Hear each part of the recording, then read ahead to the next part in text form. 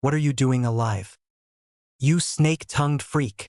Naruto ran towards the snake Sannin, his arm craned backwards and ready to hit him with all that he had. Orochimaru laughed and sidestepped, making Naruto fail his attack. He made a few hand seals, Kuchios no Jutsu, Edo Tensei.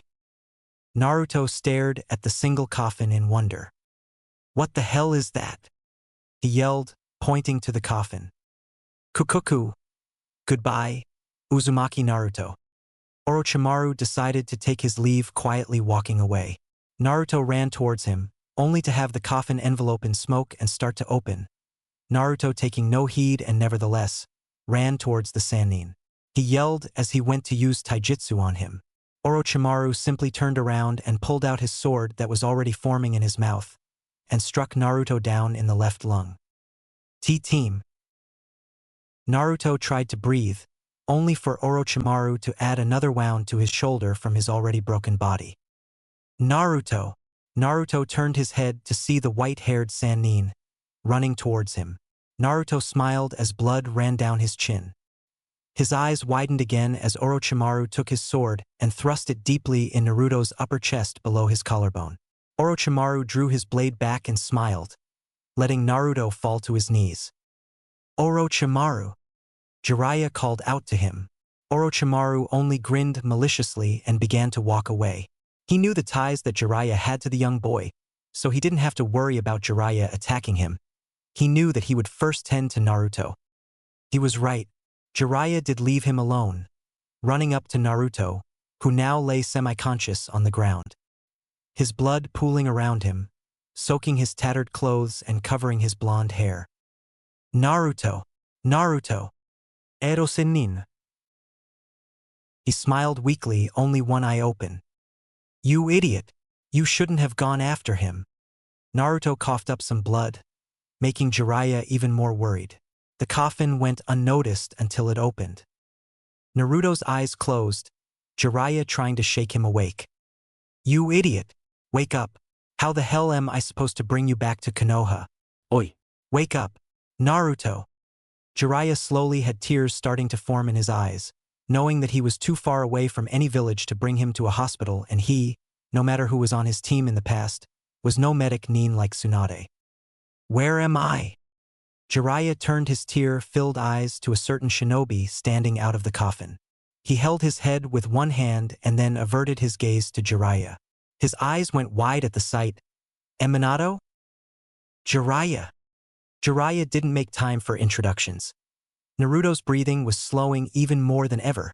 Naruto cringed in pain as Jiraiya picked him up in his arms and quickly began to run towards Konoha, leaving Minato stare at him in utter silence. How much farther?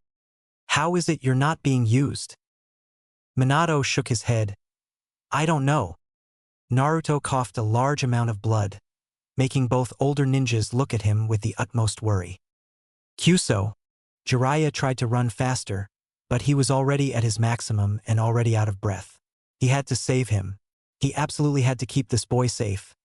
It was his fault that he got hurt because he didn't get there in time to stop Naruto. He was too busy in that damned bathhouse peeping. He didn't notice until it was too late that Naruto was in grave danger from Orochimaru. He didn't know that Naruto would try and kill him. Maybe it was because he called him a weak fool earlier and that he would never surpass the Hokage if he kept acting like such an idiot. That had to be the idiotic action. Hey, old frog, he doesn't look so good. Maybe I should bring him back to Konoha for you. Urusei. Minato flinched back at the harshness of his voice. Jiraiya clung the almost dying boy closer to him now, knowing the urgency that he had to go faster. No, speed was no option. He needed to go faster to save the boy. Minato. Hi. Take him back. Please go quickly to the hospital and ask for Tsunade. Right away. He quickly took Naruto away from Jiraiya and used body flicker to go all the more quickly. Why is the damn fox not healing him? Jiraiya muttered loudly under his breath.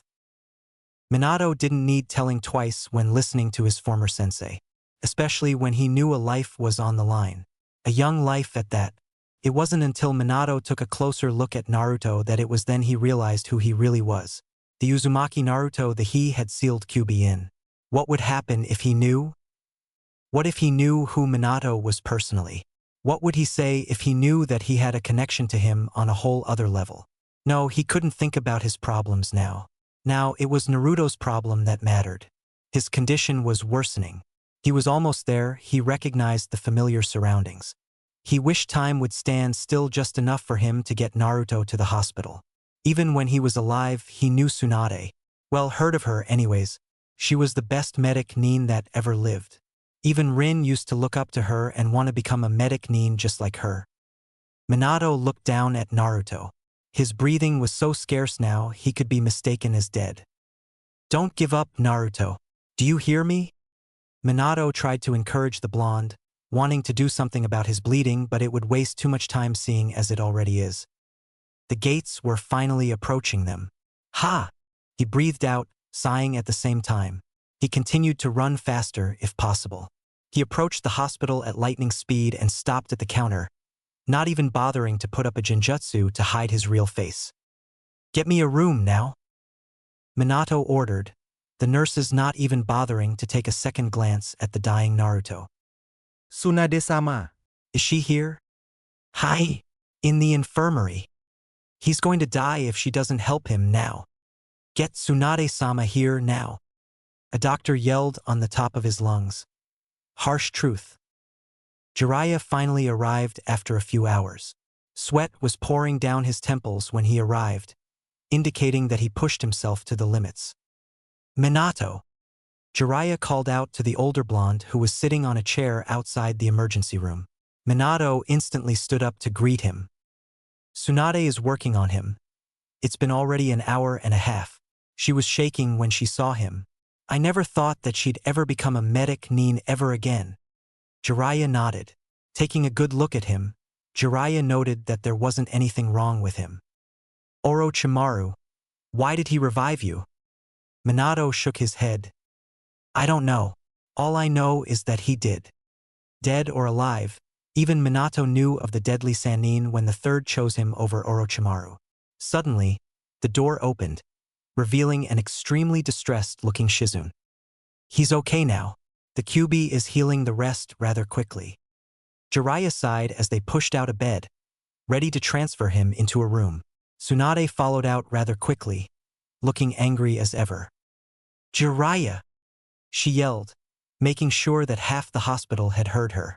Jiraiya looked down, knowing it was his fault and ready to expect any form of punishment she could dish out. She walked over to Jiraiya in a threatening manner, raising a fist and lowering it down onto his jaw. Jiraiya spat out blood and looked up at the enraged Hokage. What the hell did you think you were doing? What happened? I want answers now. I don't know myself. I just saw him at the mercy of Orochimaru, and then he was here. There is a beginning, middle, and end to a story. You have to ask Naruto when he wakes up because I don't know what happened. And you? Tsunade turned her rage to the yondaime. What are you doing alive? Orochimaru used his Edo Tensei. Yondaime replied instantly, not wanting to upset her any more than she already was. Her face instantly went into confusion. Why didn't you attack those two then? He shook his head. I don't know. Naruto awoke to see the yondaime to his right. As if something clicked, he instantly took on the features of that of Kyuubi and lashed out at him. Why? Was the only word he shouted out at Minato, who was stunned by this, backed away towards the window and saw Naruto lunge at him again. He looked behind him to see that he was up against the window. He didn't have time to react to the amount of speed that Naruto was using to punch Minato. They went crashing through the window and then sent spiraling down towards the earth. They were 4 stories high. Minato knew he would not be able to survive the fall, so he grabbed hold of a tree the last second before hitting the ground. Naruto gracefully landed on all 4s. You did this to me, he shouted, opening his arms so that his whole body could be viewed thoroughly. Minato looked at his features and frowned. Suddenly, the blonde boy was after the Hokage yet again. Minato used body flicker to appear on the roof of the hospital, but that was no problem for Naruto to match. He simply dashed up, avoiding any open windows along with the nooks and crannies. It was soon becoming a chase. Naruto after Minato. Minato tried jumping from roof to roof, hoping he wouldn't have to fight Naruto. But Naruto wanted answers and he wanted them now. Naruto, calm down. Naruto let out a feral growl and began to run after the yondaime once again. Minato darted towards the ground and began running through the streets. He couldn't hear Naruto, but he could feel those cold, red, slit-like eyes boring a hole in his back. His cloak flailed out behind him, indicating that he was, indeed, running as fast as his 2 legs could carry him. Even still, Naruto kept up pace with him. Minato growled, "He's still hurt, damn it." He turned his head back to see only villagers. No orange-clad boy running insanely to kick his ass. He slowed, then came to a stop, turning his head forwards again, only to see red chakra swirl vigorously around Naruto. His claws tensed at his sides. "Naruto, you have to calm down." "Why me?" He snarled, the villagers around him quickly running away. "The seal's breaking," one villager yelled. "Why?" He sent a wave of chakra to burst from his body as a warning. Pots broke, windows shattered, debris rose and people fell to the ground. "You ruined my life," he yelled. A pained look flashed across Minato's face. Naruto was about to run and hit Minato, only for Jiraiya to intercept and knocked him out simply but hitting the back of his neck. Being already wounded from before, it would do the job rather nicely. Minato sighed, rubbing the back of his head. Jiraiya picked up Naruto and turned to Minato. "I'm sorry, but it's best if you don't see him for a while. Get him used to the fact that the one who sealed Kyuubi in him is now alive." Minato nodded sadly. Knowing this brat, he should be up and ready by tomorrow if we're lucky. Hopefully, he won't go another frenzy just to look for you. "I see." The two looked around their environment, observing the immense damage Naruto had recently made. He usually doesn't act this way towards people. Not even with the Uchiha brat. He's loud, obnoxious, and rude, yet idiotic, kind, and his guts make up for the idiotic part. But I've never seen him direct all his anger like this towards one sole person. Jiraiya stated, now averting his gaze towards the yondaime. "So, it's because what I've done. It made him this mad." Jiraiya nodded. "Just check up with the chief elders for now. I have to leave in a few days, so hopefully he'll get used to you by then. If not, well, the whole village is in trouble." "Yeah. I have to report to the chief elders and the Hokage. That'd be Tsunade." Minato widened his eyes in shock but soon recovered. "Then, I just hope she won't be too harsh. The chief elders probably won't have a problem to let me back in the village, seeing as I sealed in Kyuubi, and they'll think I'll be able to reseal him into Naruto if he ever breaks the seal.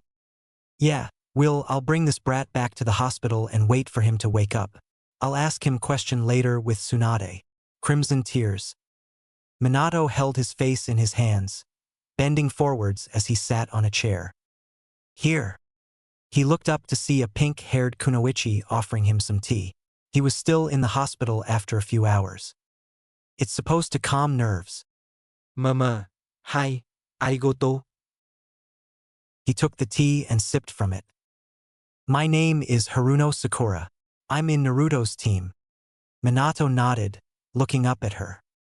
"He's gotten to you already? I wonder why." "You don't know?" She shook her head.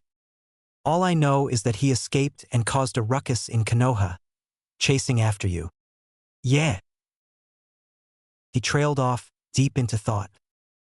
"Why?" Minato smiled towards her. "It's a long story," he replied half-heartedly. She sat down next to him, waiting to hear more. "I'm guessing it's something bad, isn't it?" "Yeah. Kinda. Okay." She smiled at him, knowing that she shouldn't pry any further. Suddenly, there was loud banging and yelling coming from Naruto's room. The two ran straight for his room, to see tears streaking his face. "Take a step into this room and I'll rip your legs off," Naruto warned Minato. Sakura was taken back. She had never seen Naruto like this before. It was almost scary to see the usual hyperactive blonde in such distress. The bed was overturned with bloodied bandages strewn on the drawers and bed. His blood freely flowing now. His eyes were slits inside his watery blue orbs. This was something Sakura had never seen. She knew that Naruto was explosive, but never on a scale like this. It was always in fights, and even then, he never became this outraged by seeing one man. And Naruto? What's wrong? Sakura made an attempt to wander near him, only for Minato to stop him. Soon enough, there were nurses rushing into his room to restrain him. Naruto cried out as he tried to struggle free from their grasps. Naruto's and Minato's eyes locked for a single moment, all emotions freely flowing towards each other. I'm sorry. Minato whispered to him before walking away, the nurses injecting fluids into his arm, making him fall limp on the floor. Silent tears fell from his eyes. Naruto, I want to know why you went after Orochimaru alone, and I want you to tell me now. Urusei. And Nani? Naruto let out a sigh of defeat. He looked up at Tsunade, her trying to hide her worry for the small blonde. Jiraiya called me weak. I knew he was drunk, but this time he said it in front of everybody. Tsunade growled and muttered something about wanting to slit his throat, but nodded for him to continue. He found information on Orochimaru and left it in the room. So I went after him when I was sure Kabuto was gone from his side, and well, you get the picture. So, your stupidity in wanting to prove him wrong caused you to get mad? Yeah, that just about sums it up. Naruto smiled sadly, and then averted his gaze downwards. I'm sorry. You should be. You almost got yourself killed against an S-class missing ninja. You won't be going on any high-class missions for a while. And Nani? Why not? Are you insane? Konoha cannot afford to lose any more shinobi because of the battle from the Chunin exams. But in truth, she was really worried for him. But she knew that now that she was the Hokage, she shouldn't be playing any favorites. She shouldn't have to keep an eye on only one ninja, but the whole lot, no matter whom Naruto reminded her of. So, this was her own way to show her love to the boy. I don't want you to get up from this bed until Shizune says so. Also, if you have any more outbursts and I get complaints being asked all the time, has Kyuubi's seal broken, you'll be in hot water with me. You don't understand. He muttered under his breath, inaudible to Tsunade. Are you listening, Naruto? If I have any more complaints, I'll have to place you under confinement until the village settles down. I'm gonna have to go through the chief elders about your behavior, and they'll vote to keep you in there or not. Do you understand? They'll keep you under lock and key for the rest of your life. Naruto tensed and eyes widened. Now, he wanted to curse that damned yondaime more than ever. Why, you don't really mean it, do you? The village would rather lose you than their yondaime all over again. Naruto, just listen to me for once. One more time. Just one more time. I already have a meeting with the chief elders about Yondaime-sama and you. Believe me, the news won't be pretty. Naruto's stomach turned topsy-turvy at the news. He knew that if it were about him, it'd never be a good thing. Do you understand? She asked in a stern voice. Naruto nodded slowly. Hi. Good. Sakura will be checking up on you once in a while. I expect you to behave, especially now. I'm in trouble if the chief elders find me here. They forbade me to be talking to you until our little interview were to be over. Naruto nodded. Would the old hag go this far? Just for him? Why? What was so special about him? He was Uzumaki Naruto, Jinchuriki of the Bijou, Kyuubi. Hi, thanks? He whispered the last part, making her smile. Minato-sama, do you understand your position? If the Uzumaki were to assault you, you are to kill him. We have recently found out that if he dies, so does the Kyuubi. You expect me to kill my own son? You will do what is expected as a Hokage. I trust that you will live up to that title. A title is a title. Don't you think Naruto should be trusted a little more? He had a reason to go after me. I sealed something in him that would probably ruin his life forever. He would be trusted if he weren't to go after you. Don't you think that if he understood a little more why you sealed Kyuubi in him, he wouldn't even be uttering a word to you, moreover, he would be thanking you? If he understood why you sealed Kyuubi in him, to save the village, he wouldn't even think about hurting you? Honestly, I think your son's brain capacity is a little low, since he spouts nonsense about become the next Hokage, but what you have done to him is the duty of a Hokage." Minato went silent at this statement. It was true. "Then I will trust that you will kill him if he goes after you in a life-threatening way? I don't care how much of a point you have. I'm not going to kill my own son. I'll protect him until I die. I don't care if he comes after me. I've been a horrible father." "Then you will do everything in your power to stop him until he calms down. If he does threaten your life using the Kyuubi's powers, I expect you to do something about it." "Yes, I will never kill him, though." "Agreed. You can't do it alone." "Shut up, you stupid bastard." "Heh. You were the stupid one to go up against Orochimaru. You Rusai, I don't see you trying. Because I'm not a dope like you." Naruto practically pulled out his hair from his head from fighting with Sasuke. The fight was getting nowhere and he didn't want Sasuke, especially Sasuke, to find out why he had went after the snake-tongued bastard. Sasuke had practically laughed, getting Naruto ever angrier. "Sasuke-kun, I'm sorry, but visiting hours are over." Sakura explained to Sasuke, trying not to get him mad at her in any way and ruining her chance at having a future with him. Yeah, whatever. See you later, dope." "You Rusai." Naruto threw his pillow at the closing door behind Sasuke. "Naruto, what are you doing?" "Anusa." She sighed and put his pillow back where it belonged. "Nah, any, Sakura-chan. When am I gonna get out of here?" "You came in only yesterday." "But I feel better." "Really?" "Naruto, Tsunade-sama told you that you have to wait for Shizun's okay." Didimu. Sakura left the room before he had time to ask any more questions. "Jiraiya, when are you leaving anyways?" In 2 days. I'm gathering more information on Orochimaru." The two of them sipped their sake at the same time, sighing after. "Are you sure? Naruto maybe needs a little more time to get used to me. If you're that scared of him, go talk to him." "Are you insane? I know that he's—" He coughed the last part. Being in a bar and all, there were ears everywhere. "But still, I don't want to have to hurt him." "So, you're going to treat him like everyone else in this damned village?" Minato tensed, not daring to make eye contact with the Sannin. "I've missed a lot when I was gone." He didn't want to say that he was dead. Sure, he wasn't afraid or anything. It was just knowing what it felt like. It was better not saying the word, avoiding it like taboo. "Look, you're gonna have to talk to the boy one way or another, no matter what he does to you. Sure, he'll maybe take off your head. But is it better for him to go unknowing or to be treated like the others treat him by his own father?" He leaned in and whispered these words to him. Minato leaned over, listening attentively. "You think I don't know that? I just don't want him hurt." He yelled back in a whisper. "He never used your name in vain, Minato. He bore no grudge against you. Now, you will repay him back telling him all that you know because he deserves it. He went after you yesterday because he finally had a chance to beat you ass. At least if he does it the second time around, he'll have the knowledge who you are and why you did the things you did." Minato growled, linking eyes with Jiraiya.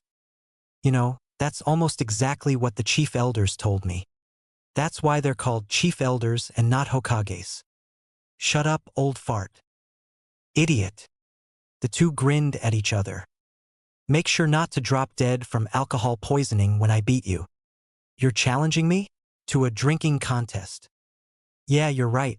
You'd probably lose anyways. You know, it'll be bad for your rep if people found out that you got drunk." "And you're any better?" "I've built up my rep to that status." Jiraiya replied proudly. Yes, Minato knew that he was wasting sake, but that Jiraiya had to pay for what he said. He'd then make him pay the bill. "Don't cha think that you'd oughta give it up?" Jiraiya slurred his words. Minato laughed and tipped sake near his mouth, letting it fall on the floor. "Sure, you win. I guess I've gotta give up." "That's more like it." He hiccuped. Minato stood up and left, free of a morning hangover while Jiraiya would have a killer headache and kill his leftover brain cells. Whatever that was left of them anyways. Minato kicked a rock. He had his house to go to, but he didn't even know if it was still standing, and if it was, who was living in it. He decided to talk to Tsunade. As he made his way to Hokage Tower, he noticed the younger blonde already walking up to it, trying to hide from observing eyes. Wait, what was he doing out anyways? Hey, hey! Minato tried to call out to Naruto in a loud whisper. It being night, he didn't want to wake anybody up that was already fast asleep in their house. It was either Naruto totally ignored him or he didn't hear. One or the other. He quickly made his way up the stairs to the Hokage office. Minato kept his distance, but he was heading there anyways, so he'd have to see Naruto one way or another. He stared to scale the high stairs until he saw Naruto disappear inside the office. Then was when he picked up the pace so that maybe he could catch a little of what he was going to talk about. Naruto. The council said that they'd forgive your actions as long as they don't repeat themselves. He nodded in approval. But they want you to go on a mission to see if you are worthy to be forgiven. Right now.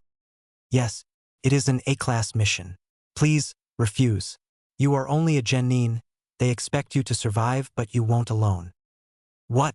I can do it by myself, no problem. Just tell me what it is and I'll do it. Naruto, just listen to me. Please refuse. Naruto only flashed her his foxy grin, pumping an arm in the air. I'll do it. Naruto. Just give me the details and I'll do it. Tsunade sighed. Now that he had accepted, she could only do what a Hokage was supposed to do, give him the mission details. Your mission is near Kusa village. There is a series of killing going on there with rogue Kusa ninjas. Stop them. Them? There is more than one. She nodded. 7 to be exact. That's why I'm giving you 3 weeks to kill them. You cannot fail this mission, Naruto. Do you hear me? Roger. Naruto saluted the old slug Sannin. You know, Hokage-sama, I can do the mission with him. Minato walked in the office. There was absolutely no way he would let his son go on an A-class mission alone. He would surely die, no doubt about it. Against 7 rogue ninja nonetheless. Shut up. You are not coming on this mission with me. This is my mission. Naruto tried to stay as calm as he could, remembering what Tsunade told him yesterday night. Though his chakra level heightened, Tsunade thought there were a few perspectives in this. Naruto would be forced to finally cooperate with Minato. Naruto would tear apart him limb from limb, or he would try to do everything on his own. That's even better. Minato will go with you. Nanny. He's not coming with me. Naruto, do you wish to keep your brains? Yes, but... Go with him, Minato-sama. Keep him safe. I'll make sure the chief elders don't find out about this. I'd be better if they didn't. Ready, Bozu? Shut up. You stay here and keep out of my business. Naruto stormed out of the room, getting ready to pack his stuff. Do you think you'll make it? Dunno. That kid looks like he's full of miracles. Tsunade laughed. Oh, by the way, I think you should get a cell ready for Jiraiya. He's gonna have the largest drinking debt ever recorded to man. Heh, I'll keep that in mind. Now, get ready before Naruto leaves without you. Her eyes suddenly narrowed. And if I receive word that he is dead, you know who will be following him to the grave. Yes, ma'am. He saluted and left. Problematic duo. Naruto, I'm going with you no matter what. Why? So you can show off your moves just because you're the Hokage. Hey, I hear that's your dream. Who told you? Minato only laughed. At least he hadn't gone into that same frenzy as the other day. That was harsh. Thank Kami that Jiraiya was there to stop him. Why? Why what? Minato kept a straight face while walking, but inside, he cringed in fear knowing what Naruto was going to ask him. But Naruto never answered back. He walked ahead a bit so his back was turned to Minato. He wasn't open for discussion and he definitely didn't want to even see the older blonde. Naruto had invisible tears leaking from the corners of his eyes. He couldn't show any emotion but hatred to this Hokage because of what he made his life into, a living hell. But also, he couldn't go haywire on him at the same time because his freedom was at stake. He didn't want to spend the rest of his life in confinement. His life was already a hell without the fourth. Now that he's back, his life would be restricted in his actions. Who wouldn't go after the one who sealed a frickin' bijou in them? He wouldn't be able to turn a corner without the villagers saying that if the Kyuubi's seal breaks, the Hokage will be able to reseal him. He'd have to make sure not to use Kyuubi's chakra in battles because then the villagers would say that he's turning into Kyuubi himself. Fucking shit. Naruto muttered to himself. Naruto looked at the moon to see it starting to set off in a distance. The stars had started to fade as well. He took his canteen and took a sip of water. How long had he been walking? 5, maybe 6 hours? There was something else he didn't think about. 3 weeks alone with the one he hated the most. He didn't even hate Sasuke that much. Oi, Naruto. Minato called out to him. Naruto didn't as much as acknowledge that he spoke. We're almost there. We should get some rest before going to complete the mission. Shut up. I'm trying to figure out who the flippin' client is. Minato went silent. He didn't as much as ask Tsunade who the client was. He slapped his forehead. Then they would just have to report back and then send a scout bird to whoever the client was. Naruto was grumbling nonsense to himself about how the mission was supposed to exist without a client. Then, we sleep outside tonight. Don't you think I know that? It's a mission after all. Naruto snapped back, not showing any of his liveliness to Minato. So mind your own business and go somewhere else. Do you think I sealed Kyuubi in you so that you would be hated? Naruto didn't answer, only jump up in a tree and leap from branch to branch, avoiding any contact with the blonde Hokage at any cost. We're supposed to rest after a while, not go faster. Urusei, you're not my sensei, only Hokage. I'm supposed to take mission orders from you and nothing else. Mission orders, eh? Then I say get down here. We set up camp. Too bad. Right now I'm the leader. Who put you the leader? That old hag. Then as your senior, I'm telling you to take a break. And you expect me to take orders from my seniors? I only listen to whoever trains me as a senior. And that'd be. Naruto stopped and turned his anger-filled eyes towards Minato. You expect me to tell you? Well, it was worth a try, right? Wrong. Naruto began leaping again. Dusk came. Naruto slowed down, but couldn't let Minato see that he was tired. Hey Naruto, I'm resting here. Fine. I'm going on ahead without you. Naruto only went a few meters ahead before stopping himself. He took the tap off his canteen and tried to drink water, only for a few drops to drain on his tongue. Ah, crap. Need water. Naruto jumped slightly to see the Hokage beside him, almost nose to nose and him with that stupid grin on his face. He was offering him his own canteen. No. I'm fine without it. He replied stubbornly, proceeding to go on. Minato sighed. When would he get his son to finally accept him? They soon passed a river. Naruto jumped down to refill his canteen. He reached into his pouch and pulled out a few chlorine tablets, putting them inside for them to dissolve and so he could drink a little later. Minato bent down near him and refilled his canteen. He reached into his pouch. His pouch. Where the hell was his pouch? Huh. He then smacked his forehead. He had forgotten to bring it. Forgot. How could he forget something as important as that? It was a ninja's basic asset. It was their life on that pouch. Okay, not their life, but all the important equipment in it. He turned to Naruto. Naruto. What? Can I borrow you chlorine pills? This now screamed teamwork. That was his first lesson with Kakashi. Those who don't obey the rules are trash.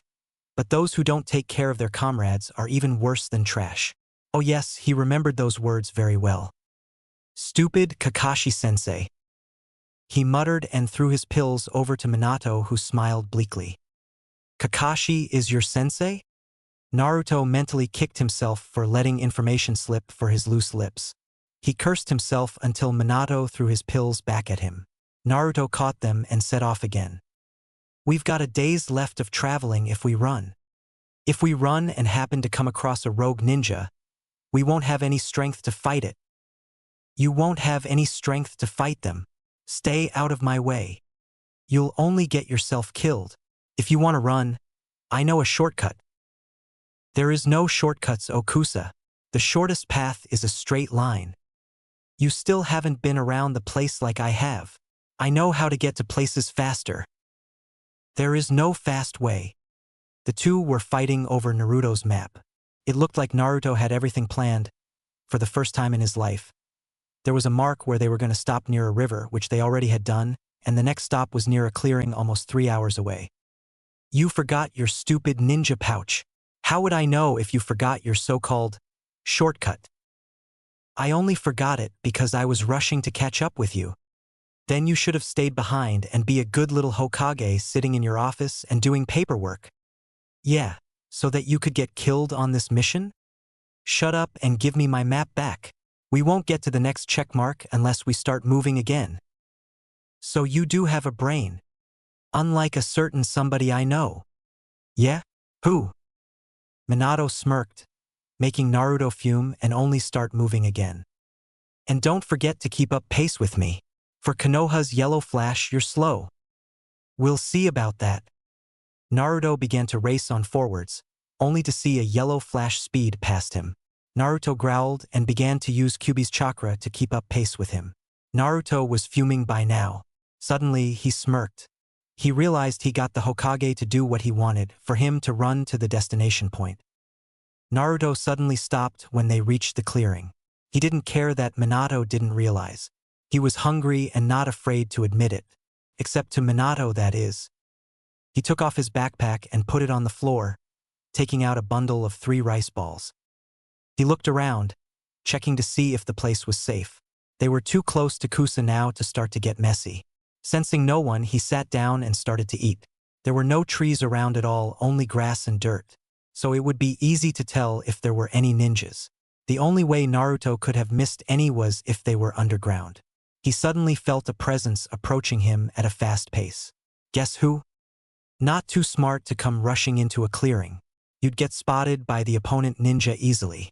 Why do you think I put this as our last checkpoint? Naruto smirked in triumph. Minato humphed in a gruff voice and sat next to him. He took off his backpack and opened it. Hey, here's my pouch. Loser. Minato took out a bento lunch with rice. You didn't put your pouch on because you forgot, but you have enough time to make a bento lunch. Naruto sighed and turned his back on Minato. Get too full and you're gonna get cramps. You worried? Yeah, worried that you'll slow me down. I'm going on without you anyways. Right? The two ate in silence. Naruto staring into nothingness as he munched contently on his rice ball. He couldn't pack ramen because he had to cook it and it would take too much time, and another reason for Minato to tease him. He started to hear strange noises from the tall grass. He put down his half-eaten rice ball and went to check it out. Where do you think you're going? Naruto didn't answer. He quietly walked over to the grass, not caring what Minato thought. His adrenaline rose, wanting him to run, but he had to find out what it was. There was no way he could live it down if he were hurt, and Minato would have to take care of him. No way in hell. The grass now rustled a bit more and a ninja rose from the ground. Naruto quickly drew 3 shurikens and threw them at his target, smoke enveloping the air before he realized that it was a Kagebushin. Who the hell? Naruto drew a kunai and readied to attack. How did you know he was there? Kyuubi's senses. He replied, trying to be as quiet as he could. Minato readied a kunai as well. That was only a scout. The others shouldn't be too far off. We're walking from here. Naruto put his kunai away and stared at the place where the ninja was. There was a small crater that was possibly infused with some kind of contraption that concealed chakra. Yondaime began to walk away, Naruto keeping his eyes on the crater before turning his head to Yodaime's kanji on his cloak. The day wore on slowly.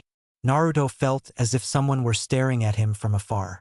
His eyes darted from tree to tree ever since they found their way into a forest.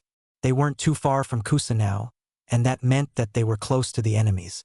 It wouldn't be surprising if there were going to be a few scouting shinobi bushins that belonged to the enemy. They'd be in trouble if there was an ambush on the two of them, though. Trouble usually meant that Minato would use some super cool move and kill the shinobis in one fatal blow, leaving Naruto to feel like a piece of shit like usual. But what he couldn't wrap his brain around was how the enemies learned the Kagebushin. It was supposed to be a jutsu known only to Konoha, right? He averted his blue orbs to the Hokage. Would he know? No. Ask the hag after.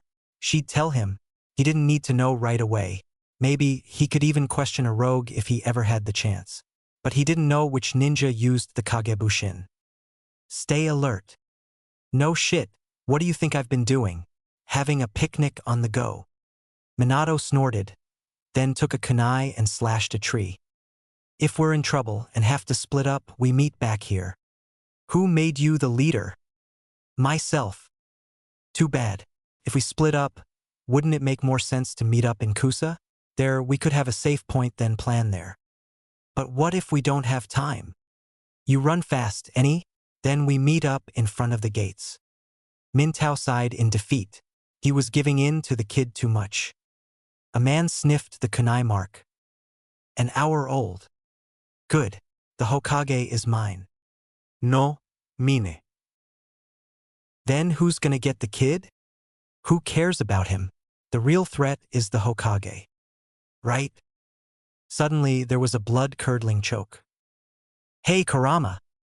The female turned around to see a blade closing in on her. The rest of the team readied to attack. No time for fighting. We can't set up camp. We'll rent a hotel at Kusa and I'll send a scout bird. You think I don't know that? Naruto replied coolly, trying to stay calm. It should have been a solo A-class mission. That meant boasting rights in front of Sasuke. But no!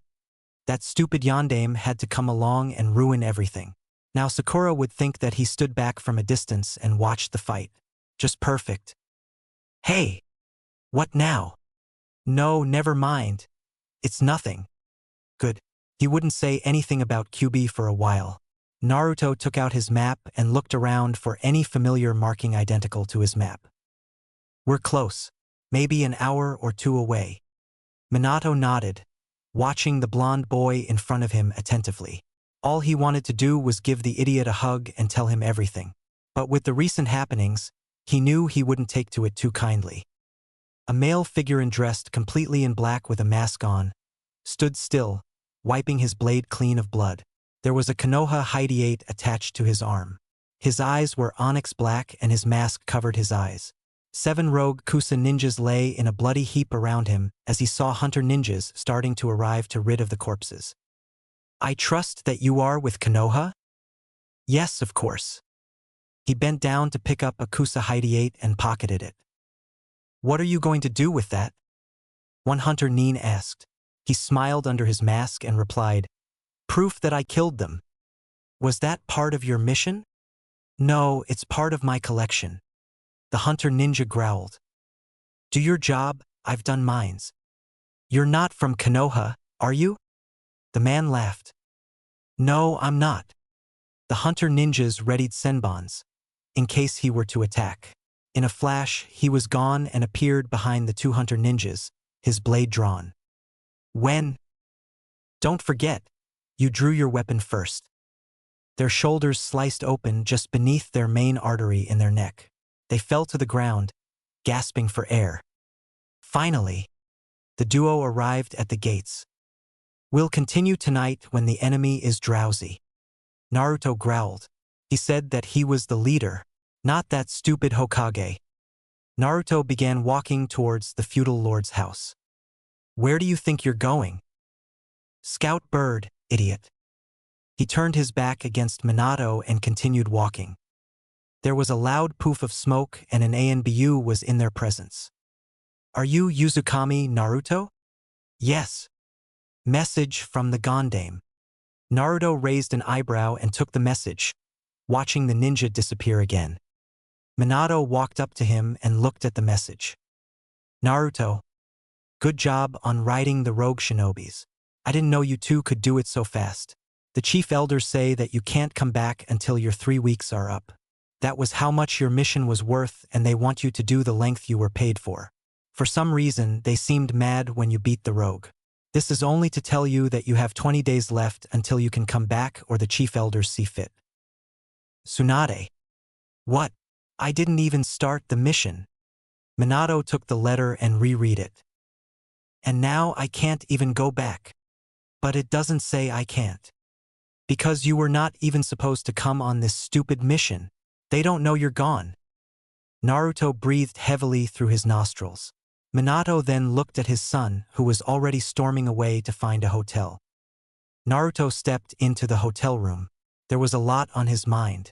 Maybe he shouldn't be so mad at the yondaime. He only did what he had to do to save the village. Right? He didn't know what was going to happen to Naruto. But now that Naruto swore he'd become the Hokage, he wouldn't be shunned anymore. But Minato did seal Kyuubi in him, ruining his childhood and its memories. Suddenly, he felt more guilty than mad with the Hokage. Naruto didn't think things through and attacked the older blonde. Naruto sighed when he realized that his room was only for one person.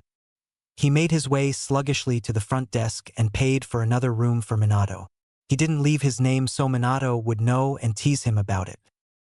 Minato arrived and walked into the hotel. Naruto didn't say which one he was going to, but giving a description of him and asking around where he went wasn't too hard.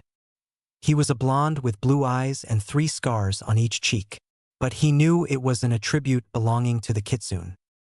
1 room. Name: Minato. The woman simply handed him a key and sent him off. How much? It's prepaid. By who? This cute kid dressed in orange, though he looked kinda sad. What room is he in? Oh, room 412. Thanks. But, aren't you supposed to keep that confidential? Oh, he seemed to know you, so I don't think it's too bad. Minato sighed in defeat and went to his room. Maybe it was better to have a separate room from the young boy in case he were to try anything at night. Minato went knocking on Naruto's door at around 11 o'clock at night. Naruto, time to leave. Naruto opened the door and walked right past him without a word. Hey Naruto. What? Thanks. Naruto didn't reply. There was nothing to say but you're welcome, and he defiantly didn't want to say that. Why are we going out anyways? They're dead. We have to investigate. I heard that 2 hunter ninjas went missing. That's not our mission. Then you plan to lounge around for 20 days? Naruto sighed. He should have brought Shikamaru along. He would have enjoyed the silence and boredom. Minato scouted the west and southeast parts of the woods, only supposed to be scrounging each part for a limited 3 hours, and then going opposite direction, meeting up with Naruto at the exact time, knowing there would be nothing wrong. If they didn't meet up with each other after waiting 15 minutes, he'd go after him. That was their plan. They were now in their 2nd hour of searching. Minato had started to head back to the meeting point. He noted a rustle in the treetops, and then saw a man jumping down with what seemed to be an unconscious Naruto. What have you done? Minato growled, his anger rising. He tossed shuriken at him and watched him pop. A clone. Naruto fell to the ground only to pop himself. There was a large bolt of electricity and a swirling vortex of wind. Then silence. Naruto. Minato ran towards Naruto using body flicker. He had to get there as fast as he could to reach his son in time. Naruto stared at the broken kawarimi, a kunai ready in his hand. If the Rasengan hadn't worked, what will? He looked around, swallowing loudly. There was a sudden presence approaching him at a fast speed behind him. He quickly turned around and threw a barrage of shuriken. The presence blocked every shuriken, and then came at Naruto again. Naruto made a Kagebushin and started to form a Rasengan again, going as fast as he could, so the opponent would ram into it. Through the darkness, he saw another swirl of energy. Another Rasengan? What the hell, Minato? He looked up to see electricity sparking. He knew it was the foe this time. Naruto stuck his Rasengan in the air above him, only to see the sparks gone and Minato still running at him. He growled and made an attempt to stop Minato's. There was sparkling behind his ear and then a loud yell, then silence. Oi, Baka Hokage. Where are you? Oh, I. A hand clamped over Naruto's mouth. Naruto tried to pry it off only for the hand to squeeze tighter. It's me. Minato whispered to the blonde. We retreat tonight. Naruto looked at Minato's hand that covered his mouth and saw blood on it. His eyes then darted to his other hand, which seemed to be covering a wound on his torso. Uzumaki Naruto, I've been waiting for you. What do you need Naruto for? Minato yelled back. Naruto moved Minato's hand away from his mouth slowly. He wanted to answer his own questions. I've been paid a large sum for his assassination. You deserve the right to know everything since this night marks the night I kill the Kyuubi. Who sent you? I'm sorry, that goes against my policy. That you don't need to know. Minato growled as he tried to locate the man's voice which seemed to surround them. What's your name? Naruto shouted to him.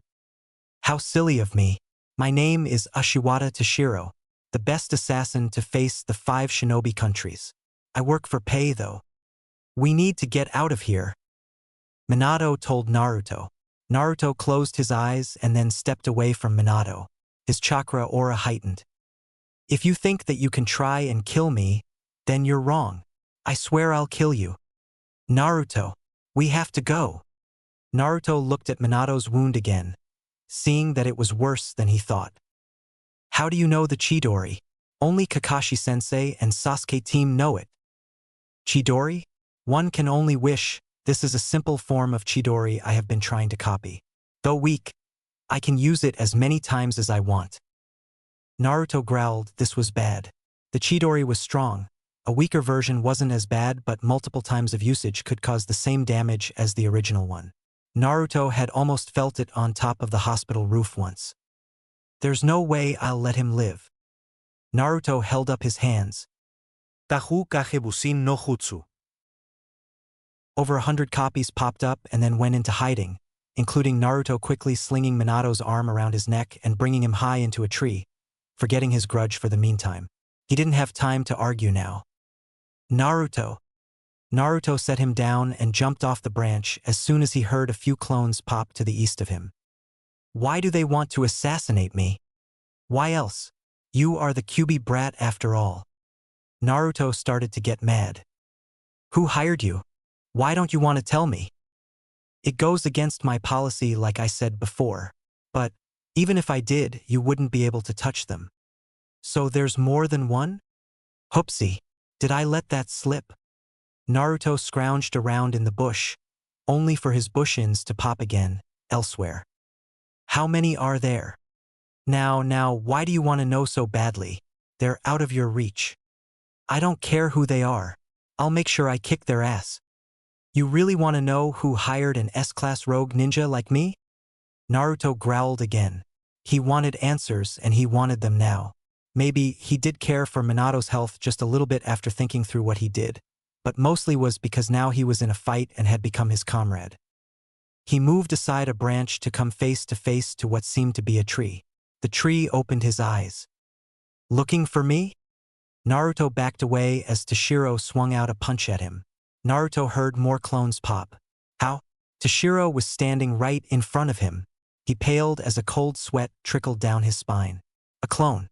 Naruto immediately rid of the clone easily and looked around. You can't win in the dark, Uzumaki-kun. It is my element. Naruto realized that he was behind a tree and went to attack him, only to find the spot empty. Can't find me? I'm throwing my voice, you know. Naruto growled. He had to find a way to beat him and fast. Who sent you after me? Toshiro then appeared right in front of his face, grinning. The chief elders. Naruto's eyes widened. Why would they want to do that to me? Kyuubi, of course. They never sent an assassination on me before. Look, kid, I have a job to finish. Naruto noticed that he wasn't lying. He threw down a smoke bomb and jumped away from the scene. He knew that if the chief elders had sent an assassination, they would hire that of only a Sannin status, and right now he had a weakness. If the Yondaime went back to Konoha reported as Kia again, and Naruto wasn't dead, they'd jump to conclusions. You'd actually kill a kid? Yondaime called out from the treetops. Hey, be quiet. Naruto called back. He growled. Now Toshiro knew where the two of them were. Naruto fumbled with a sound bomb that he brought along. He pulled the pin and pocketed it, throwing the bomb on the ground, now not being able to hear anything. He gulped and looked around the pitch darkness.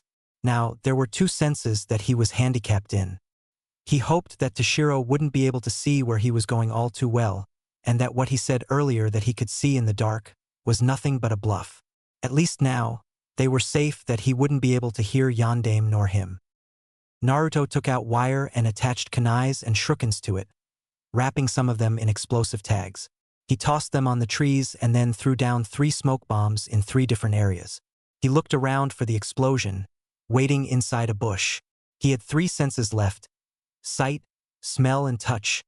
He clenched his fist under him and then made a few clones, exploding tags attached to them. He sent them into hiding and waited for an explosion, only to see smoke enveloping around a nearby tree, Toshiro moving swiftly and dancing around the wires and traps. Naruto then made a dash to the grenade and plugged the pin back in, looking up at the place where Minato was. He was still there. Naruto knew that if Toshio had nothing to do with Minato, so if he interfered any more than he already has, then Toshiro wouldn't mind to do a little extra for free. Naruto growled and then made himself visible, feeling somewhat safe because of the traps. He made a single hand seal and made more clones and then set them up around Minato. Toshiro was a patient guy. He knew that Naruto was trying to hide but attack at the same time. And all along, he thought that he'd have an outburst and go after him directly. Toshiro raised an eyebrow as Naruto exposed himself in a clearing. What was he thinking? Come out and fight like a man. Toshiro couldn't help but snicker. The chief elders were paying him almost a king's ransom, and all for a kid who came to show himself to an enemy in a clearing? This was almost too easy. He threw a kunai at Naruto's blind spot, only to hear a popping noise. A clone. He has to come out of hiding soon. An evil smirk crossed his face as he jumped up to the treetops and looked around for Yondaime. Naruto, just run for it. Now Minato was screwed. Toshiro sped towards Minato and drew a blade at his hip. He arched his arm backwards and went to slash Minato, who was too occupied telling Naruto to run than to watch himself or sense anything. Blood splattered everywhere as Toshiro's blade came crashing down. Toshiro's eyes widened as he saw Naruto growling, his right forearm sliced open. His features were that of the Kyuubi. Don't touch him. Naruto's wound healed instantly, making Toshiro widen his eyes in surprise. Naruto yelled in anxiety as he grabbed Toshiro's wrist and flung him away from Minato. He hitting a wire and setting off the wires, causing a chain reaction for the explosives to go off and all his clones to pop, making the smoke large enough to create something like a smoke screen. Toshiro looked around like a scared rabbit. He thought he had to just kill a kid with a bijou, not one who knew how to control one. Naruto jumped out of nowhere and lunged at him with claws that surely belonged to Kyuubi. Toshiro didn't have time to react, and felt his shoulder slice open.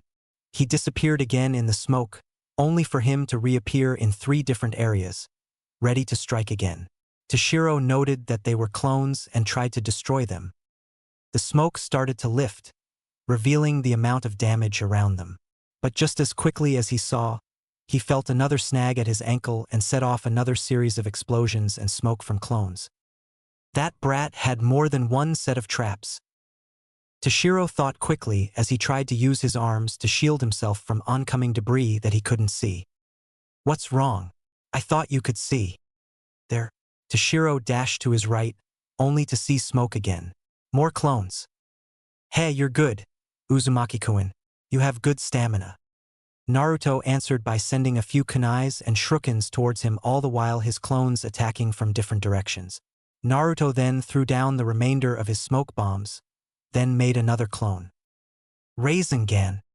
He thrust his hand towards the ground, causing an erosion with the surrounding broken trees and earth.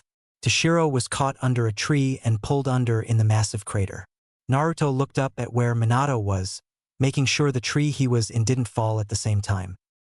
It was barely standing, more than half its roots were showing, looking very tipsy if any extra weight were to be added to the tree.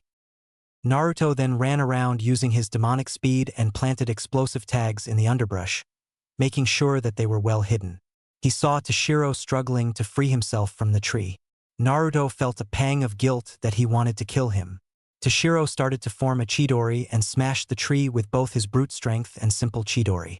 Toshiro stood up with a killing intent and ran towards the boy, now losing his cool demeanor. Naruto was taken back, stepping backwards a bit in surprise. He quickly crossed his arms and readied himself for an attack. Toshiro threw a punch, sending him flying into a tree. Naruto started to go all out now.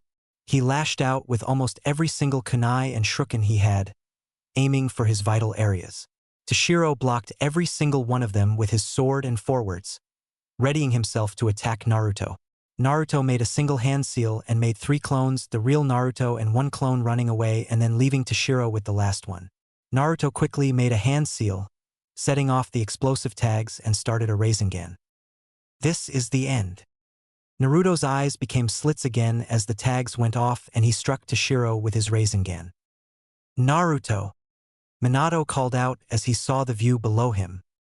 You said that Naruto will have to wait the rest of the 20 days. What if I need to send him on a mission? Naruto isn't the only shinobi in Konoha.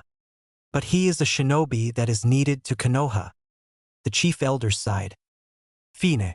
Send him a scout bird, telling him to come back. Tsunade sighed.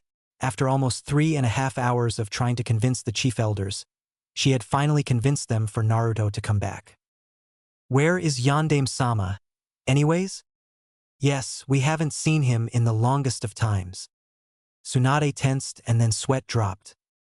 Ah, no. He went to patrol around Konoha and ask villagers and shinobis what has been going on through their eyes or something like that. I see. I will go meet up with him. But why you can't? Why not? He didn't say where he would be going. Tsunade sighed as they nodded. That was close. Foreseeing. Minato scrambled down the tree as quickly as he could, trying not to hurt himself more than he already had. The smoke slowly cleared from the entire area, revealing that the surrounding yard around them was totally demolished. There were hardly any trees left standing. Minato looked at the tree he was in. It looked to be over 100 years old, more than able to keep standing because of its enormous root system that traversed the underground. Naruto! There was a shift in the entangled roots and trees. Naruto emerged, holding his left shoulder. Blood seeped through his fingers that tightly encircled his wound, trying to keep it from bleeding too much. Blood poured from his forehead, sliding down his face. He tried to climb over a root using only one hand, only to slip and fall, wincing. There were more movements in the roots. Naruto turned around and readied himself to fight again. Toshiro emerged from the roots, blood pouring from various places, pooling on the ground. He lifted his eyes from the ground and looked at Naruto. His vision was blurry. The 2 figures breathed heavily, then silenced their breathing and tried to even it in case of another fight. Toshiro yelled and ran forwards, running towards Naruto. Naruto stated running forwards to Toshiro, now letting go of his shoulder. They both arched their arms backwards and flung it towards each other. They both hit each other squarely on the cheek. They both jumped backwards and readied themselves to attack each other again. Toshiro made the first move and used the remaining chakra. He had to enshroud his entire fist with it and making it run up his whole forearm. I may not have much left, but I'll use that much to kill you. Heh, just try it. Naruto readied himself to receive a full force effect of his Chidori. Toshiro drove his hand straight towards Naruto's heart. Naruto saw this killer intent and quickly crossed his arms over it, closing his eyes. There was a large sting of pain coursing through his left forearm. He ground his teeth and opened his eyes. Blood leaked from the corner of Toshiro's mouth. His Chidori completely gone from his hand. He coughed up more blood and fell forwards, Naruto catching him. Gomen nasai, I tried to kill a child. He chuckled before his eyes closed. For money. Toshiro's last breath escaped him before hung limply. Naruto looked down, then up, seeing hunter ninjas arrive. He limped towards Minato and passed him. Let's go. The minute they arrived back into Kusa, they were escorted to the hospital. Naruto thought about what Toshiro said, that he was going to kill him for money. He then realized that Toshiro could have killed him even if he were suffering. That was his job. Naruto. What is it? Minato smiled towards Naruto, who looked extremely tired. He must be near his limits. Minato thought as he reached over to scruff Naruto's hair. Thanks. I really appreciate that you helped. Helped? I did all of the work. Yeah, you're right. Naruto went bug-eyed at this but looked away. He never received praise like this even from Kakashi. He smiled for the slightest of moments but just as easily, it slipped away. You are free to go back home, but you have to rest for the time being until your wounds scar over. You have to go back to the hospital to remove those stitches, Minato-sama. A nurse told us. Minato nodded sheepishly. Naruto's head was nodding up and down, trying to stay up. He quickly stood up to shake off the wooziness and marched out of the ward. Stay here, I'll go buy, lunch I think. They stood outside a small corner store that looked like they sold some sort of foods inside. Naruto nodded, happy to be sitting down again on the bench just outside the store. Minato went in and disappeared. Itai. He finally let out. He couldn't let Minato see that he was hurting badly. He lifted his bandaged arm and winced. This wasn't good. How was he supposed to go back to Konoha like this? He slowly closed his eyes to think. Minato walked out of the store to find a sleeping Naruto. His head was propped up by his hand. Minato smiled kindly. He just wanted to watch the blonde a little more, but decided to go wake him up if possible. After a fight like that, who wouldn't want to sleep? He sounded scared when he told Minato to shut up. Maybe that's what drove him?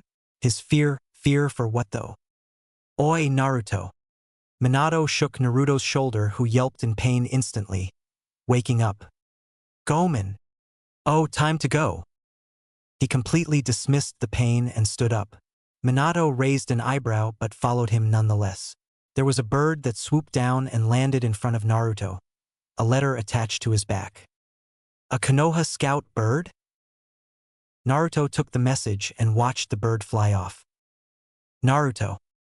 The chief elders finally let you back in the village. You owe me one since I took almost 4 hours of gambling time to try and persuade them to let you back in. Tell that idiotic blonde Hokage there that he better get his ass in gear and come back here ASAP. The chief elders are growing wary and want to see him. Tsunade. Naruto pocketed the letter and then turned to Minato.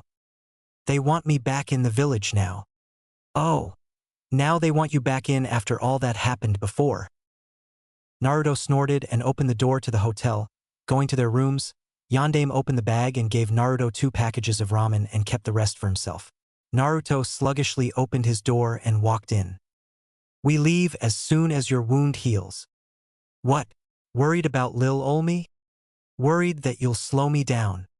He replied instantaneously, closing the door behind him. Minato looked down and sighed, scratching the back of his head. Naruto poured hot water in his ramen cup and waited 3 minutes before opening it. He took apart 2 chopsticks and began to eat slowly. How did Minato know that miso was his all-time favorite flavor? He shrugged it off and continued to eat. He lay down on his freshly made bed and took off his pouch, looking inside. It was completely empty. He took off his shuriken pouch on his leg and found that it, too, was as clean as a whistle. Not even an exploding note was left. He sighed and closed it, throwing it to one side of the room. He closed his eyes and decided to go to sleep. Dream. Naruto, do you know why I let you live? Naruto's mouth moved, trying to answer to the invisible man, but no sound was made. He recognized the voice and knew that he was indeed speaking. Naruto made a few hand gestures expressing his words. Soon, he doubled over in pain as something struck his stomach. Do you wish to die? Naruto panted for air as he tried to compose himself once again. He moved his mouth and again no sound. The air got thick and hard to breathe in. He looked around then scratched at his throat, his lungs constricting. You do not deserve to live and nor does he. Naruto looked to see Yondaime standing on top of Gamabunta and Tsunade on top of Katsuyu. But the other figure was invisible. He looked around and soon felt his body bleed in various places. No one acknowledges you. Face it, they all think that you're invisible. Naruto mouthed a few more words as he held his stomach, the seal starting to burn. His head swirled as he held it. Now. You won't make it, kid. Why don't you let me take over? Then, I can kill them all for you. Naruto didn't have to take a second guess who that was. Kyuubi. Naruto didn't answer. What will it be, Naruto? Do you want to go back to being hated or come with me and I'll show you what true pain is? His entire body shook. Soon, Jiraiya came into view, looking at another invisible man. What are you two doing working together? Naruto was reaching his limit. The seal was burning too badly for any normal person to withstand its pain. He yelled on the top of his lungs. And Naruto's alarme cloquerant. he was drenched in a cold sweat. He wiped his forehead and went to take a shower. Naruto looked at the clock, seeing that it was already 7:30. He looked outside to see that it was dark. He shook his hair with the towel, taking off any excess water, and got dressed. He sat on his bed and sighed. There was nothing but silence filling the room. He got up and headed out the door, locking it behind him. He wanted to check the place where he fought Toshiro and at least manage to scrape a few weapons that weren't gone in some way. Minato was worried when he heard the yell belonging to Naruto, and had wondered what it was for some time now. He decided to go check it out. He arrived to his room and knocked. No answer. Naruto. Minato became frantic and locked the door open. It wasn't very hard for a ninja to do. He opened the door to find his pouches thrown everywhere and wet towel on the floor, the window slightly open and curtains messily drawn. Naruto, where are you? You better be hiding or else I'll kill you. Minato looked in the bathroom to see it a little bloody on the floor and on the bottom of the bath. Oh shit! He swore and made a run for it, now worried for the blonde. He ran to the front desk. Hey, have you seen a blonde kid with blue eyes come out of here recently? He has 3 scars on each cheek. He described Naruto's kitsune whiskers differently. No, sorry. The woman who was here changed shifts with me a few minutes ago. Minato cursed again under his breath and began to run again. He should be at the onsen. She added to the running man. She began to blush, realizing that people were staring at her. Maybe I shouldn't have told a guy, she thought to herself, embarrassed. Minato tried at different stores, asking if they've seen him. Looking for your son, eh? Minato became surprised and then gave him a weird stare. Well, you seem so frantic, and he left without a word. So he must be someone important to you, the old man added. Minato smiled, calming a little. Yeah, he's my son. I'm sorry, but I haven't seen anyone fitting that description. I see, thank you. How old is he? He's 12. Then you should try the park. He must be playing with his friends. Yandame's heart tugged. From what it had seemed, Naruto didn't have any friends. Yeah, I'll do that. Thanks. No problem. You should keep a closer eye on him. I will. Minato ran back out. Naruto carefully scrimmaged through the broken trees and branches. He had only found 2 kunais and 3 shurikens. This is gonna be long. He sighed to himself. Maybe not Naruto. Minato was getting frantic. There were no signs of Naruto anywhere and his side was throbbing. He panted as he went back to the hotel, asking if he arrived. She shook her head. Back to square one. There was no stone left unturned. Naruto picked at every leaf to try and salvage any source of weaponry. So far, he found only 6 kunais and 9 shurikens. Better than nothing. He sighed and looked up at the sky. The moon hung brightly overhead. He started walking back. The way back felt longer than ever. For some reason, Minato seemed like there was someone who would acknowledge his abilities. Kakashi-sensei, Ero Sennin. They never said anything. They only went on to the next stage with a simple good, and went on with their lives. But there was something different with Minato. He couldn't call him Minato. Yandame-sama, Hokage-sama, he didn't know what to call him by, and yet he felt some sort of connection and being just by staying beside him. He stopped and slapped his face with both hands, trying to get himself out of the depressing mood. He peered in front of him to see a blonde and white blur speeding towards him. He scrunched his eyebrows together to try and get a clearer view, only to see black and in a bone-crushing hug. I'm so happy you're okay. You had me worried for no reason. You should have told me that you were going out. See, can't be breathe. Naruto muffed out before Minato's sweat dropped and let go of him, Naruto inhaling deeply, trying to get his lungs functional again. Why did you leave without a word? I thought someone kidnapped you. Ha! Me? I'm too strong for that. What gave you that idea? There was blood in your bathroom and you were yelling and your room was a mess.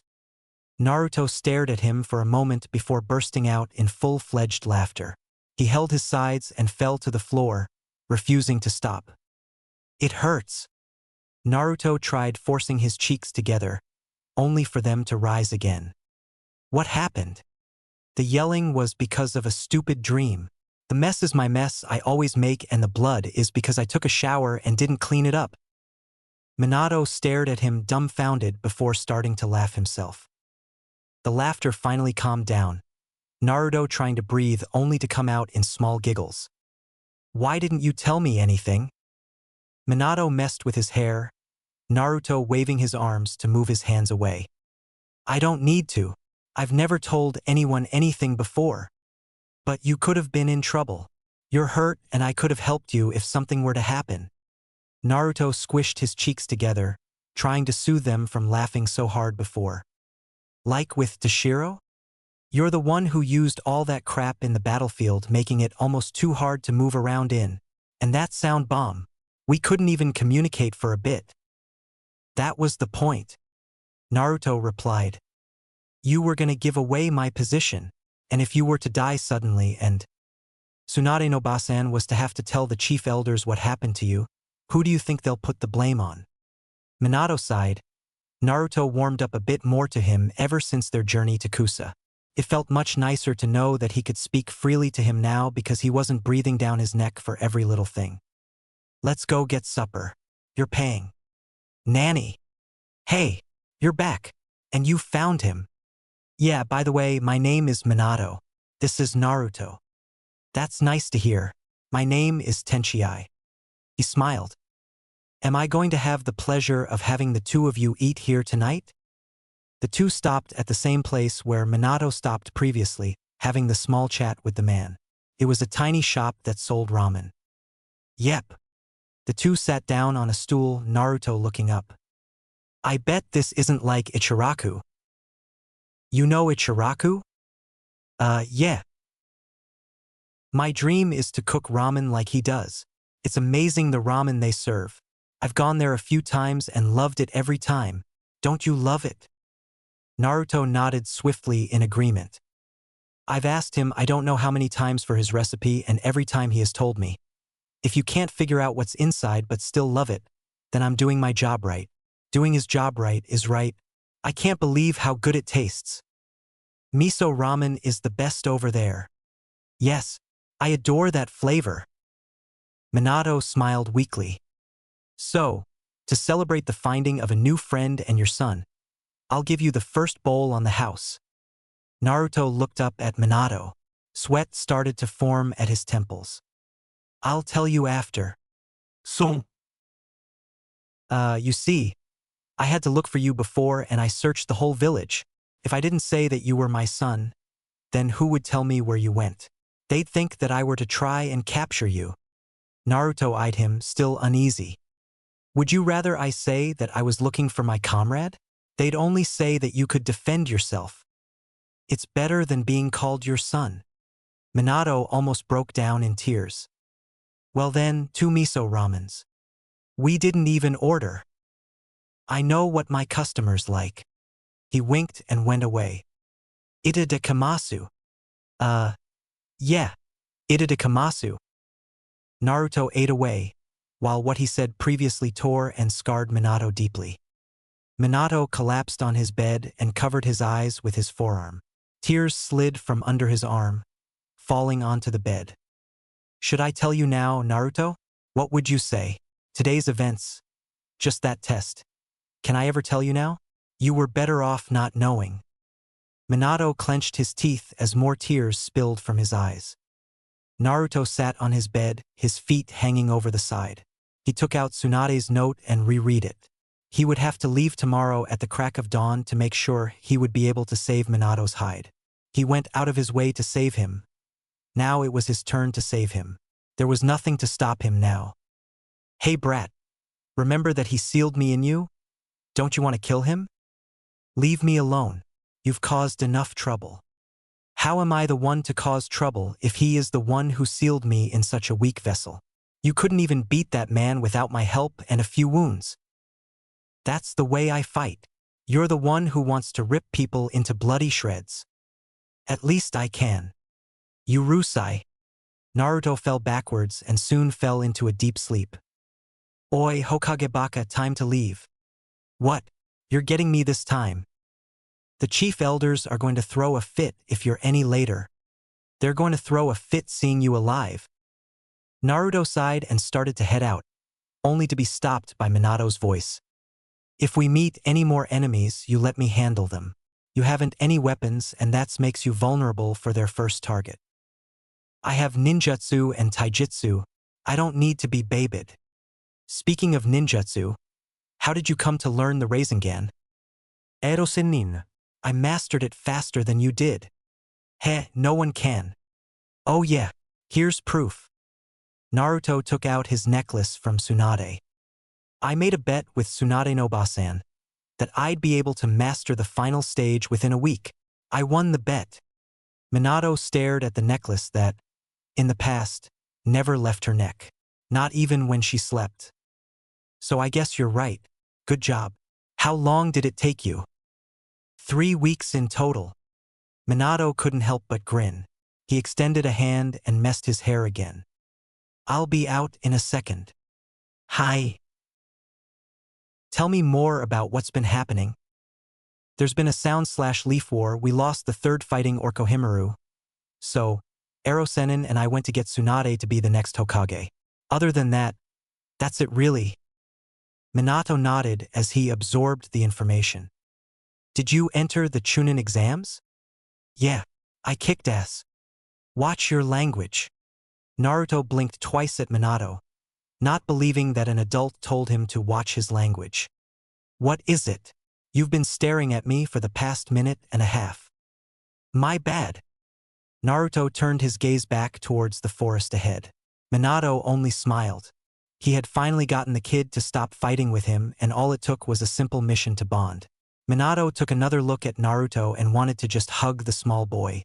There were so many things he wanted to ask him but couldn't ask him directly. It would be too obvious. And Naruto seemed to notice almost everything about him. You were yelling in your sleep the other day. Naruto growled. He had hoped no one had heard him, but if Minato was worried because of that and for his safety, he must have yelled pretty loudly. Want to tell me what you were dreaming of? Nothing. Come on, kid. Tell him what you were dreaming about. Shut up. Naruto hissed back towards the fox who taunted him about his dream. What? Not you. Then who? No one. He walked faster to go in front of Minato. Finally, we made it. Naruto ran forwards and through the gates. Naruto, where did you go? We had a C-class mission finally and you're gone. Sakura scolded Naruto. A foxy grin covered his face. I had an A-class mission. What? But you're not even Chunin, much less Jounin. I know. Isn't it great? Sakura sighed. Are you wounded? Your clothes look pretty torn up. Ah, it's nothing. Really. Sakura sighed, and then smiled. Report to Tsunade-sama. She's been harping on me asking if I've seen you yet. Naruto smiled, looking directly into Sakura's eyes. So, she's been up your ass the whole time?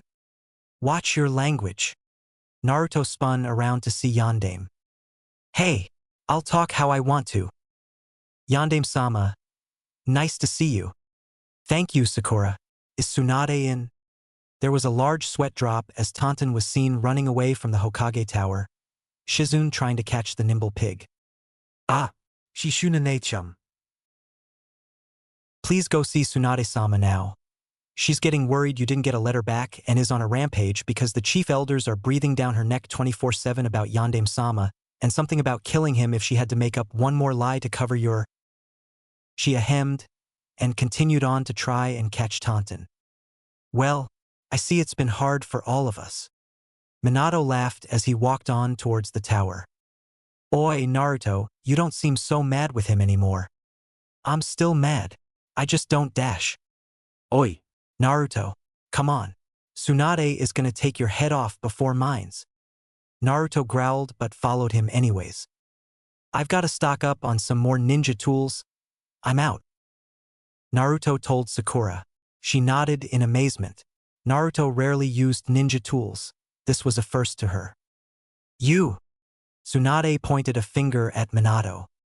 I will never allow you on a mission with Naruto or anyone unless the chief elders know about it. And you!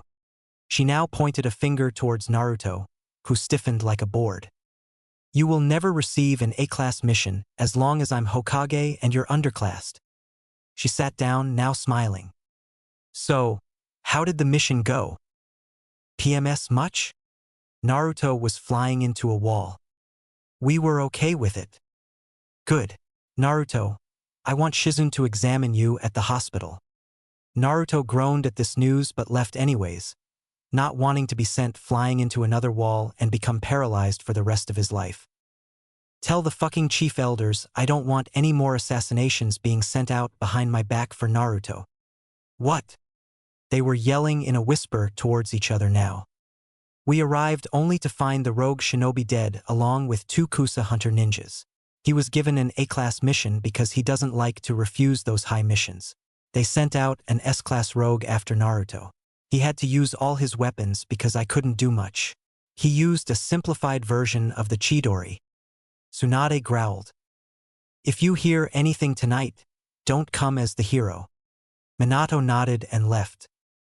Minato let the warm water wash away all his sorrow as he started to take a shower. Flashback. It would be better than being called your son. And tears slowly found them emerge from his eyes as the words rang through his head over and over again. His own son had abandoned all hope that he would ever see parents.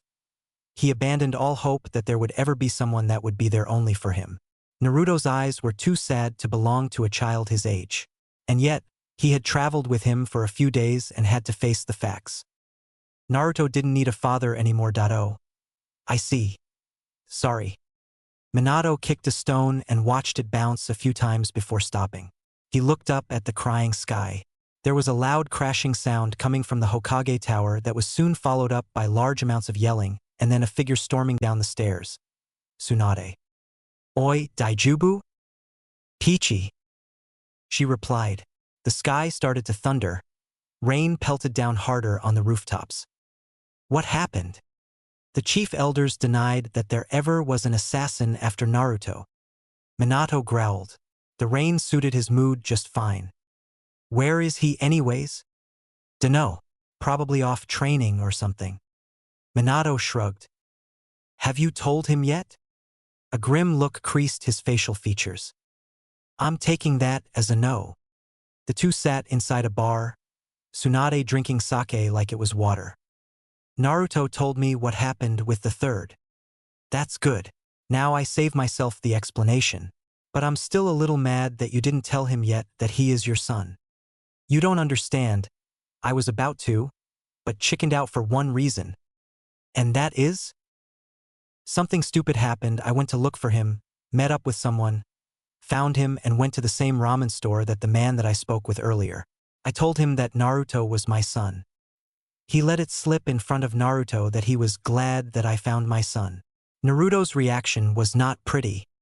What? Did he tear up the place? I wish he went and asked why. I told him that if I told them that he was my comrade, they'd say he could protect himself. But then he went to say that it was better than being called my son. Minato eyed the sake and took a long drink until it vanished from the cup. Tsunade didn't comment. The room held tension in the air as the constant ticking of a clock went heard. The room was silent, and only then did he notice that it was empty. The thunder and lightning lit up the room and made the lights go out. The generator soon went up and held up secondary lights. Take a break from the kid. He stopped fighting with you, didn't he? Up to a certain limit, but yes. Did you tell him why you sealed QB in him? The boy is stubborn. If he does care, his ego is way too big for him to admit it. Yeah, you're right. I'm sorry, Hokage-sama, but we have to close. The generator isn't working properly. I'll be done in a minute. Ah, hi. The bartender went back to put up some more chairs. Listen, if you want the brat to listen to you, then you just have to smooth your way into his life. Just interfere little by little. I've got it. She suddenly stood up, veering off to one side because of lightheadedness, but nonetheless, clenched a fist and smiled. Teach him a jutsu. That'll score you at least friend points. Sit down, you're starting to sound like a kid. I'm trying to score fatherly points. You don't have a kid. You don't know what it's like. I had a brother, it was worse I can imagine. He was almost exactly. She trailed off and sat down, taking a rather large swing of sake, not wanting to go into a depression. The bartender placed a bill on the table, Minato noting it and quickly taking his leave, Tsunade growling as she had to take care of the bill. Naruto locked the door behind him, watching the lightning outside. He looked down to see a certain blonde Hokage passing through the empty streets. He felt somewhat bad for him to watch him outside alone. Something kept nagging him in the back of his mind to go and keep him company. I'll follow him for a bit. He thought to himself before concealing his chakra and quietly following him. Minato knew that Naruto was following him. His chakra was faint, but it was still there. He hadn't been taught how to conceal it properly yet, that would mean. But he let Naruto have his fun and let him follow. He took a few turns until he reached a mansion. He pulled out keys and opened the gate. Forgetting to lock it, Naruto snuck inside and then stopped, looking up at the mansion. Like my home. That is not a home. That is a castle dash. Naruto looked beside him to see Minato. His jaw fell to the floor. I hate you, you know that? I love you too, Naruto. Naruto crossed his arms and looked away. What are you doing outside anyways? You're getting wet. So, I'm gonna go nuts if I stay inside any longer. I want a mission. After the last one? Nothing will compare to the last one. A foxy smirk crossed his face as he thought back to the events. There was a sudden burst in a distance. The two spun their heads around to see that a building was ablaze. Naruto's eyes widened as he realized the block where the fire was. He saw the fire quickly spreading to the two buildings beside it. The two blondes looked at each other and nodded, running towards the flame. Naruto clenched his fists, seeing that one of the buildings was his apartment. It was the second one to burst into flame. The building just burst into flames. I don't know how it happened. A man cried out to his friend. Perfect. Great. He turned on his heel and began walking away as fast as he could. One bad thing after another and it wasn't doing him any good. He could start to feel a headache coming on. That was your place? Yeah. He replied gruffly. Why don't you stay at my place tonight? Minato walked backwards in front of Naruto. He stopped and then thought a bit. He could dig up a little dirt on him. Maybe a little info on his background. No, absolutely not. Come on. You want to spend another how many nights at a hotel? Naruto cursed under his breath. Minato thought back to what Tsunade said. How about I teach you a cool jutsu? What are we waiting for? Let's go. Naruto put aside all his anger and marched happily beside Minato, grinning like an idiot. Can't believe that the hag was right for once. Minato ran his hand through his hair, watching Naruto. So, I guess you're staying the night? Only if you teach me that cool jutsu like you said you would. There was a long pause. Okay. Yatta. There was a smile that carefully slipped its way onto Minato's face. I'm inviting Jiraiya.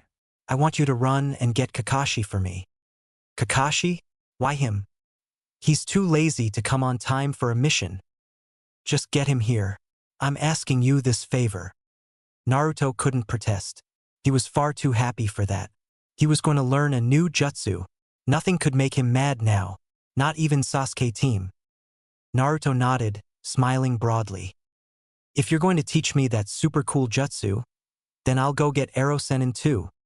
Efficient. Maybe I should teach you one every day. You'll be my personal little slave. Watch it. It doesn't mean that I'll turn into a mindless zombie. Minato laughed, seeing Naruto put on a mad/pouty face on. I'd like that. I'm guessing that your clothes were burned as well. TCH. He growled, nodding. I'll get some out for you. They're old, but they'll fit you, I hope. I don't want to take care of you if you catch a cold. I'm in a good mood, so I'll pretend you didn't say that. Naruto began running off to find the two perverts. Kakashi-sensei. Oh, Naruto, what are you doing outside? And how do you know where I live? I have a surprise for you. Do you know where Arrow Sennin is? Let's see. There are only a few places for people of his caliber. Naruto sighed, smacking his head. Follow me. I need to find him, and then I have to take you somewhere. Oh? And where's that? It's a surprise. Kakashi sighed and closed his book, starting to lazily follow Naruto. Naruto somehow managed to get Jiraiya to follow him after finding him at the bar, and without letting him on in front of Kakashi. It's just around this corner. Naruto, where are we going? I'm getting wet. Kakashi asked him in a monotone voice. Never were patient, were you, Kakashi? Kakashi spun around to see only the brick wall and a gate behind him. Naruto looked up at a window and saw it open. Minato smiling broadly from the window at Naruto, whom couldn't help but smile himself back towards him. Just go inside. Now, why would I want to do that? Just do it, Kakashi. I think you'll like it more than my books. Now that's hard to believe. Naruto laughed, wanting to see his reaction. I'm leaving. Kakashi started to walk away when a hand stopped right in front of his face, stopping him dead in his tracks. I told you that you were never patient. Kakashi blinked twice before registering who was standing right in front of him. Yonday masama. Well now, it seems that you still haven't gotten word about me. You're fake, aren't you? There's no way you can be alive. I'm hurt. Kakashi stared in wonder at Naruto, unbelieving what was going on. I'm going. He isn't real. I'm probably under some jutsu and you're all laughing at me. He started to go when a hand stopped on his shoulder, making him jump. I'm real, Kakashi. One blink, twice, 3 times. Kai. Kakashi brought his fingers into a single hand seal, Minato's smirk only widening. So? Naruto, here's some money. Go buy some chocolate dumplings and keep the change. But I want to learn a cool new jutsu from the Hokage Baka. Do this for me and I'll teach you another one. OSU. Naruto began to run towards the pastry shop, hoping that the previous lightning hadn't forced the shop to close. There was another bolt, forcing Naruto against a building. Ah man, I thought it was over. Maybe I'll go back. And oh, how dare I think like that? I'm going to learn 2 jutsus. Naruto ran until he reached one pastry shop, finding it just about to close. Matt, I need to get something. I'm sorry, but the place is closed. Please, I need to get chocolate dumplings for my sick father. He's on the verge of dying and he requested that a chocolate dumpling should be his last meal. The tiny old woman, who looked to be in her late 70s, peered forwards through her thick spectacles at Naruto. Come closer. I don't know what you look like. I'm almost as blind as a bat. Naruto silently thanked whoever was watching over him from above. So will you help me, lady? I heard that they sell the best dumplings here and I really need some. Of course, you poor thing. I'll give them to you for free. She turned around and fumbled with her keys to unlock the door, going inside. Naruto then thought back to what he said. What came over him to say something like that? Here you go, dearie. Hopefully he will make it past tonight. Thank you, lady. Naruto waved and hurried back towards Minato's place. Naruto came in the house to hear laughing from Kakashi. It wasn't one of those annoying chuckles or one single heh that he usually did, but it was laughing. Who are you and what have you done to my sensei? Naruto dropped the dumplings on the floor with a soft thud, water streaming down from his clothes. Naruto, thank you for getting those. Minato-sensei has told me what happened on your mission. Oh shit. There was nothing in particular that was wrong with the mission. It was because Naruto went with him. You sound like you had fun with Toshiro. Yeah, you can call it that. Naruto here. Minato threw him some dry clothes. You're spending the night here? I don't want you trailing water all over the place. Minato, why don't you send him home? What home? Didn't you see the fire? The ANBU are checking it out and trying to find out how it happened. Minato practically yelled, surprising them all. Here. He scratched his head and sat down. Naruto put the dumplings on the table and went to go change. Naruto wasn't a person who liked charity from people, but he felt like he could accept this. It was a white t-shirt with black shoulders and navy blue pants with 6 pockets on it. Nothing special about it. Until he stuck his hand in one of the pockets and found a picture. Oh. Naruto saw that it was a picture of Minato and another woman. I see. He put the picture on the bathroom counter and stared at it, in almost a trance. It's your wife, Kushina. Staring at the photo, he sensed an odd sensation coming from the other room and strange warmth emanating from the woman. She was sitting on stairs, her eyes staring at the clouds overhead as her head hung back. Her fiery red hair sprawled on the ground and eyes as blue as the ocean. Her complexion was that of an honest woman and hard worker. A Heidi 8 was positioned on her lap, gleaming in the bright sun. Minato had his arm wrapped around her shoulders happily, a large grin on his face.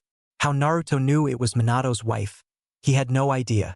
It just sprung into his mind that he would be the kind to be married to her. Hey Naruto, you coming or what? Minato called from the other room. Yeah, I'm coming. He slipped the picture back in his pocket and picked up his clothes in a bundle in his arms. Got lost in the bathroom? Did the toilet take you to a different dimension? Shut up. He was about to give him the picture back, but there was a strange feeling, an urge, that made him want to keep it just for a while longer. You what? I want to learn a new technique. Really? Well, it's pretty hard. You're gonna have to do everything you want to in life. I know how to summon. Teach me something else. Jiraiya. It's true. Minato sighed, then smiled. Got nothing to teach ya at your level.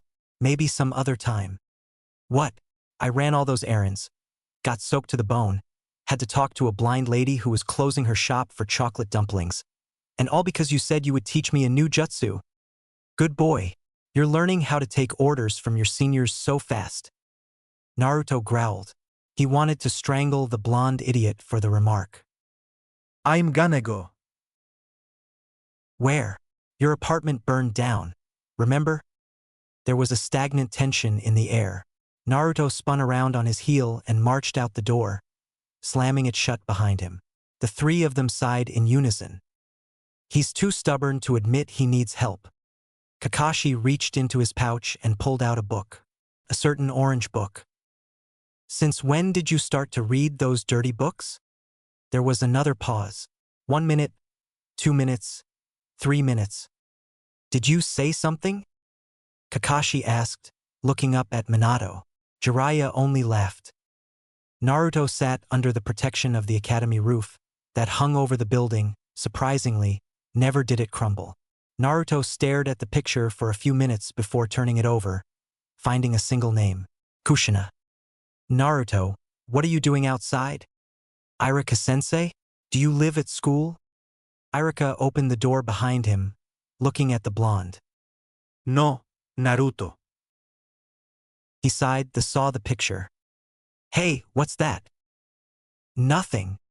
He quickly pocketed it and smiled. He looked up at the sky to see another bolt of lightning. You know, On rainy days like this, I usually like to sit at home and close all the lights off and open the window. Why would you do something like that? Iruka sat down next to Naruto, looking straight ahead at the same swing that Naruto sat on every day when he was at the academy. It's calming. Sauka. Iruka closed his eyes. The two of them went quiet. Naruto saw what Iruka was doing and copied his actions, closing his eyes as well. He was right. It was calming. There were no passing villagers to make any noise. There were no birds, no crickets. Nothing but the silent patter of rain striking the roof and their surroundings. Everyone is usually so busy. They forget the little things in life that make them happy. Take this, for instance, a regular shinobi on a mission to a different land would be too preoccupied to keep themselves safe from enemies hiding their scent or aura, that they would concentrate on that. Naruto nodded and opened his eyes, followed by Iruka, who then did himself. Do you know why I'm telling you this? Naruto shook his head, unconsciously touching the picture in his pocket, as if it were giving him some kind of warmth. A bolt struck a nearby pole. There are troubling times for all of us, and we have to find some sort of way to calm ourselves. This is one of the many ways. How did Iruka know that he was troubled? Naruto nodded slightly, then looked towards Iruka. So, why are you at the school if you don't live there? Naruto, I have to finish paperwork. So you don't live here? Iruka sighed heavily. Naruto woke up to find himself against the wall of the school. Iruka was beside him, still fast asleep. Naruto shivered as the cold, morning air bit into him. He rubbed his toes to at least get some warmth back into them, failing miserably. Iruka-sensei, oi, wake up. Iruka opened his eyes as he placed a hand on Naruto's head. Winter is coming. How do you know? It's been getting near the past few days. So? Iruka sighed as stood up, cricking his back. Better get back to work. I have tests to correct by tomorrow morning and a quiz to write up. Naruto sighed. Who would he go to now because of his home burning down? The fine mist in the air was setting down thickly like fog. Better get inside. The forecast said that it was going to rain for the next few days. What? Then how can I train if I can't go outside? You're inventive, you'll think of a way. Iruka smiled and went back inside the academy. Naruto stood up inside, beginning to walk towards his home, hoping that yesterday was only some freak dream and that he had a warm, cozy bed to sleep in. He kept walking until he saw Lee in a distance, running his morning jog. Naruto-kun. Have you found a place to stay? I saw your apartment burned. I'm sorry for your loss. Naruto sighed heavily. Guess it wasn't a dream. You can spend the rest of your time at my place until you find a new apartment. We shall train every morning and dash. Naruto was out of there before Lee could say any more. Deciding to go eat a healthy breakfast at Ichiraku's, Naruto found his way passing Kakashi. Oi, sensei, do we have a mission yet? I won't be giving any out for the next few days. Better go see Yandame-sama. He was worried that you had nowhere to stay last night. Naruto scoffed but nodded anyways, not wanting his sensei to think that he was worthless. Though Kakashi did seem a little lighter today. He didn't sound as lazy as usual and his book wasn't out for the first time. Nah, Kakashi-sensei, do you know who this is? Naruto pulled out the picture from his pocket, thinking that maybe he could tell him a little bit about Minato before heading back to see him. Kakashi took the picture from his hand and observed it. He blinked once, heavily. You better return this to him. Why? What's wrong? Kakashi gave it back to Naruto. Her name is Kushina. That was who Yandame-sama was married to. Was? She died giving birth. Naruto took the picture back and stared at it, imagining her dead on a table. He shuddered as little as possible. Naruto, do you know anything about Yandame-sama? Nothing about his past except that he's the Hokage. I see. He'll be happy to have that back. That woman there was vicious. How do you know? I've met her. Believe me, she could even put a smile on Sasuke's face or turn Jiraiya into, well, a normal person. You mean he wouldn't be a pervert anymore? Exactly. Naruto tried to imagine Jiraiya wearing a tux, sitting at a fancy restaurant with a girl that actually liked him for who he was. Scary. Kakashi smiled under his mask. Naruto pocketed the picture once more before looking up at his sensei for any more information. Though she was a fine kunoichi, her strength was in kinjutsus and a high stamina. She could use self-sacrificing kinjutsus and still be walking 10 minutes later. Naruto's eyes widened. Is that possible, sensei? Normally, no. But she took special training and taught herself most of her jutsus. She would leave for more than 2 years at a time and come back and still be the fun-loving Kushina. Though she would never say when she would be returning, she always managed to come back within 3 years. Naruto nodded, absorbing all the information that he was getting. I'll go give him the picture back. Thanks. He bounced off, wanting to get to Minato's house before the rain ruined the picture in his pocket. Well, well, well, look who came back. I only did because Kakashi-sensei said that I had to. And you're missing something. Naruto searched his pocket and pulled out the photo, handing it to Minato, not looking at him. Minato took the photo and smiled. Where did you get this? I've been looking for it all night. Naruto looked up and indeed, there were black bags under his eyes. Sorry, I should have brought it back when I found it. Naruto turned around and was going to walk back towards the streets when he felt a hand on his shoulder. Why don't you stay for breakfast? My thanks to you. Besides, I don't want you running off to eat at a ramen stand or go to a breakfast house and have bad service. Naruto raised an eyebrow. He would prefer ramen over anything and he never went to a breakfast house. It was always home-cooked food, no matter how much he sucked at cooking rice or making crepes. He sighed in defeat. He didn't feel like starting a fight today. It was too troublesome and would take too much energy. Also, there was the factor of staying with him or Bushibrows. No competition, right? Fine. Naruto grumbled, trying to make it seem like he was putting up a fight. Minato's grin only widened with his words. Good. I want you to give me your clothes, too. They look pretty torn up, so I'll stitch them back up for you. Naruto snorted loudly. You know how to sew? You have the right to remain silent.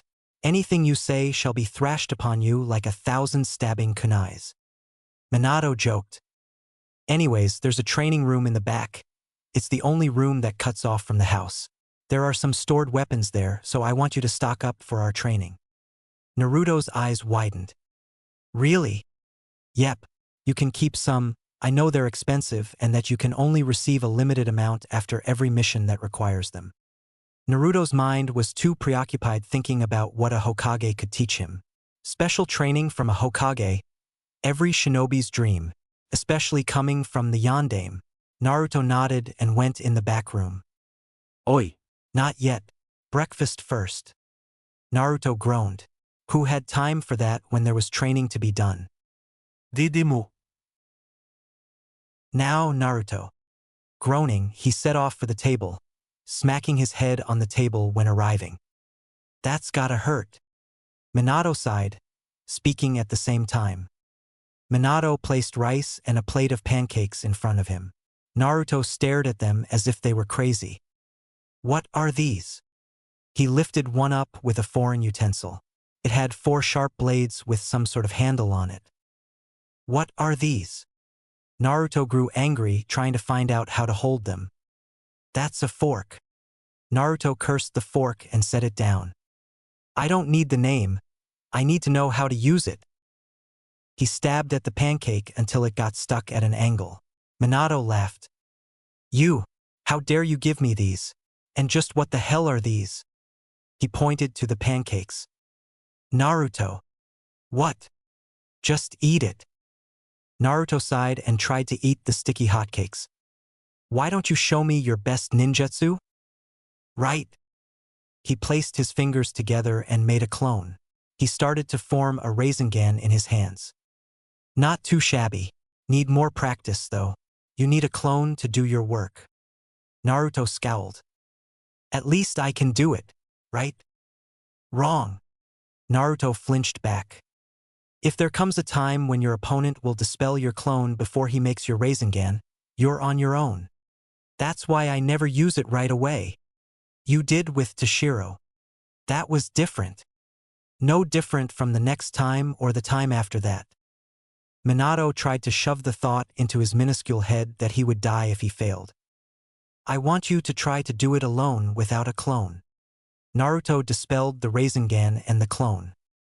I'll stay here if you need help, but I prefer to let you do things on your own. It looked like he had said the right thing because Naruto turned around and, from a side view, Minato could see that he was grinning immensely. Start. OSU. Minato watched Naruto the whole time. Naruto seemed to start hurting by the 20th time he tried to form it by himself. His arms throbbed and racked with pain. Take a break now. What? But we only started. I know, but it's time to take a break. Naruto silently thanked him in the back of his head, but he still wanted to train some more.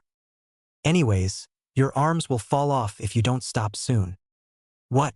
Ero Sennin told me to go through the whole day doing nothing but training. Minato laughed. He was the same with me, but I took a break anyways.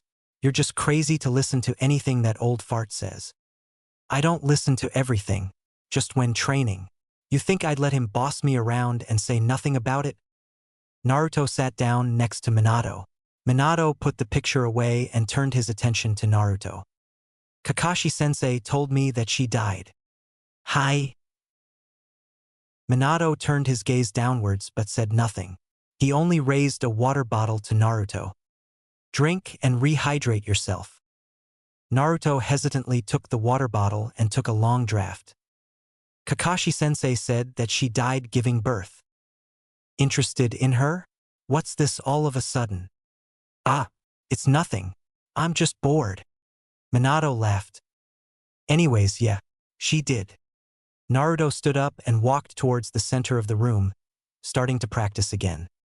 Maybe Minato was getting a little closer to Naruto, just a little. He wiped away some tears threatening to fall. He was finally helping his son. Happiness. Naruto stared at the cloudy skies. It was again supposed to rain. Was it ever going to stop? His arms were practically falling off from the tremors of the Rasengan. Yondaime teaching him the right way was harder than learning Jiraiya's way. He had only recently taken a break and Minato went off to Lala Land for God knows what. At least he was here for a bit. And oh, what the hell am I thinking? I don't need help. Come to think of it, why am I training under him? He sighed. Minato had shown no grudge towards him. He hadn't told him to go somewhere else. Coming down to the hard facts, he has shown more kindness to him in one day than one person has over the number of years. Why was that? Pity? No. He looked like he wasn't someone who would pity someone. Naruto tore his gaze from the vast window and started training again. There was a swirl coming from his hands. It started forming into a whirl until Naruto fell on his butt from exhaustion. There was still light outside, and that meant that it wasn't time to quit. He had to get it. No matter how many times he hated Minato for his harsh words previously about dying because he couldn't perform the Rasengan properly in the amount of time needed, he knew, deep down, that he was right. Deep, deep, deep down. A sudden idea popped into his head. Minato was gone from the house. Minato gone. From the house, he really was a stupid idiot. He slapped his head and ran towards the main branch of the house. There were several large doors in the house. Of all of them he wished to inspect. He made a beeline to Minato's room to find it open. He had a sudden wave of guilt. Why did he leave it unlocked? Did he trust Naruto that much? Even after knowing that he was a prankster? Wait, did he even know? He sighed and closed the door, knowing better than to barge in, even if he didn't trust him. Naruto sat down on the floor and thought back to when Jiraiya had shown him for the first time. It was a simple swirl. Maybe if he tried again but this time with a clone, he could concentrate on the feel of the actual Rasengan and not have to worry if someone were to attack him. He made a clone with whatever chakra he had left and concentrated on how the swirl was rotating and how fast. He closed his eyes like Irika had told him earlier and on how he used to listen to the rain. He listened to the swirl of energy and focused on the movement. The pattern was irregular but rapid. Was it supposed to sound that way? He sighed and dispelled the clone and Rasengan. Sitting down, he thought carefully. Jiraiya never really told him how to create a Rasengan. Only the basics and the molding, but never really told Naruto directly if it was good enough or had to be improved. Nothing was ever told to him. He fell onto his back and looked out the window to his right. It was raining again. He just wished that there would be at least a few rays of sunshine. He sighed and tried it again. He forced chakra out of his hand and kept pressuring it into the spherical shape. His hand started to tremble.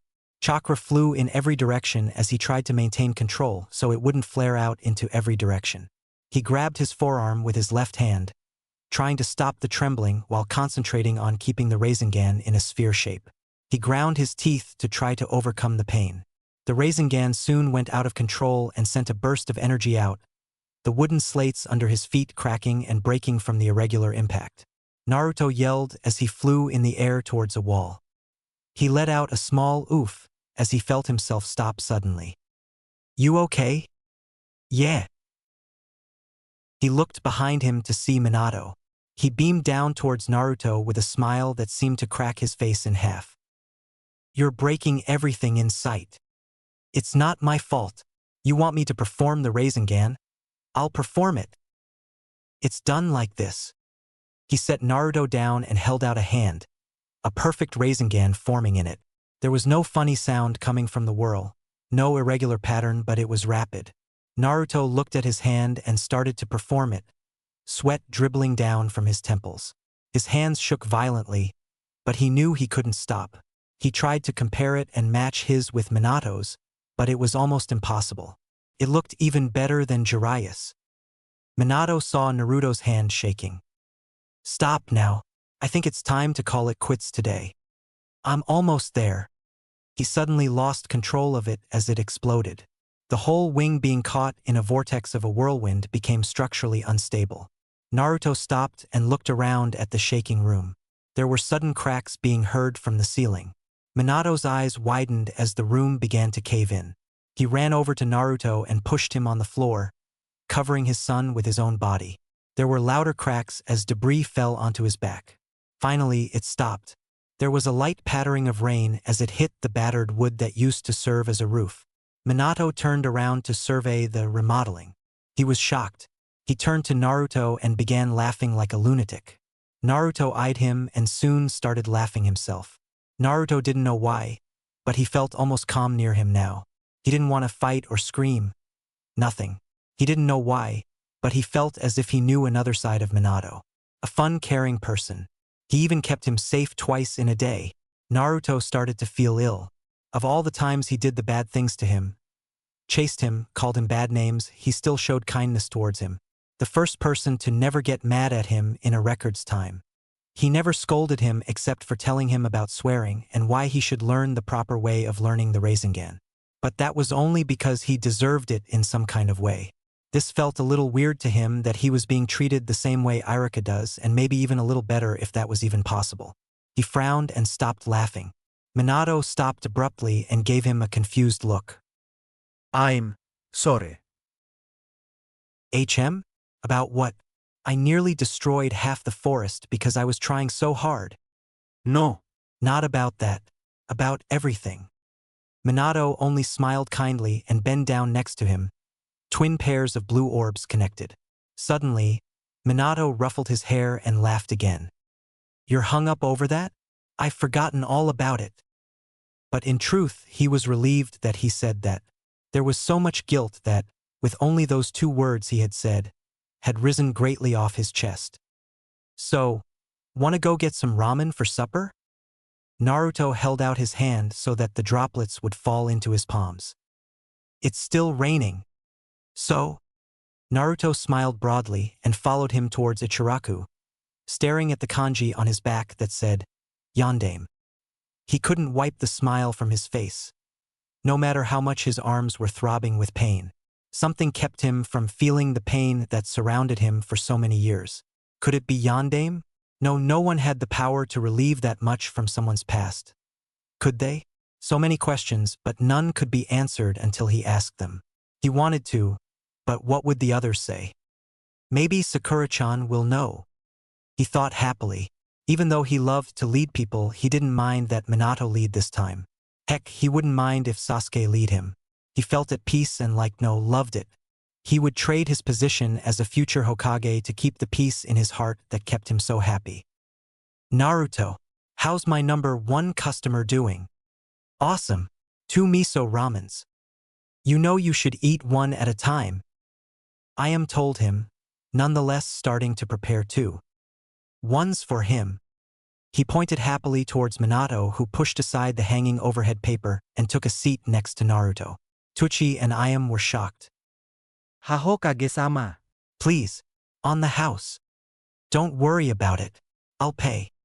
He smiled and rested his arm on Naruto's shoulder, whom didn't seem to mind at the moment. Tucci placed the ramen in front of them. Ita de kamasu. The two of them said at the same time. Naruto grabbed his chopsticks, which soon fell out of his grasp. His eyes widened. No. He picked them up and tried to hold them, only for pain to sear through his hands. Nu. What is it this time? I can't eat my ramen. He dropped his head on the table. Chibi tears flowed down his face. This is torture. It's right in front of me. The three of them laughed. Naruto forced his hands to pick the chopsticks up and began to eat. His belly was full. He was happy. He knew the day was almost over. Everything was perfect. He stuck his hands in his pockets and smiled.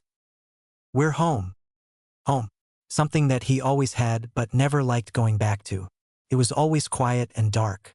There would be no one waiting inside for him. No one to keep the lights open but himself.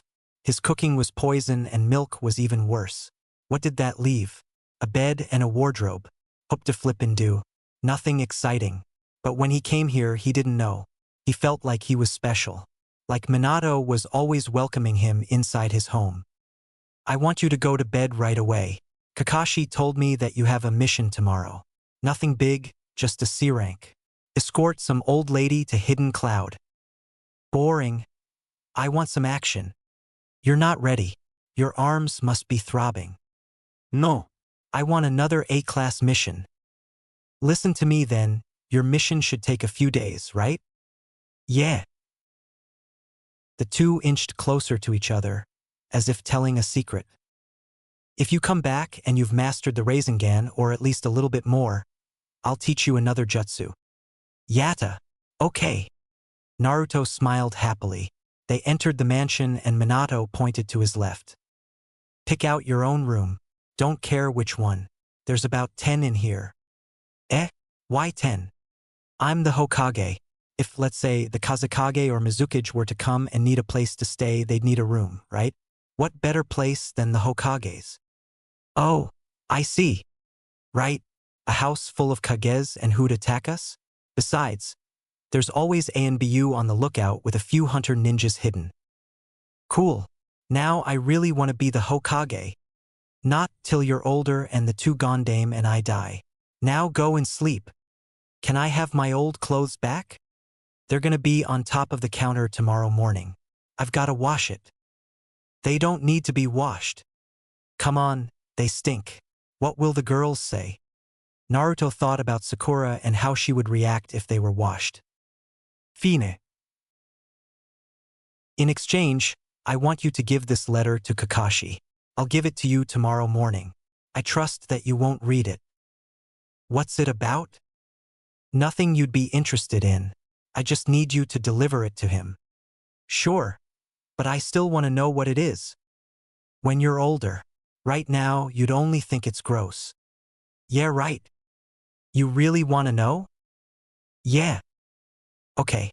I'm asking him if he has any more copies of his Ica Paradise. That's gross. Right? Now I want you to deliver him that. Naruto scrunched up his nose but nodded. Now, time to find your room, Bara the Insane. Minato went to look for Naruto and which room he had chosen. He started to look in the upper part of the house. He looked past the first 3 doors to see nothing. He then looked inside another room. The sight warmed his heart. Naruto was fast asleep on the bed, sprawled out in every direction. He smiled and went inside, sitting on the bed. Reaching a hand out towards him, he silently stroked his hair, pushing it away from his face. A frown erupted on his face when his hand slipped and touched his whisker marks. Minato was about to leave when he heard Naruto sleep-talking. So-e. The single word that left his lips made the blonde Hokage feel a wave of guilt sweep over him. He looked down and then back to him. No imsuri. He stood up and left the room. Hot tears pricked behind his eyes. Naruto held out the letter in front of him with 2 fingers, as if it had a disease. He was still curious to know what was inside, no matter what Minato had told him. He carefully unfolded the letter and read. Kakashi, I need you to tell me everything about Naruto. I need to know where to pick up from his training so that he isn't too far behind. Can you please send me a letter back telling me his jutsus and level? If I were to ask him, well, you know how he is. Your sensei. What? This isn't about dirty books. Naruto reread the letter and folded it again and pocketed it. The mission was so stupid, but at least it was a C-class. There was nothing he would have liked more than to get the blonde Hokage out of his head. Ohayou gozaimasu, Sakura-chan. Sakura sighed heavily as she turned to her teammate. Naruto, Yo. You're not late? The trio blinked thrice. Yes, even Sasuke was shocked. Our client is waiting for us at the gate. We shouldn't keep her waiting. Right? They started for the gates until Naruto remembered the note in his pocket. Nay, Kakashi-sensei, Yandere Baka wanted me to give you this. Naruto sighed. He's treating me like a messenger. And what a valuable one you are. I'm a ninja, not some delivery man. Kakashi smiled. Well then, let's see what this says. His eyes moved from side to side as he read. He hummed and then smiled again. Minato-sensei seems to be very worried about you. Eh? What? It only says that he wants you to tell him about my jutsus and level. So you read the letter then? Well, what use is a letter if it's not personal? Wait. No, I didn't read it. It's all right. I know why he wrote like that. He knew that you would read it. So much for trust. Sasuke snorted as Sakura was caught between laughing with her precious Sasuke and knowing when to respect. Even if it was Naruto. Dayrlings. An annoying, sing-song, high-pitched, over-exuberant loud voice boomed to the fore from a distance of a few feet. Sasuke knew that he was not going to like the trip at all. This woman was a little on the hefty side, wore bright pink and lilac colors with the face that could overrule that of a clown's. She looked to be in her late 50s and trying to hide it by dyeing her hair a blinding color of rouge and letting it fall past her shoulders. The team, excluding Kakashi, cringed at her voice. Oh, Kakashi-san, you should have told me that you were bringing your children. I would have baked cookies. The remark offended the Genins to no end. Sakura was ready to go AWOL on her, but kept herself restrained like a ninja she was. Sasuke glared daggers at her and now hated her with every fiber in his body.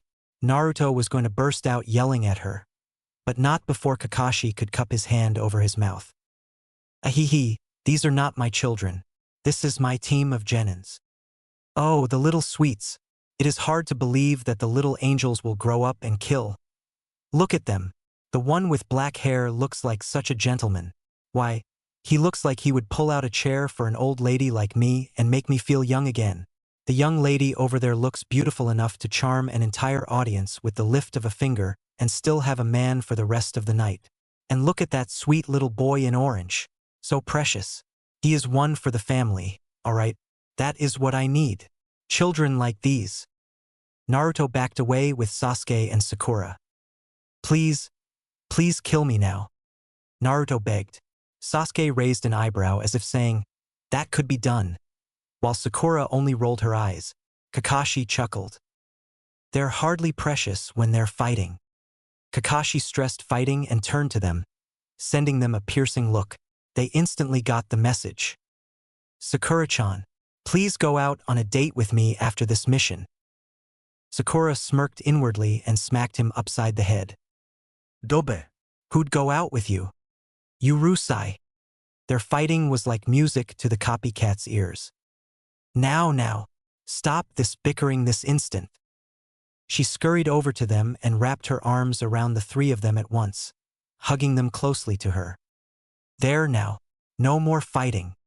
Sasuke's eyes widened as he tried to struggle free from her chubby arms. Naruto was choking on her heavily applied perfume that started to smell old, and Sakura simply slid herself out of her arms. Being as skinny as she was and the boys struggling, she escaped easy as pie. Kakashi's eyes widened. There's no stopping this fiend. Two bad guys team didn't get this mission. They would have loved it. For the most part anyways. Kakashi thought to himself, having no choice but to pull his students away from her vice grip. From now until we finish this mission, Sasuke team, we're not going to fight, and I will not ask Sakura on a date. Until the mission is over. Naruto muttered to the three. They made a silent pact that they would do nothing wrong nor right to make this woman squeal, giggle, fluster, or swoon over them in any way whatsoever. My name is Bara. Don't you love it? What are your names? I already know the handsome young Kakashi-san. Haruno Sakura. Uzumaki Naruto. Uchiha Sasuke. I was right. They are little gentlemen. They let the young lady Sakura-chan go first. Kawaii. She squealed like some rabid fangirl. You children still have a lot to learn until I get back home. Then, unfortunately, I shall have to depart and leave you. She trailed off, her thoughts turning gray. She shook her head suddenly and smiled. So, ladies first. Sakura-chan, shall we go ahead and lead? Iano, wouldn't it be wise to let Kakashi-sensei lead, seeing as in if we have an attack, he would be able to defend you easier? Then we make a circular formation so that you are protected. Her face seemed to swell up in pride. Oh, you little smarty. You are absolutely right. I never thought of that. You are very smart indeed. She latched her arms around Sakura in a suffocating hug, Sakura mouthing the words to her teammates, "Help me." The three Genins were traumatized after the first impression of Bara. Sasuke was forced to walk straight, meaning that he wasn't allowed to slouch nor stick his hands in his pockets. Naruto was dancing on a fine line of getting criticized by Bara and behaving. So, to keep it up, he never uttered a word the whole time, sending nervous glares throughout his entire team. Sakura had to walk with poise and grace. She forced her to always keep her hands in front of her and never glance towards the boys. She sang, "The boys will look at you if they are interested, so keep them staring, and that they would soon be dying just to go on a date with you." Sakura smiled the whole way, staring at the scenery in front of her and occasionally pointing out a butterfly here and a bird there, just to rid of some tension. Kakashi was his usual lazy self, not caring whether Bara would criticize him for his mask or she would tell him to put away his little orange book. He needed to escape Bara as much as the Genins, and his way was through reading his book. His students, though, were not as fortunate. Night came. The trip would have taken a few more hours, but it was better to set up during the little bit of daylight they had left than to stumble in the darkness and not be able to find anything. Sakura, you stay here with Bara-san. We'll go look for some supplies for tonight. Please set up camp. Hakai, Kakashi-sensei. Nu, why? Don't leave me alone with her. Please. I'll go out with Lee. I'll go out with Naruto. I'll lick the streets and give Sasuke-kun to Ino Pig. Just please don't leave me alone with her. Sakura thought wildly. Naruto gave a pitted look at her and frowned deeply. Sasuke sighed out of relief, it coming out louder than he meant it to be. The three of them left. So, let's talk about ourselves. Please do. I'll just listen and answer sometimes. I have to make camp. Oh, of course. I plan to. Sakura's sweat dropped and tried to tune everything out like Kakashi. Is there any special boy you're after? Oh, I bet he's handsome. Yes, he is. What's his name? His name is Rock Lee. Rock Lee, that does sound like a strong name. Sakura almost killed herself when she said that, but it was better than saying it was Sasuke and then she blabbing her mouth all the way about how she could win him. She finished tying the tent for Bara. There, that's where you sleep tonight. We'll sleep outside and keep watch. Sakura looked up at the sky. They should be back now. Please wait here. I don't want to go back. Naruto, is this any way you treat an old woman? By woman, do you mean a rabies-infested clown? Naruto and Kakashi snorted at Sasuke's comment. the corner of his lip curving upwards. I guess Sakura is better than anyone else to keep her busy. I suddenly have stronger feelings for Sakura. I respect her. I'll never want to be her. Sasuke put in at the end. The three of them flopped down under a tree and waited before going to their funerals. Sakura saw the boys come into the camp from different directions. She sighed. Now, dear, remember to shampoo twice a day and condition. You look so lovely with little pigtails. Ahihi. Thank you. Mama Sakura-tian. Everything okay? Perfect. She sent Naruto a death glare as if it were his problem. Are you children hungry? Bara asked, already pulling out a large box from her bag, along with a small container of what seemed to be murky liquid. Bara-san, I have to say, you came prepared. Of course. I never go anywhere without cod liver oil. I think I need to refill my canteen. Oh, I have tea. There's no need for water, Sakura dear. Sakura's eyebrow twitched as she sat down again. Do any of you know how to sing? She shoveled a rather large onigiri in Sasuke's hand. Bara-san, why don't you keep those for yourself? We have plenty of fresh rabbit and fish. Kakashi lifted 3 dead rabbits and showed her the bag of fish. Yeah, you can eat that. Oh, you poor dears. I knew I should have packed more food, reduced to hunting like some wild man. Fine, I will eat this on my own, but you must stay at my place for a few days until you receive the proper nutritions. Oh God, kill me now. Sakura muttered, inaudibly. Sakura-chan, why is your hair like that? It looks funny. Naruto, mind your manners. I happen to think that it is very feminine. And please keep your back straight. Naruto stiffened his back. Better. Now I shall finish for tonight and go to bed. The 3 of them nodded eagerly. Demo, Bara-san, these genins have another mission lined up for them. It is a very high B-ranked mission that must be finished right away. Such a high rank for genins. I swear the people these days. Naruto knew it was a lie, so didn't react too much. Naruto was surprised that Bara never caught laryngitis when she was younger nor in her entire life. He went behind a tree at one point in time and began cursing and stabbing a tree with a kunai, feeling much less stressed. He was now asleep. It was Kakashi's turn to keep an eye on the camp. A pair of blood-red eyes swirled viciously as they peered from the darkness. Weasel in the bushes. Oi, Naruto. Wake up. Your turn to keep watch. Naruto tossed the blankets off him and sat up, quickly yet sluggishly. Bara's snoring is keeping me up. He complained, though Kakashi knew it was true. Sasuke had buried his head inside the covers and had the pillow tightly pulled over the covers. Sakura was the unfortunate one who had to sleep inside with Bara. Oi! Sakura-chan, you awake? Save me. She pleaded from the tent, sticking her head out. Sakura, I promise that I'll treat you after the mission for your unfortunate luck of being a female. Tell me about it. She asked me who I liked and I had to say Rock Lee because I didn't want her harping on me along the way about him.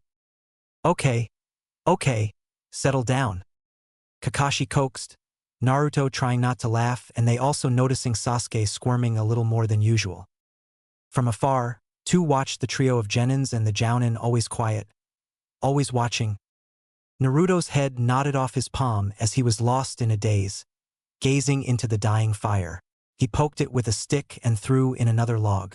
The solution to Bara's snoring was a nice traumatizing received by Kakashi, whom began reading out loud from him book accidentally during the end of his shift. Naruto let out a long sigh as he turned his head upwards and looked at the clear sky that started to turn a brilliant shade of blue. There was no rain the previous day.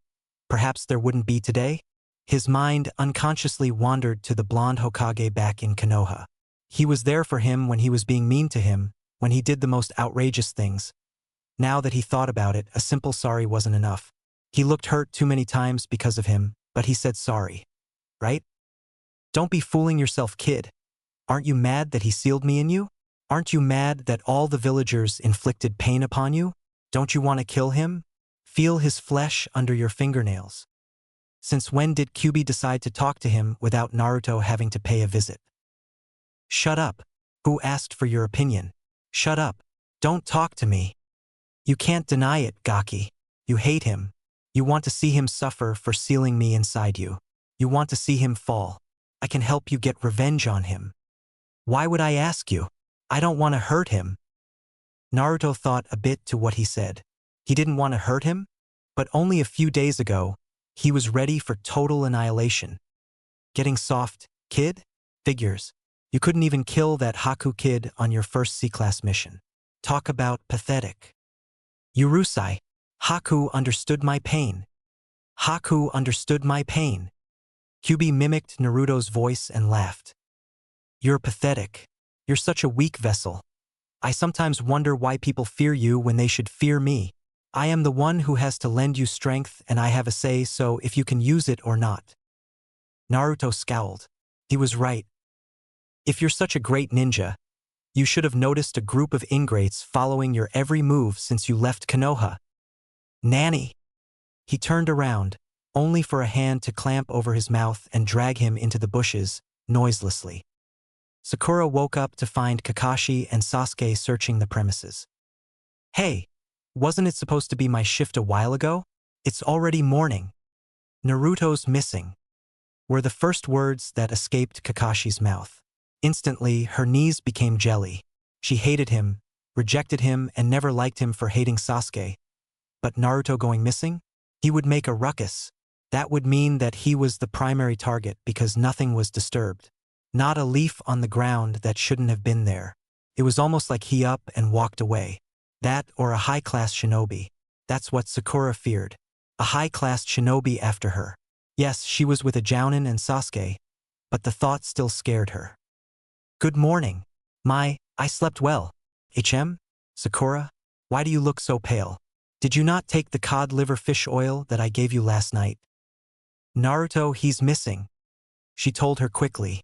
Sasuke looked closely at a bush and moved a bit of branches aside. There's no signs. We have to bring Barasan to safety before finding Naruto. He's a ninja. He can handle himself for the most part. Barasan must be escorted home quickly. Kakashi told his remaining genins. Didemo Kakashi-san. En Naruto. Bara burst out in thick, pearly tears as she tried speaking. He's gone B because of me. I should never have gone back. She sobbed loudly in her hands as her makeup from the previous day leaked from various places in her face. Mama. Don't worry about him. He'll be fine.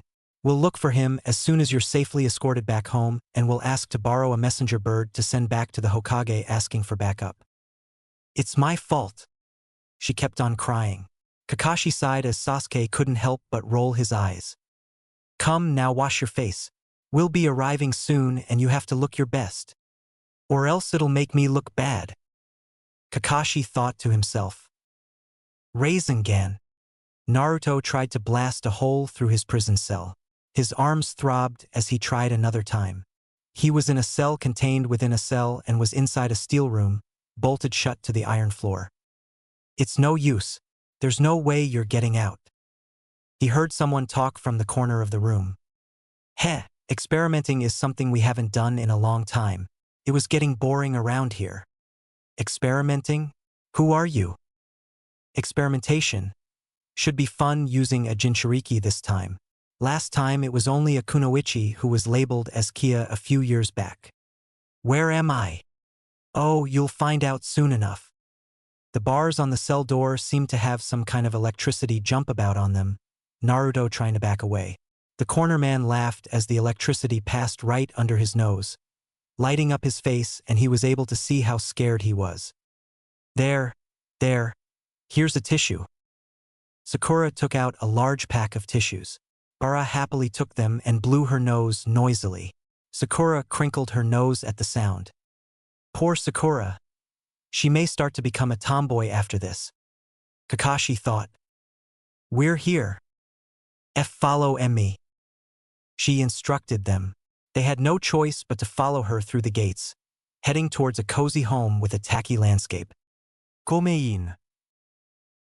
She fumbled with some keys and opened her house. It was so clean that it made a hospital look like a junkyard. She scurried off to some room. You guys stay here. I'm off to get a messenger bird. Sensei, let me come this time. I'm sorry, Sakura, but you're the only one who seems to be able to stand Bara-san, and I don't need Sasuke to badmouth her. After all, he's a little gentleman. Say that again and I'll burn your book. Now, why would you want to do that? Meet me at the gates. He disappeared in a poof and left the Genins alone. Oh, Kakashi-san left so soon? Hi. He had to send a messenger bird. Sakura replied hastily. Bara Bubble was about to burst before Sakura started to cry. Better thank me for this, she thought. Sasuke could tell that her sobs were completely fake and thanked God. Oh, you poor dear. Would you like to stay for a cup of tea? No tea, thank you. I have to find Naruto. She made her voice grow faint before sobbing louder and more hysterical. Bara put a hand on her shoulder and held out her other hand. Here. It's a B bottle of cod liver fish oil. Take it twice a day. She started to break down in sobs. Arigato, Bara-san. I will send you a message if we find him. Please do. They left as Sakura grabbed onto Sasuke's arm, as if he were there to give her comfort. She kept on crying until they reached the end of the street and then wiped her eyes, Sasuke jerking his arm away from her. What was that all about? I made sure she didn't ask you any questions, Sasuke-kun. Plus, she thought I was like her. So, that was the best plan that I came up with. She savored having touched Sasuke for so long. Faye! Sakura frowned. They reached the gates, seeing Kakashi already waiting for them. Let's go. Right? They nodded and ran off. Naruto didn't give up trying to break free. Beaten and bloodied, he tried another Rasengan to try and blast through the bars, only for it to scratch. You can't keep doing that. You'll hurt yourself. Another surge of electricity flowed through the bars and attacked Naruto. He backed away and hit the bars behind him, the electricity creating a flesh wound on his forearm. Let me now introduce myself. I am Deidara, part of Akatsuki. Naruto's eyes widened. He knew he was in for it now. There was no way he could win. Not even Jiraiya, a Sannin, could beat them. Let me out. Deidara laughed and revealed himself, this time making Naruto laugh. You look like a girl. Why you? He stuck his arm through the cell bars and punched Naruto. Deidara laughed and walked away. The temperature was cold and dank inside the hollow room. The electricity had stopped flowing, but Naruto knew that they had more in store for him. He didn't even know where he was. He shook his head and reached inside his shoe, pulling out a file. He took the liberty seeing that Deidara was gone and electricity stopped flowing to try and file his way through the bars, even though he knew it wouldn't work, seeing that the Rasengan didn't. But it was worth a try. They need help? It was only a C-class mission. What could have gone wrong besides them being hugged to death? Tsunade ranted on. She kept reading the message and frowned deeply. Shizune, send me hunter ninjas and ANBU. But that's only for A-class missions or higher. Naruto's been kidnapped, and what happens if we find? She swallowed the lump in her throat. Hi, I understand. She raced out to scrape whatever ANBU and hunter ninjas she could find. This is not good. She held her forehead. She would have to tell Minato sooner or later. And personally, she didn't want to have to do either and him rush off to be the overprotective father. She stood up and went to round up some more ninjas. Kakashi had explained that it must have been Akatsuki, figuring that the way that he was taken was so silently that they even got past him. Irika would be worried too. Now she'd have to tell Mother Hen, Irika, and Father Duck, Minato. Could things get even worse for her? At least, by what Kakashi wrote, their client had made it safely. Oh, Tsunade. Minato's smooth voice called to her. She didn't even realize that she was already making her way down the muddy road. She groaned. Not now. Minato, I have to tell you something, but I don't want you to freak out on me. Huh? What is it? She nodded. We're not sure yet, but I think that Naruto has been taken by Akatsuki. His eyes widened. Nanny? How? It was early in the morning. They even got past Kakashi. Sweat started to form at his temples. Tsunade just then realized what she said. Seemed to fake in her head. So, unreal. Rage, fury, worry, oh yes. This only scratched the surface of what she was feeling at the moment. I'm going to look for him. We don't even know his location. If he's with Akatsuki, he could already be. She shut her eyes as tightly as she could, hoping tears wouldn't fall. I've had a few information collecting ninjas on the road, just looking for Akatsuki's hideout. One of my ninjas came back, severely wounded, and told me that just before he could get away, he overheard them talking about moving their base location. 2 hours later, he became delirious, and later that night, went into a coma. He died at exactly 4:13 in the morning, 2 weeks later. He had woken up earlier on and committed suicide. His suicide note read, "He's haunting me even in my dreams." It was Uchiha Itachi. No way out PT1. Why did his Rasengan seem to fail him? It was strong enough to puncture a solid tree and through a building. Why not metal? How was it possible? A though came to mind. Damn it. It's because I'm starting over. My arms still hurt. He thought of making a clone to form the usual Rasengan, but he knew that even being weak now, a clone wouldn't help. There was a sound of a heavy lock opening and then a gate. The total darkness couldn't let him see who it was, but he knew it wasn't good. Guess who's back? Naruto backed away. He knew it was the same person. Anbu examined every inch of the campsite, searching for clues. Hunter ninjas were on standby. Tsunade, Minato, and Kakashi were talking, while the genins waited for instructions.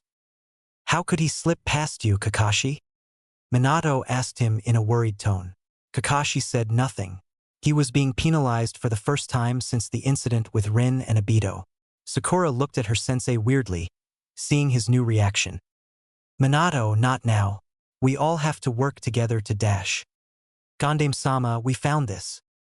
A man hiding his face behind an owl mask held up a piece of orange fabric, belonging to Naruto. It was covered in animal blood. Find where the blood came from, she ordered in a stern voice. We already have. There's a small fox that was found dead near a waterfall by Rai. Tsunade was shocked. There was too much of a coincidence for it not to be Itachi. Are there any trails to follow? No. All traces, scents, auras, even the tiniest of mishaps were covered. Then they purposely left those behind. Yes. I want you to send scouts to patrol the parameters. I want another to patrol every 5 miles after until the border. Hokage-sama, why go that far for him? Minato picked him up by the scruff of his shirt and stared at him through his eye holes. I want you to find him, and I want you to find him now. He hissed through clenched teeth, throwing the mail to the dirt like a rag doll. His action surprised them all. Minato wasn't going to stand still and let itself take its course. He took the piece of clothing and examined it closely. It looks like it was torn off by hand. You take care of the scene. I'm going on ahead to search for him. But dash. Now. All that was left of him was a dust trail that headed north. Naruto was suspended by shackles encircling his ankles, chained to a wall. He was hanging upside down. Now, what shall I do with you? You're out of steam because of your struggling, and I'm your first torturer. I don't know what I should do with you. Deidara shrugged, talking in a playful manner. Say, do you know what I like doing the best? Other than my perfect ninjutsu skills, of course. Naruto felt the blood settling at the top of his head. His breathing came out in funny breaths from fear and gravity. How did you know where I was? My dear Naruto, we know the location of every Jinchuriki. You are no exception. He pulled out a kunai and drew it against the metal shackles that held his wrists. Should I make sure I get all the fun? I only have 15 minutes with you before Zetsu's turn. Naruto shuddered as the thought him being tortured came into mind. He didn't think that they were serious. First the assassination on him by Toshiro, and now Akatsuki. Let's start now. Make sure to scream real loud. There was a sudden sting of pain as he felt something enter his back, nearly missing his spine and lungs. Sasori, what are you doing here? Itachi sent me to have my fun too. He said that he'd exceed the time to 30 minutes now. Heh, I feel sorry for Zetsu. He won't be getting his turn so soon then. Deidara laughed.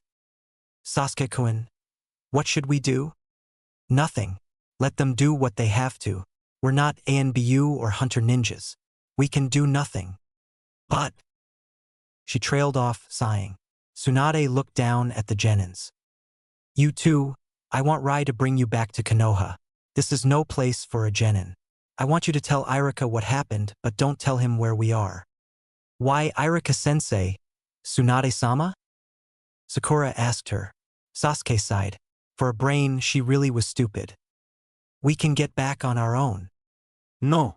If Akatsuki were the ones who took Naruto, and you caught them along the way and tried to do something, you'd be dead before you would blink. This is no laughing matter and not for genins or even jonins.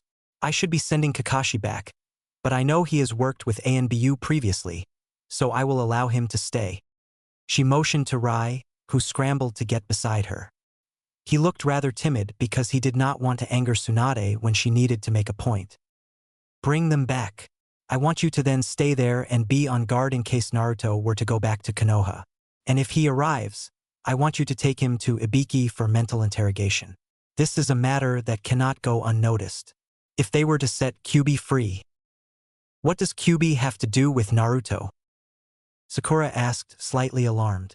Tsunade forgot that she was talking in front of them. Akatsuki may have Kyuubi in their hands, and if they unleash him on Naruto. Sasuke scowled. He knew that wasn't the truth, and he wanted to know what was. Please let us help Dash. What is there for you to do here? You cannot do anything. Go back or I will make sure that you are to be severely punished for your imprudence. Tsunade snapped. Kakashi turned towards his genins. Please do as she says. She does what is best for all of us. Demo, you said that those who don't dash. I know what I said, but there are people who can kill you without a moment's hesitation. It's still our mission. Tsunade sighed, but was not about to give in. She was 38 years older than them and had more power. Rai! Take them back now. Naruto bit back a yell as Deidara gave the finishing blow to his chest, hearing a loud crack. Hee, my turn. Naruto gasped as he saw Zetsu walk in. Why are you dash? Hurting you? Deidara laughed loudly. It's because we can. Itachi wants to try a new experiment on you to draw out Kyuubi.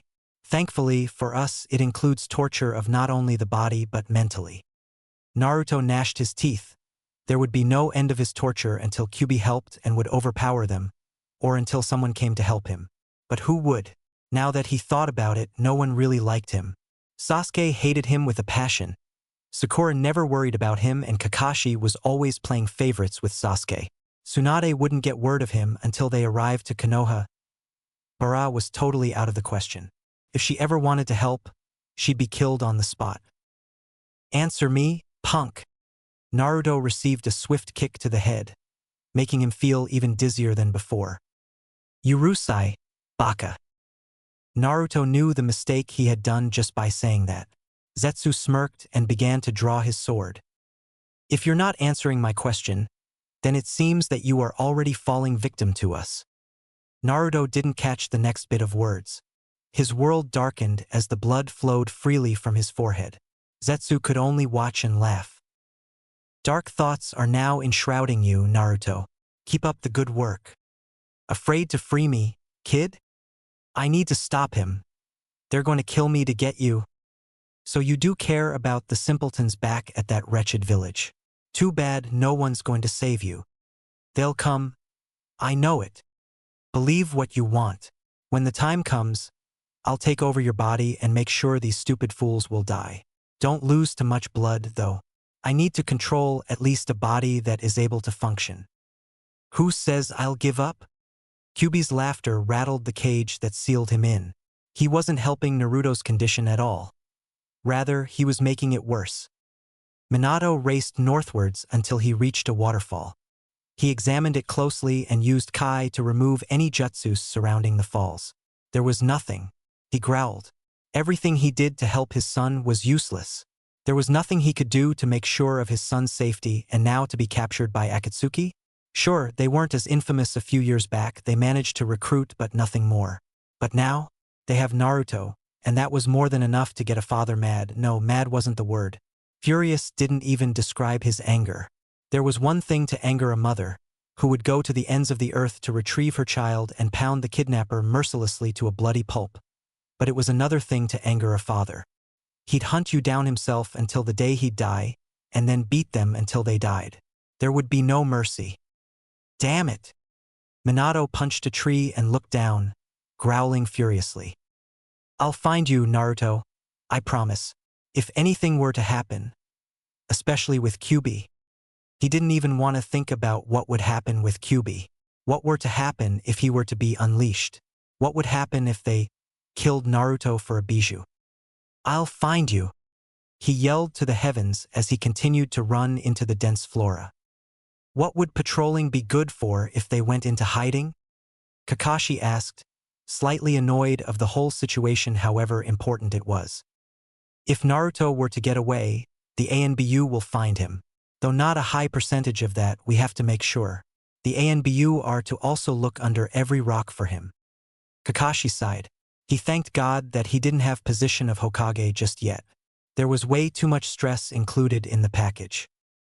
Kakashi, I want you to look for Naruto. I have faith that you will do fine with a few ANBU members and report before nightfall. I don't care where you go. I know that you will be fine. You know the procedures that have to be taken. Hi, I'll look westwards then. Good. Kotetsu, Anatsu, I want you to go with Kakashi and listen to him. He will tell you what to do. Hi, Godam-sama. Naruto woke up in the dark cell. There was a silent dripping of water in the far corner of his containment cell. He wondered if he was paying a visit to Kyuubi, but he knew that it was highly unlikely. The place he woke up in was much more vile, smelling of mold and death, while Kyuubi was nothing but the thick air of being unwanted and bloodlust. He groaned and tried to stand up, feeling his ankle give way. It was broken. He sat up as best as he could and looked around in the darkness. Maybe, if I summon Boss, he could get me out of here. He felt around his body for fresh blood and rubbed some on his thumb. He made a few seals and muttered a light, Kuchios no Jutsu. None other than the famous Gamakichi popped. What happened to you? His voice squeaked. It wasn't too long before Gamakichi popped, leaving only smoke entrails. Naruto groaned again and fell to his side. He wasn't strong enough to keep a steady jutsu going. This was too much for Naruto to stand. Suddenly, something clicked. How could there be water dripping from the ceiling if it was strong enough to resist a Rasengan? He grabbed the bars and pulled himself up, wincing slightly. He placed his uninjured foot on a metal support of the bar and pushed himself upwards. He felt the roof for an opening. His fingers latched onto a screw. He began trying to unscrew it. He smiled widely as he felt it start to loosen under his fingernails. But now, where could he put the screw?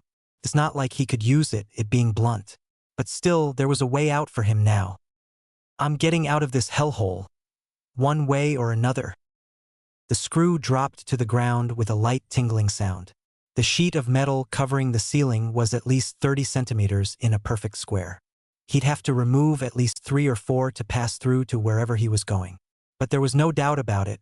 Someone would get him first if he didn't move fast enough to remove the remaining 15. There was no way that could happen. At least if he did about half now, he would be able to finish it later. In a way out PT2. Naruto made it to the 10th screw before he heard keys opening the door. He tried to scramble back down, only to slip and fall on his side. He quickly hid the screws in the corner of the room under a dish that was maggot-infested. If there were maggots, then there would have to be some way they got in. One way was for a fly to miraculously fly in. The other way was the way he was trying to uncover.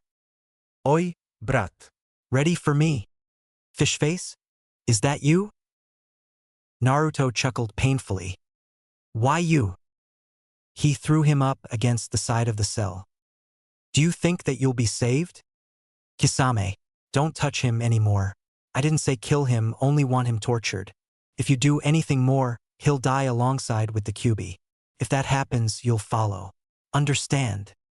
No fair. Just a bit. No. It's decided. We leave him there for a bit, then start the extraction. Hee. That'll be the fun part. He gave Naruto a final kick before leaving the dank cell, Naruto cringing as he held his stomach, coughing up blood. Kyuubi loved every bit of the torture that was being distributed to Naruto freely. Naruto closed his eyes, almost giving into sleep before remembering what he had to do.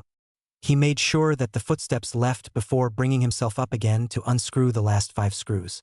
Freedom was only a few minutes away, but weariness was calling out wistfully.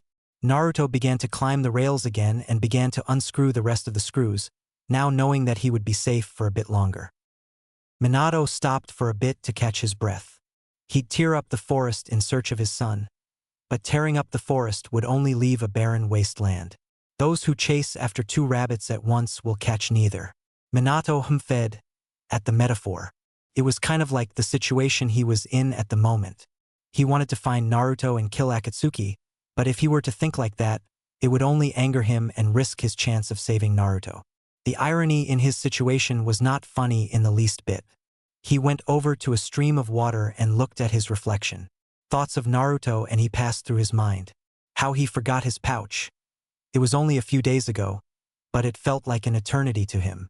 But the same thing still ran through his mind. Will Naruto ever be able to accept him as his father? That was the main question that kept popping up. Everything else didn't matter. Nothing else did. He just wanted Naruto to know who he was. But would there come a time when he ever would? Naruto, I swear I will tell you someday. He clenched a fist in front of him and let himself become focused once more. There wasn't time for him to be selfish. Naruto let out a cry of triumph as he finally released the last screw. Happiness swelled in his chest as he used his free hand to push away the ceiling tiles. It didn't budge. He wondered why. He remembered what Minato said about his Rasengan. One day he would have to make one in a tight spot and making a clone would take too much time. He just needed a gust of wind to push the tiles. He closed his eyes and concentrated on forming a perfectly shaped Rasengan forming in his right palm. It swirled and slowly grew as it spun in different directions, his arms beginning to hurt again. If he ever needed the Rasengan the most, now was the time. He hurled it towards the ceiling and watched water gush out like a bleeding wound. It slowed, but ceased to stop. A putrid smell entered the room. He managed to climb another set of rails and then into the gap. He pinched his nose to find that it was a sewer. A sewer. That would lead him into safety if he found a ladder. Kakashi-san, we have to get back. It's getting dark outside. We are not going back until we receive word that Naruto has returned or until we are summoned. The female ANBU sighed. She knew she was acting childish, but her specialty was daytime, and that was why she was valuable as an ANBU. Sure, anyone could do it, but she was one who could go undetected and unnoticed until it was too late. Sachi, stop acting like a baby. Shut up. She called back to her male companion. Kakashi only sighed. It wasn't too long until he saw an ANBU up ahead with a Konoha Heidi 8 and went over to talk to him. Any signs of him? No. There are 5 more ANBU who are stationed after me patrolling a 10-kilometer radius at a 360-degree until their next checkpoint. Please resume your search 10 kilometers from me. There has yet to be any signs of any life there, and I'm afraid I cannot go and see for myself. I see. Thank you. Kakashi couldn't help but growl. Naruto was somewhere with Akatsuki and he couldn't find him. Feeling the deadened sensation of that of a failure, the only thing he could do was continue with his pursuit. Minato was out of breath.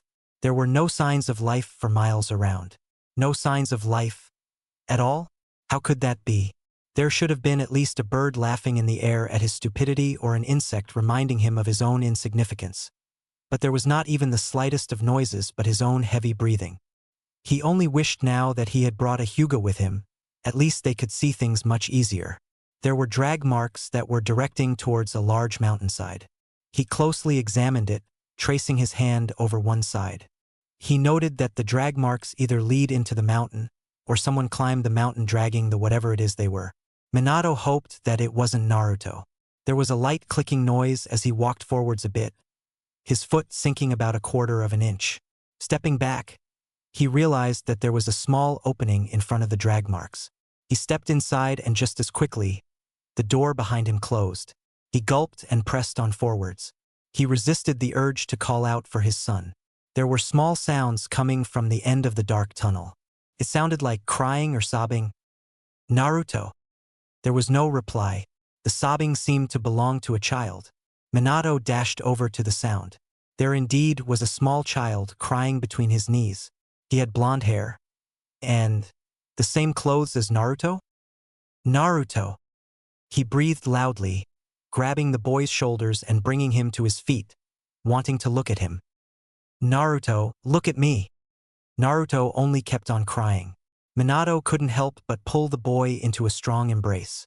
A deadened sensation hit him like a ton of bricks.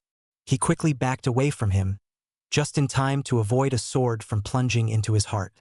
Naruto lifted his head, and soon Minato was looking into the face of a puppet that looked exactly like Naruto. No. Don't worry, he's made of wood, though I would love to have Naruto in my collection after the extraction.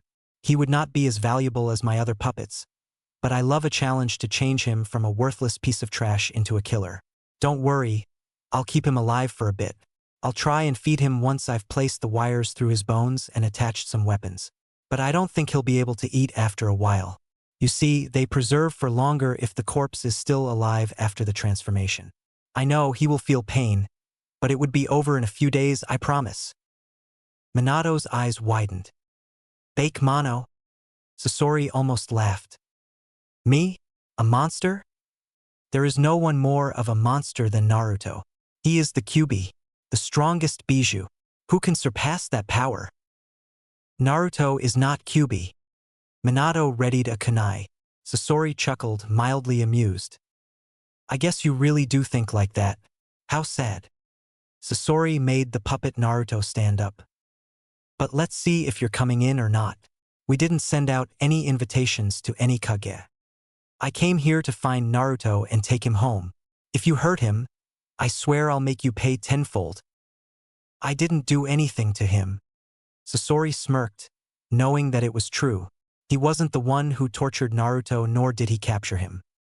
Let's see if you live up to your title as Yondaime. Naruto gagged as the fumes entered his lungs. How was there a sewer in the middle of nowhere if they didn't lead out to anywhere? Was he close to Konoha? Where was he in this damned place? There was a small draft to his left as he came to a fork in the road. Where are you going, Naruto? The cool voice sent shivers down his spine. He knew who it was. Itachi. Sweat fell in beads down his forehead.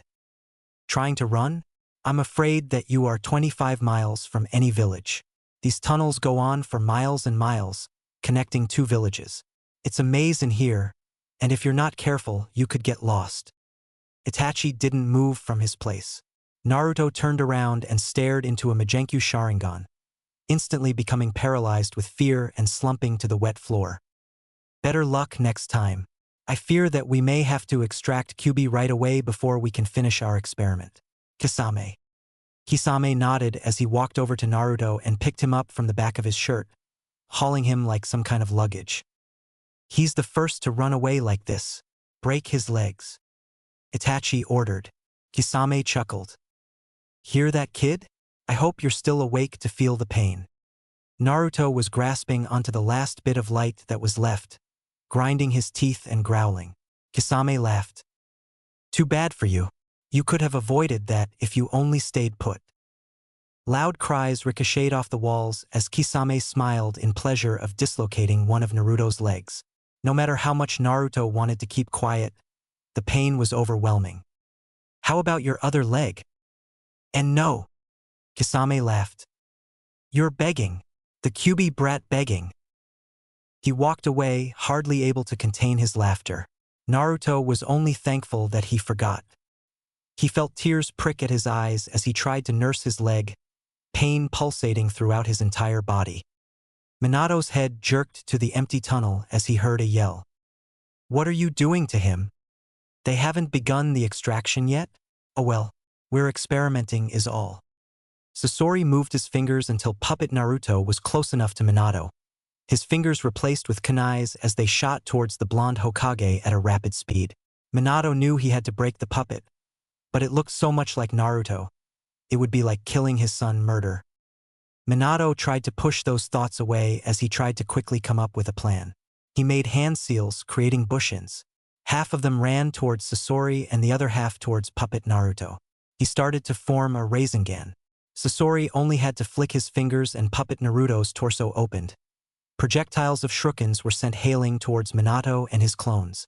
He used body flicker to move himself from the barrage and appear behind Puppet Naruto. It seems that this puppet isn't well equipped. You'd be surprised.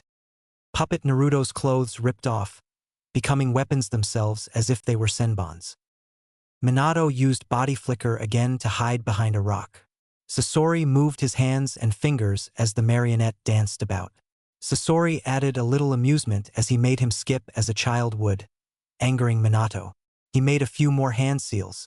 More bush-ins erupted from smoke. He used body flicker right away and appeared behind the puppet, a Rasengan already formed in his hand. You play with dolls too much. He thrust his hand into the puppet and watched it blast and tear apart. In an instant, another Rasengan was formed again. This time he jumped up and blasted the ceiling, creating a cave-in. That was too easy, even me being Hokage.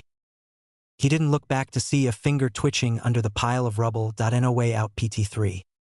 There was a sudden jab that was felt in Minato's elbow. He let out a frustrated cry and looked at it. There was a hook lodged deeply under his skin.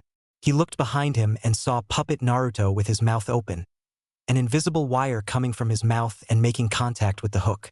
Minato saw Sasori standing up slowly, looking at the Hokage. You think you can kill me with only a little dirt? He asked nonchalantly. Minato carefully tried to take out the hook, only for several more to come his way and pierce his skin. Sasori moved his fingers and the hooks began to tug. At first, Minato didn't think of it. Then it started to hurt. It was ripping his skin open from the inside out. He took out a kunai and began to cut the wires as fast as he could, only managing to get himself into deeper trouble. Sasori took control of the loose wire and began twisting it around his legs. Minato had to destroy the puppet and he had to destroy it fast. Naruto woke up. His insides felt as if they were on fire. There was a sudden sting of intense cold that splashed against his body. He gasped in surprise as the water chilled him to the bone. He looked down? How was he looking down? You're finally up, just in time for your extraction of Kyuubi. Hopefully, we'll get to hear you scream your lungs out. Deidara smirked. He turned around to see Kisame walking towards him. Looks like you have everything under control here. I'll go help out Sasori, but I expect you to perform the ritual with Itachi-sama and Zetsu. Why help Sasori? He can handle the blonde runt, no problem. Naruto's head jerked up. Hokage Baka is here? Deidara only smirked and pushed on the nails that held his feet on the wall, making him gasp in pain. Shackles encircled his wrists and ankles. Though this pain was new, felt like it wasn't real. Maybe because he knew he'd be safe? How embarrassing. He had hoped that Jiraiya or Kakashi would help him, but not Minato. He'd make fun of him. Why? Because he allowed himself to be caught off guard on such an easy mission. Then again, it was Akatsuki they were dealing with. Shut it. No one can get past Sasori. Even if they did, there's still us and the new recruits. Naruto hung his head and smirked himself. If you think that you can beat a Kage, especially that Baka, you're digging your own graves. If he's found out where I am, then backup will come after all. If he dies, I'll die by the hands of the villagers and ninjas, closely followed by you. Deidara grabbed a few clay models, but Kisame stopped him. You want to kill the kid? More than you know. Itachi will do the same thing that he's doing to the boy. You want to die. Deidara growled and put away his models. You're lucky my playtime is over. I want to see this battle. Hee. Abandoning me? Weren't you listening? There's Itachi and Zetsu coming to perform the extraction. Naruto laughed. He felt stronger than before. There was hope. Minato took a moment to think. Sasori needed strings to move a puppet, and Puppet Naruto was mainly based on throwing weapons and a sword. If he could somehow cut the strings without being noticed and without using bushins that die as soon as they're created, he could pound Sasori. He growled. He was so frustrated.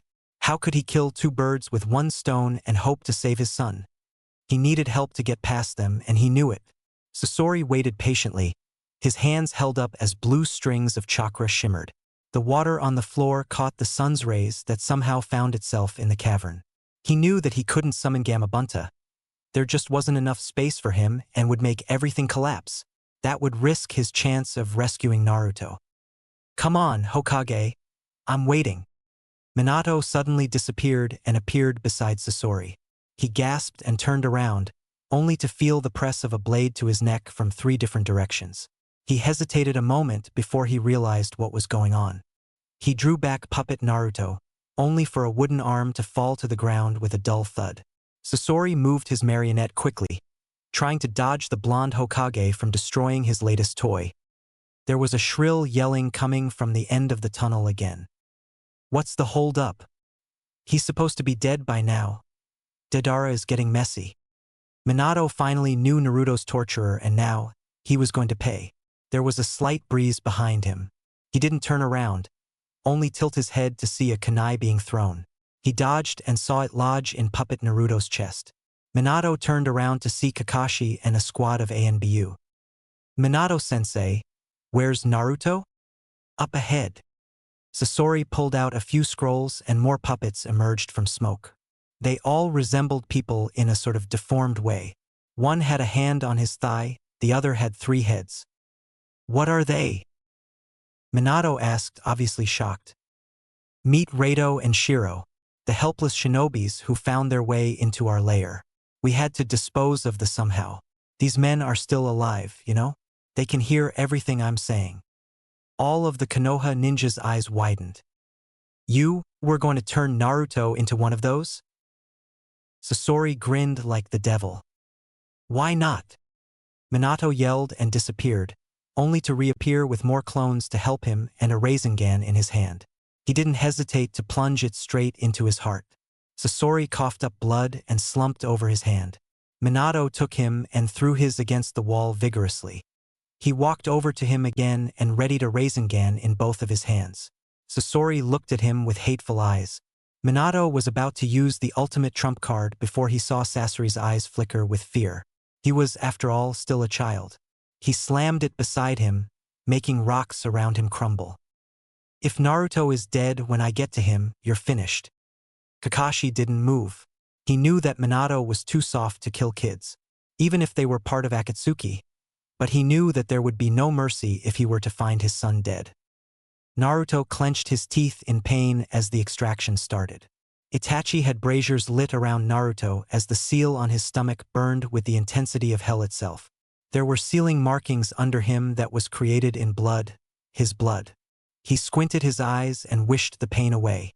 He opened his eyes to look at his necklace that Tsunade gave him. Tsunade the Hokage. Would his dream ever come true? Was this the end for him? He just needed some power to break the binds that held him. There was hope, but would that hope ever come?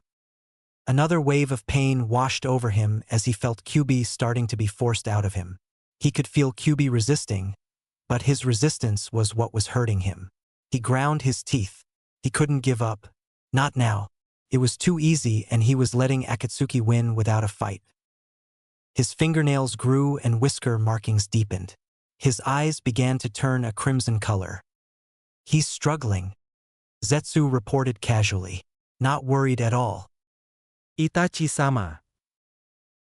He won't get dash. The binds completely shattered as Naruto fell to the floor. He let out a feral growl as he got down on all fours. Itachi watched him stagger forwards and drop. He's too exhausted to do anything, Itachi said. Naruto growled as he felt Kyuubi being forced out of his body. He can't move, let alone let of any more yells. The fun is over now. This is time for business now. Kisame made some hand seals, making Naruto grow heavy and keep flat to the icy floor. He let out some more growls until he yelped. His eyes began to grow heavy. All tension in his hands began to lessen. Was this the extraction? The beginning was painful, but now it didn't hurt at all.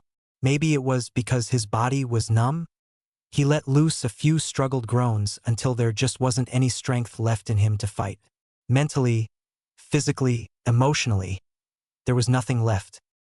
His eyes began to close unconsciously, letting the feeling of numbness and dread wash over him like a wave against a beach, the water always taking away sand and pebbles from the shore. Zetsu suddenly fell to the ground in plain view of Naruto, surprising him. Naruto! He groaned and tried to move his body to see who it was, though he could tell that the deep, smooth voice belonged to Minato. It was filled with worry. He cringed when he felt a sting of pain course through his abdomen. Hey, talk to me. Are you all right? Why am I asking that? Oh God, Naruto. Stay with me. Okay? Stay awake. Naruto smiled painfully. I knew that someone would come. Minato-sensei, we have to leave. I can only hold on to the jutsu for a limited amount of time. Kakashi shouted in urgency. Sweat already formed at his brow from the high level of jutsu that he was using. Get Naruto out of here. We'll stall them. Sachi bowed to Minato. His eyebrows deepened as he nodded. Come back alive. Hurry and go. Kakashi-sama. You too. She took hold of his collar of his flak jacket and shook it, making him become unsteady on his feet. He turned to her as she nodded, a smile on her face. Yandeme-sama is worried, and Naruto-kun isn't getting better. Please get out of here. Kakashi hesitated, then nodded. Let's go. Minato picked up his son and began to run out. Sachi made a few hand seals, the male Anbu making a few as well. Fireworks explosión no jutsu. They shouted together. Their bodies seemed to glow until a burst of energy erupted from them. The entire tunnel seemed to shake and start to crumble. Oi! I want you two back. You hear me?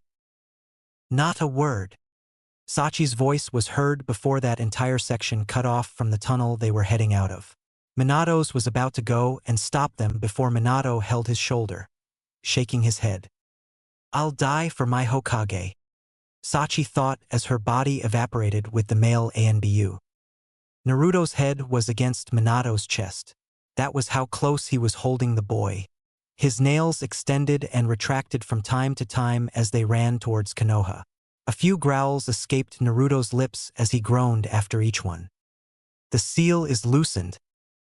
I'll fix that later when we get to Konoha. Wouldn't the villagers find out? Minato thought for a moment before setting Naruto down. Sorry. He lifted whatever shirt was left and saw his seal was clearly visible and causing him pain. We have to get this done right away. You should know that. I know. He gnashed his teeth and made a few hand seals. He pressed a hand to his seal and made a few more one-handed seals. Chakra poured through his hand to the seal. Naruto squinted his eyes and let out a demonic yell, belonging to Kyuubi. Minato almost jumped. Almost. He waited until the yelling stopped, then made a new set of seals and pressed it to Naruto's forehead. Everything went silent. Minato went into a trance-like state. He then removed his hand. Kyuubi's contained, for now. Hopefully the new tie will be stronger this time. He picked him up once again. Are you going to be all right? Fuinjutsus take up a lot of chakra. I've not earned the Hokage title for being a little girl. He replied hastily. Konoha finally came into plain view. Minato looked at his village and then to Naruto. He readjusted him and looked at his strained face. He remembered how people said that some were at most peace when asleep, but it was not the same with Naruto. A pinch of jealousy. Naruto heard the steady beep of a machine beside him. He was too tired to open his eyes. How come is it that you feel sort of fine out of a hospital, but as soon as you step foot in one, it's like you gave in to that weakness and suddenly can't move? Come back. We need to put them as Kia. Right? Naruto heard two voices. One belonged to Minato for sure, but other one belonged to a stranger, or at least the voice was unrecognizable at the moment. Where did you find him? A low voice asked, Their mouth seemed to stick together from thick saliva that was the result of crying. There was no answer.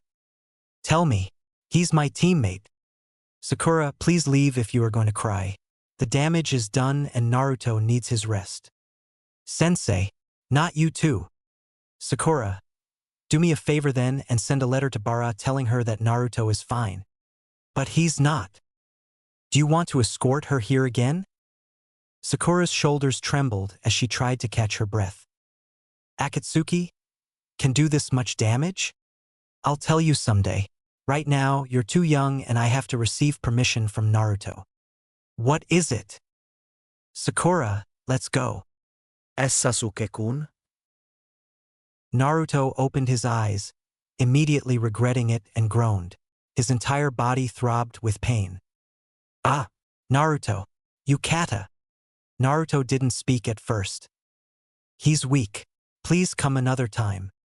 Naruto saw that the mystery voice belonged to a nurse. Minato leaned over the bed rails, rubbing his hands anxiously. Naruto, I'm so sorry. He closed his eyes. Naruto finally felt hot tears prick at his eyes. He couldn't cry, not in front of his team, though it felt so right to do so in front of Minato.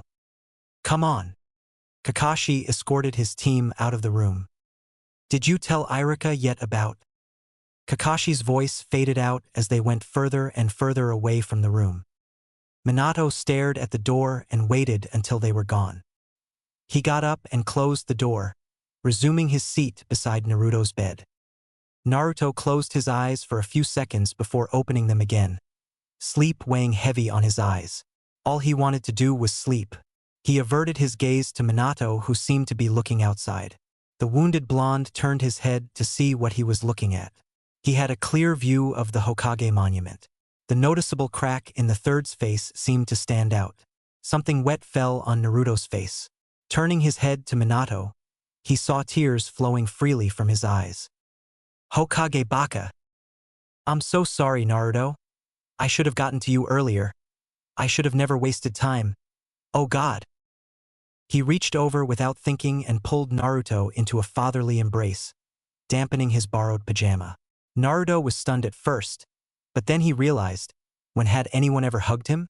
Tsunade gave him a kiss on the forehead, and that made him so happy.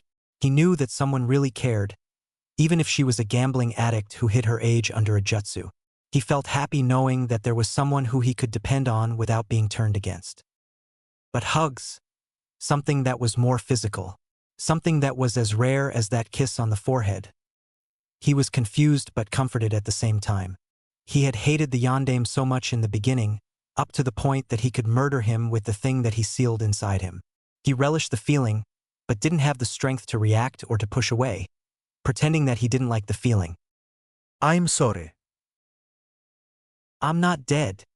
You can stop apologizing. Naruto tried to joke around, finding it harder than he had imagined. Minato pulled away and examined Naruto. Go to sleep. I bet you're tired. Minato wiped his eyes. Naruto didn't wait for him to insist, for sleep decided to put his brain to sleep. The machine beeped at a constant rate, the four-stand dripping steadily. Wires with fluid attached to his arm and blood transfusion bag seemed to be working overtime, seemed to be the only things that kept him alive. But Naruto thought otherwise. His precious people were what kept him alive, and the knowledge that they would save him in time. Naruto, you didn't give up, did you? Minato asked silently. He massaged his eyes and then held his forehead, smiling down at his son. Hinata paid for a rose at the Yamakna flower shop. She bit her lip and remembered Naruto, and his condition as he was being brought back to Konoha. She didn't even realize that he was missing. She turned around and saw her academy teacher, Yumino Irika, running towards the hospital. Irika-sensei. She called out to him. He stopped for a moment and made his way over to the young woman, knowing that she'd feel rejected if he weren't to answer. What is it? Naruto-kun is back. I know. I'm going to see him right now. She nodded and began to follow him. I'm going too. What do you mean I can't go see him? Irika shouted loudly. Shoo, please, this is a hospital. Uzumaki Naruto is in critical condition and only special people are allowed to visit. I know him. He is my former pupil. Former. Please step away before I call security. This is a hospital, not a classroom. Irika ground his teeth, about to yell, but a hand was felt on his shoulder. Doc, let them through, please. Y Yondai-me-sama. Of course. He nodded and stood aside, letting the two pass. I say yes for now, but you cannot stay for long. That much I have control over. I understand. Hinata sped walked beside Minato, clutching the flower close to her body. Is Naruto-kun awake? She asked, trying not to stutter or lower her voice. Minato shook his head. He woke up before, but he's too exhausted to move too much. Hinata bit her lip. Did she even want to see him in that state? Yumino Irika, right? Hi, Hokage-sama. Minato nodded. He didn't really want to speak with him. Just know that he was called Yumino Irika and not some other name, embarrassing himself in front of him. Minato only exited the room because he hadn't drunk anything since the night before, and the nurse urged him to do so before they would force him. Upon entering Naruto's room, he found nothing out of the ordinary. Naruto was asleep, the windows were shut. Everything was normal for once. Hinata paled to the color of a sheet. Minato was sure that she would faint, but that didn't happen. She walked over to Naruto's side, scarcely able to breathe in case that would poison the air that surrounded him. She took a vase and placed her flower inside with lukewarm water. That way the plant wouldn't die as quickly. Minato closed his eyes and thought. He thought about what's been happening, the recent events. How did they all link together if they even did at all? Orochimaru bringing him back to life, Toshiro, Akatsuki. Did the elders have something to do about it all? No, desperate as they were, they wouldn't risk neck and limb to go see Akatsuki or Orochimaru. They were trying to protect their necks and limbs. It just made no sense. Akatsuki would go after Naruto because of Kyuubi. Toshiro was because he was hired by the elders and was killed in the end anyways. Orochimaru still left him puzzled. He looked towards Irika and saw him push Naruto's bangs away from his forehead. Somehow, he felt a twinge of jealousy starting to form. Why did it bother him so much that he was beside Naruto like that? Irika, you're Chunin, right? Yes. How long have you known Naruto? I was his academy teacher. He replied, looking towards him. Hyuga Hinata is your name, right? Hi, Hokage-sama.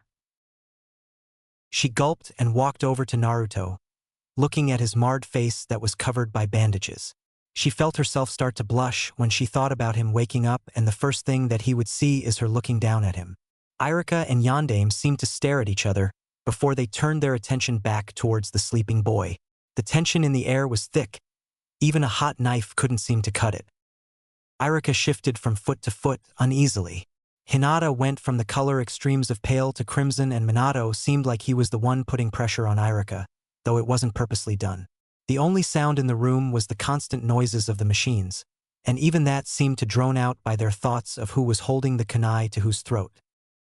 Visiting hours are over.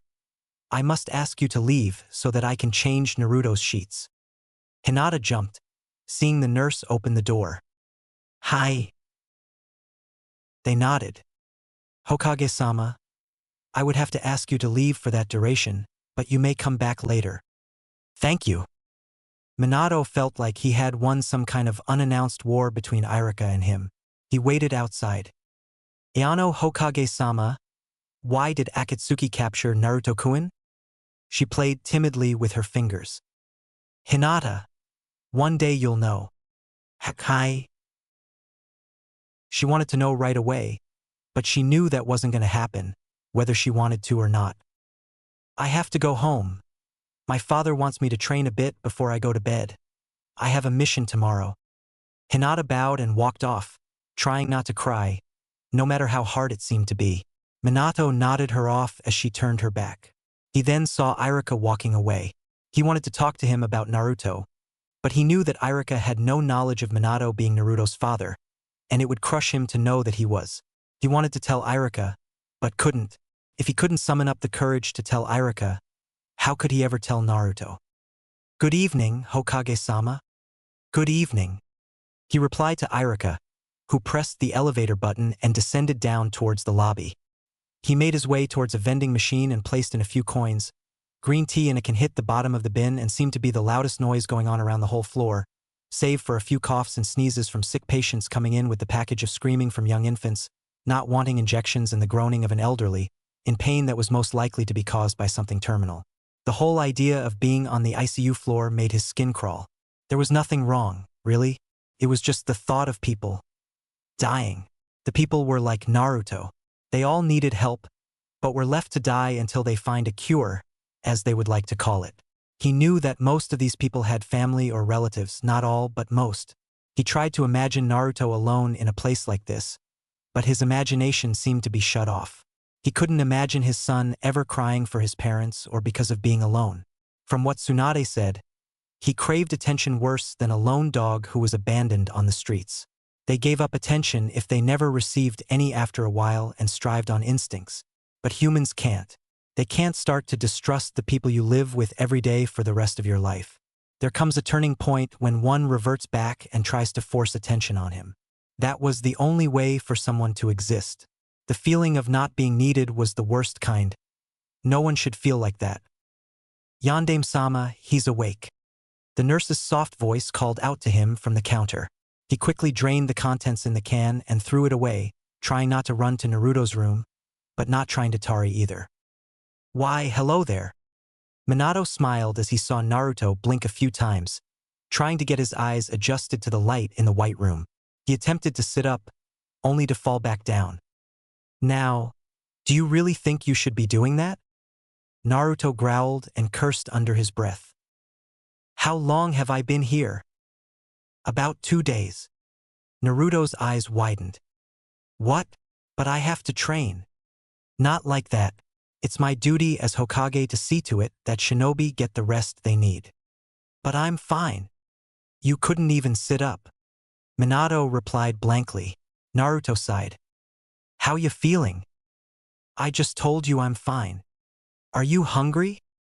Naruto nodded quickly, feeling hunger pangs that were there for quite some time now. I'll get the nurse to help you up. Naruto blushed. He felt so embarrassed to have to be helped. I'll do it on my own. Minato sighed.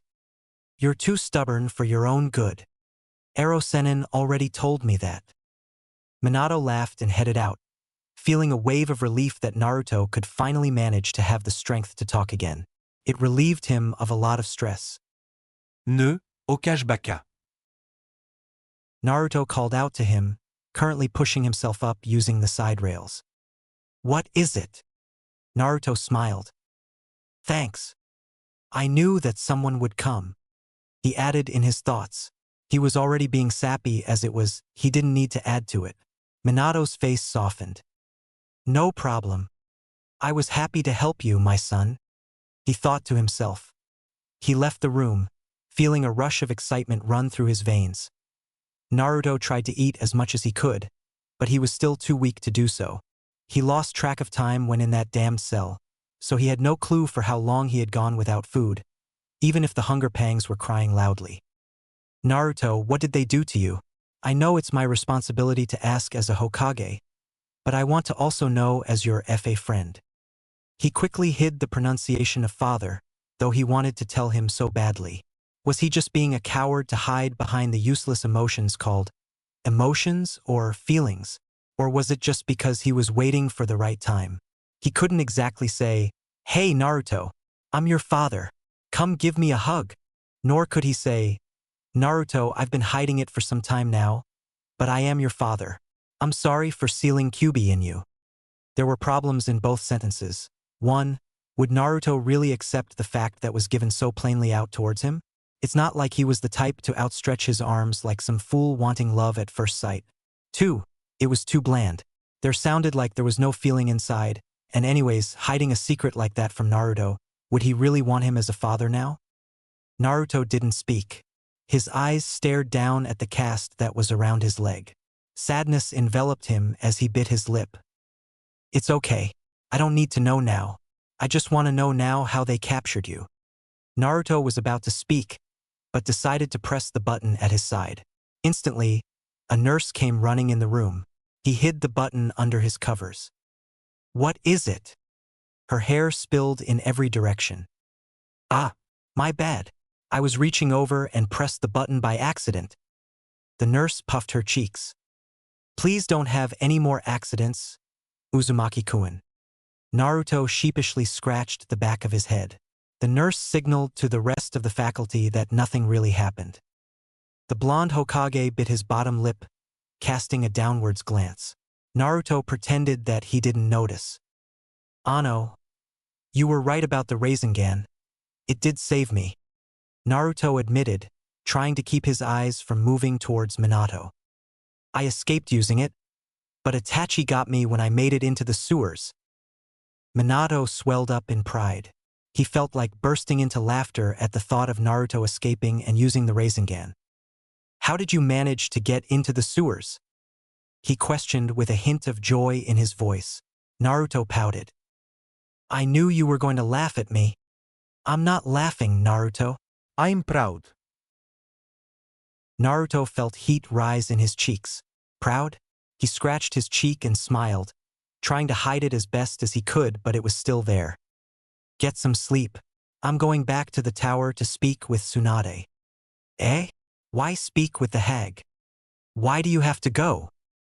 He thought, clenching the bed sheets unconsciously. I have to attend a boring meeting. She'll be updating me on the latest news while I was asleep, shall we say? Naruto nodded. He didn't say anything.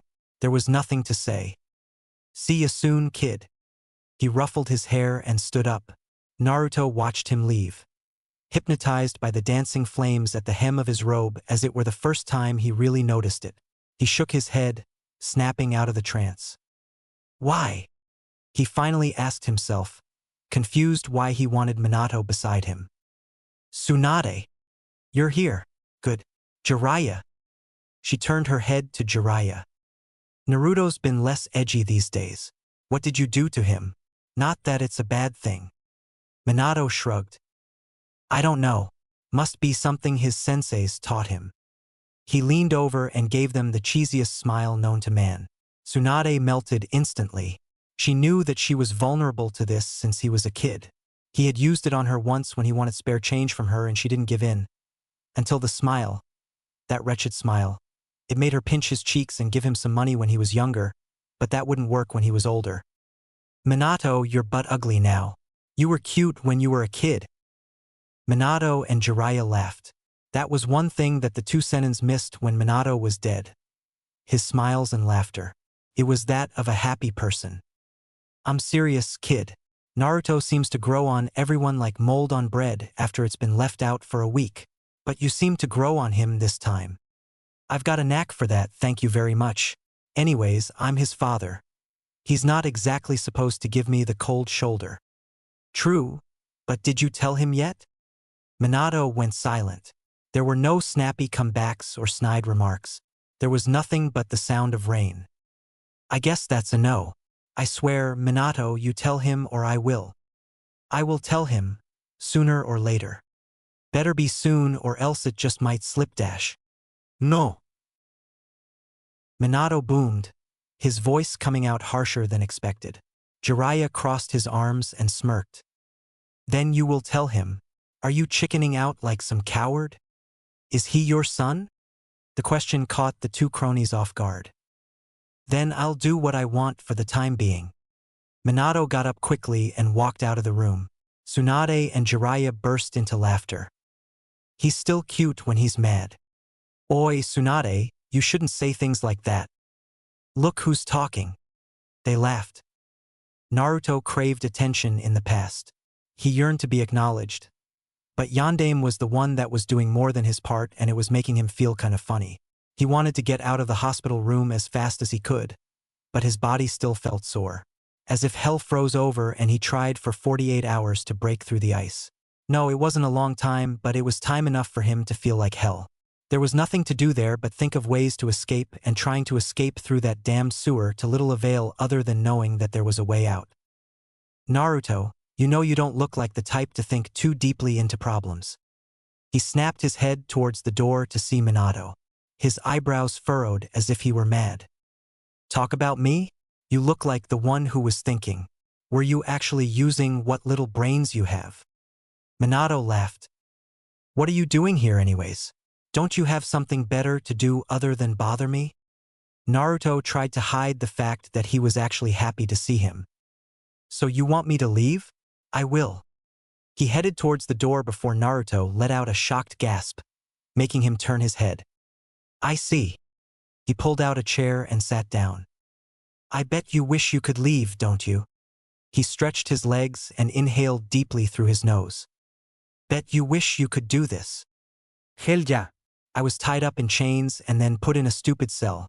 Now I'm stuck in a hospital bed? I'm sure as hell that I want to get out. Minato flinched slightly. Now Naruto let some information slip about his experience with Akatsuki.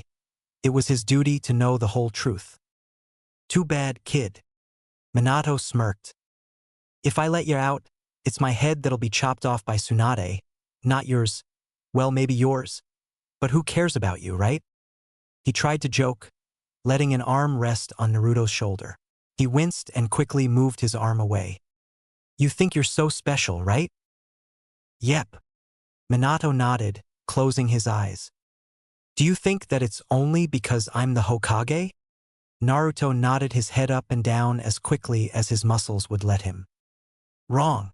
That's one way you can be, but the most honorable Hokages have all done something so great that it makes people respect them for more than just a title. Take Jiraiya, for example. He's an old fart who watches nude women and write about them, but he's a Chunin, making him able to become a Hokage whenever there is one in need.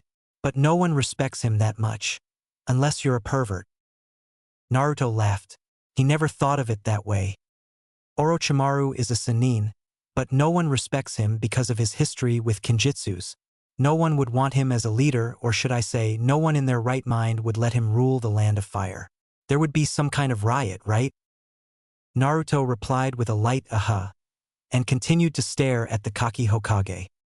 Well, it would be the same with the other Kages. Tsunade is in her position because of her superior healing jutsus, just as I was for something else. Naruto knew what he meant and silently thanked him for not saying it out loud. For some reason, it hurt him knowing that Minato could speak so freely of his strength but holding his tongue when he should. Naruto respected him for that and understood what he was trying to say to him. Understand? Yeah. Minato laughed. Do you really, or did you just want me to stop talking? I understand, Hokage Baka. What's with the Baka all the time? I've put up with it for this long. Can you at least call me by my first name then? No. You are an idiot. Why should I change that? Minato laughed again, opening his eyes. So you really understand, huh? Then let me tell you something else. What? Minato raised an eyebrow and scrunched up his face a bit in thought, trying to find the right words. Remember when you showed me that picture of my wife? Yeah. Kushina, right? Yeah, well, she met your mom before she gave birth to you. Really? What are you getting so excited about? And nothing. Keep going. Kushina was going into the birthing room as well, but before that, she told me that your mom was very beautiful and kind. Naruto began to get excited. It would be the first time that anyone would tell him information about his parents, and he wanted to know very much. She also told her that if she were to die, to name you Naruto. So, my mom gave Kushina-san my name, and she named me? Yeah, that's pretty much it. Sort of. Your mom died, but Kushina was holding you in her arms, and you were silent. I'm sorry what I did next. He added quickly. Naruto was beaming now. It's okay. Minato's face lifted as a smile made a crater in his face. Naruto looked at his hands and tried to imagine himself as a baby being held by the beautiful woman in the picture. Are you sure you forgive me? Why, yeah. I mean, you told me something no one ever has. Of course I forgive you. Minato knew that Naruto wasn't lying. He sounded too happy and desperate to know more. Information about his mom, his parents. Forgiveness was worth that knowledge. having Kyuubi sealed in him and forgiving the person who did that was never going to happen before. But now was a whole different story. He had told him about his mom, even if it was only little information. He could cling on to that knowing that his mom was a trusting person. She'd have to be to tell Kushina to do that for her, right? Minato, I want to speak to Naruto. Minato turned around to see Tsunade with the chief elders. In what do I have the honor to meet with the chief elders under these conditions? We wish to speak to Naruto. Speak away. Please leave the room, Yondaime. You know we wish to speak to him alone. Like hell that'll happen. You do not trust us, Yondaime? Nope, not really. Fine, Godaime. Minato, leave the room. I've got everything under control. I'm not leaving. Minato! Tsunade yelled loudly. She looked as if she were on the verge of tears. Minato heard a small crack in her voice. You really expect me to leave this goddamned room? What do you think? Why should I? Naruto's head was bouncing back and forth, from Tsunade to Minato and sometimes to the elders. Why do you have to talk to me? Naruto asked, a quizzical look on his face. Naruto, you have been captured by Akatsuki. ANBU will come and interrogate you into the happenings. If Kyuubi was in any way disturbed, then, depending on the damage, we will have to relocate you until we can find a cure. You make it sound like I'm sick. I'm not sick. There is no cure for Kyuubi. You don't understand, Naruto. The male elder now spoke. His face was firm with his mind already made up. We may have to relocate you if, however, there is nothing wrong with Kyuubi and no chance of his escape. Then there will be no consequences, shall we say? I haven't done anything wrong. I didn't exactly walk up to them and say, "Hi, can you take Kyuubi away from me while I die an agonizing death?" I didn't even know which one was my captor. Watch your tongue. No. I am not sick and I haven't done anything wrong. There is nothing to cure and I don't deserve to be punished for something I didn't do. Naruto knew with whom he was fighting with and quite frankly he didn't care. You have been captured and will be interrogated about what happened. If Kyuubi manages to beat the seal, we can't endanger the whole village. You claim to want to become the Hokage? Then start thinking what would be best. You or the village? Naruto knew he was going to lose, but what were the odds of him winning in the first place? These were the chief elders and anything they say goes. You speak of the village so freely, but it is the people who make up the village. You don't take care of the village. You take care of the people in the village. Does that not include Naruto, or is there some sort of memo that I missed? Minato spoke now, seeing that his son was getting into trouble. I'm not saying that he shouldn't be interrogated, but surely there is another way. If Akatsuki did something to erase his memories, who will interrogate him? Then? I know what the ANBU then use. Shock treatment. You want Naruto to suffer because of Akatsuki? Has he not suffered enough? Minato's voice rose from a silent, threatening voice to his yells that penetrated the closed door and had doctors and nurses looking through the small window, checking to see if everything was all right. If he doesn't have the memories, will you create physical pain to make him remember? Yes. Minato was about to overturn a desk but decided to slam his fist on it. He has every right in the village as anyone else. This is inhumane and inappropriate. I will speak with him myself and I will make sure that he remembers. Having him involved with ANBU is good experience, but weighing him down with what you just told him could cause the ANBU to grow impatient and try different methods on him. I have a Kage title, don't I? Yes, of course. Then I will probe his memories. You will not touch him and fill him with any more doubt. I know he remembers and I know that if anyone else other than myself so much as tries to get information out of him, I will make sure they answer to me. Minato brought his voice down again, making sure it was full of anger and malice. Are you threatening us, Yondaime-sama? No. I am promising you. I will come tell you whatever he has to say immediately. I do not wish for the ANBU to question him. Before you said that it was all right. Screw what I said before.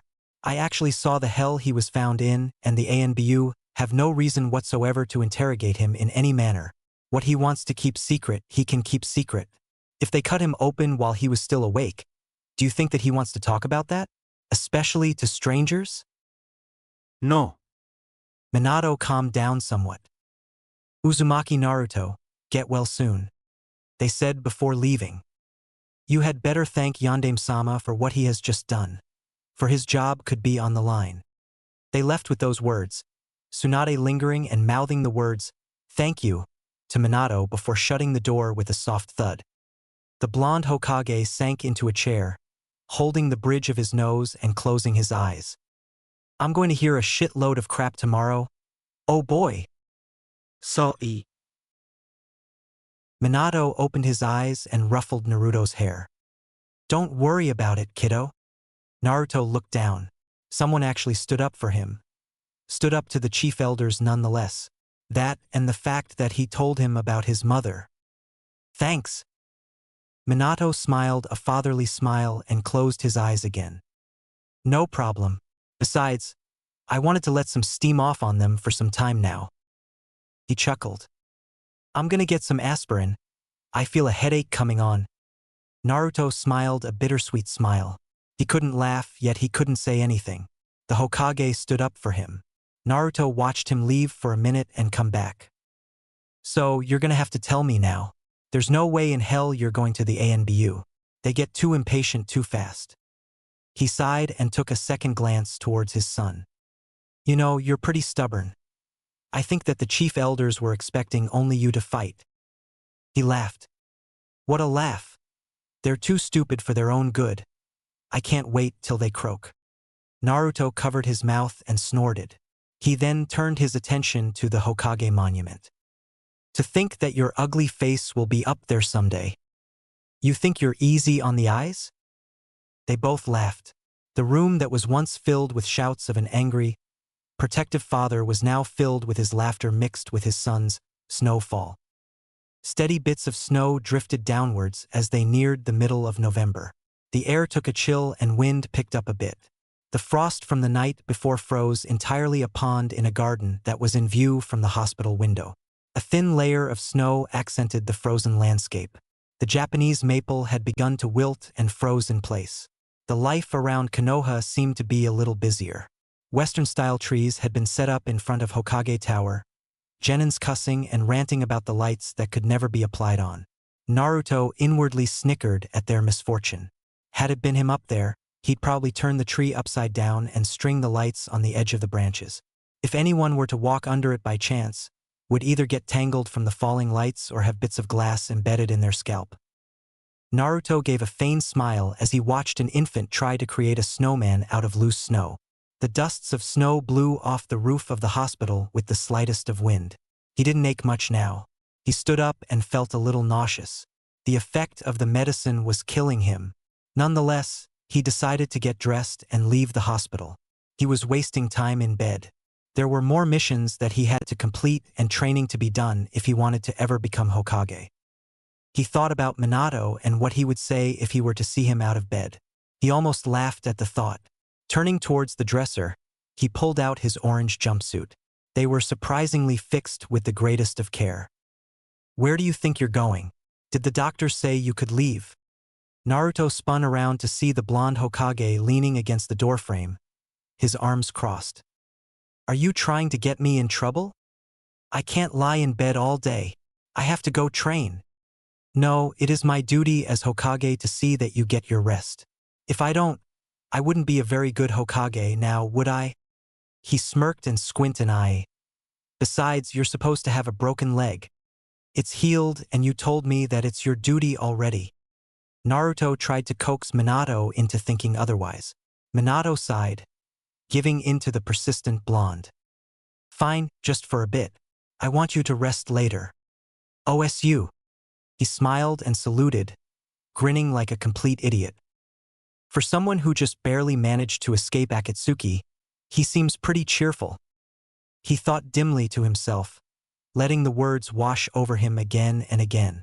He was too tired to deal with his attitude. He had been up all night worrying his head off that Naruto would have gotten a surprise visit during the night. Naruto bounced as he put on his Heidi 8 around his neck. his face still guised in while bandages. He hummed happily to himself as he made sure that everything was perfect in front of the mirror. "Where exactly do you plan on going?" Minato asked him, smiling wryly. There was nothing to do in Konoha except watch the villagers set up Christmas decorations. His eyes trailed down to his broken leg, noticing that the nurse still hadn't removed the cast. He snorted and held his forehead. "So, do you plan on lugging your leg behind you or use a crutch?" "My leg is fine. These damn nurses won't remove it until the 3 weeks are up. I can't wait that long. I dash." Minato held a hand up to silence Naruto. He now holding the bridge of his nose with his other hand. "I'll ask the nurse to remove it after you get an X-ray, meaning you can't go out now." But why?" He stuck out his lower lip and clenched his fists. Minato smirked. He knew that Naruto would rather jump around like the energetic kid he was instead of walking like an old crony with a crutch. Minato decided not to answer his question. There was no question to answer. Was there? "Why, Naruto? Why?" "It's because of Akatsuki.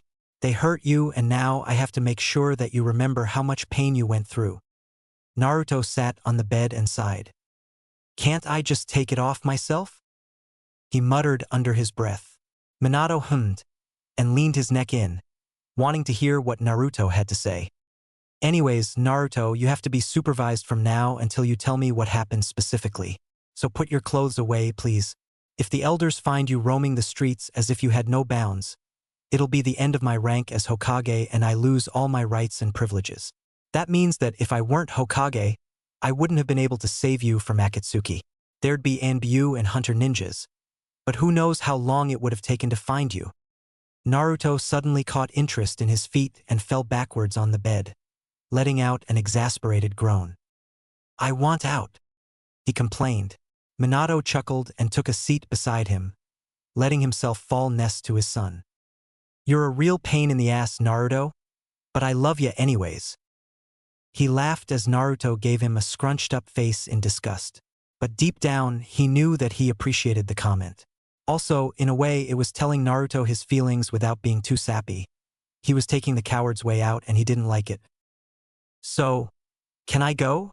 Naruto pleaded, Minato's immediate answer being, "No." Naruto groaned and arched his neck back a bit to look outside again. He spotted Hinata making her way through the busy streets with a bag in her hands. He knew that she, too, was busy with her own Christmas shopping. He kept his eyes on her as she weaved her way through the crowd. Something snapped in his brain, telling him that she wasn't heading towards her house.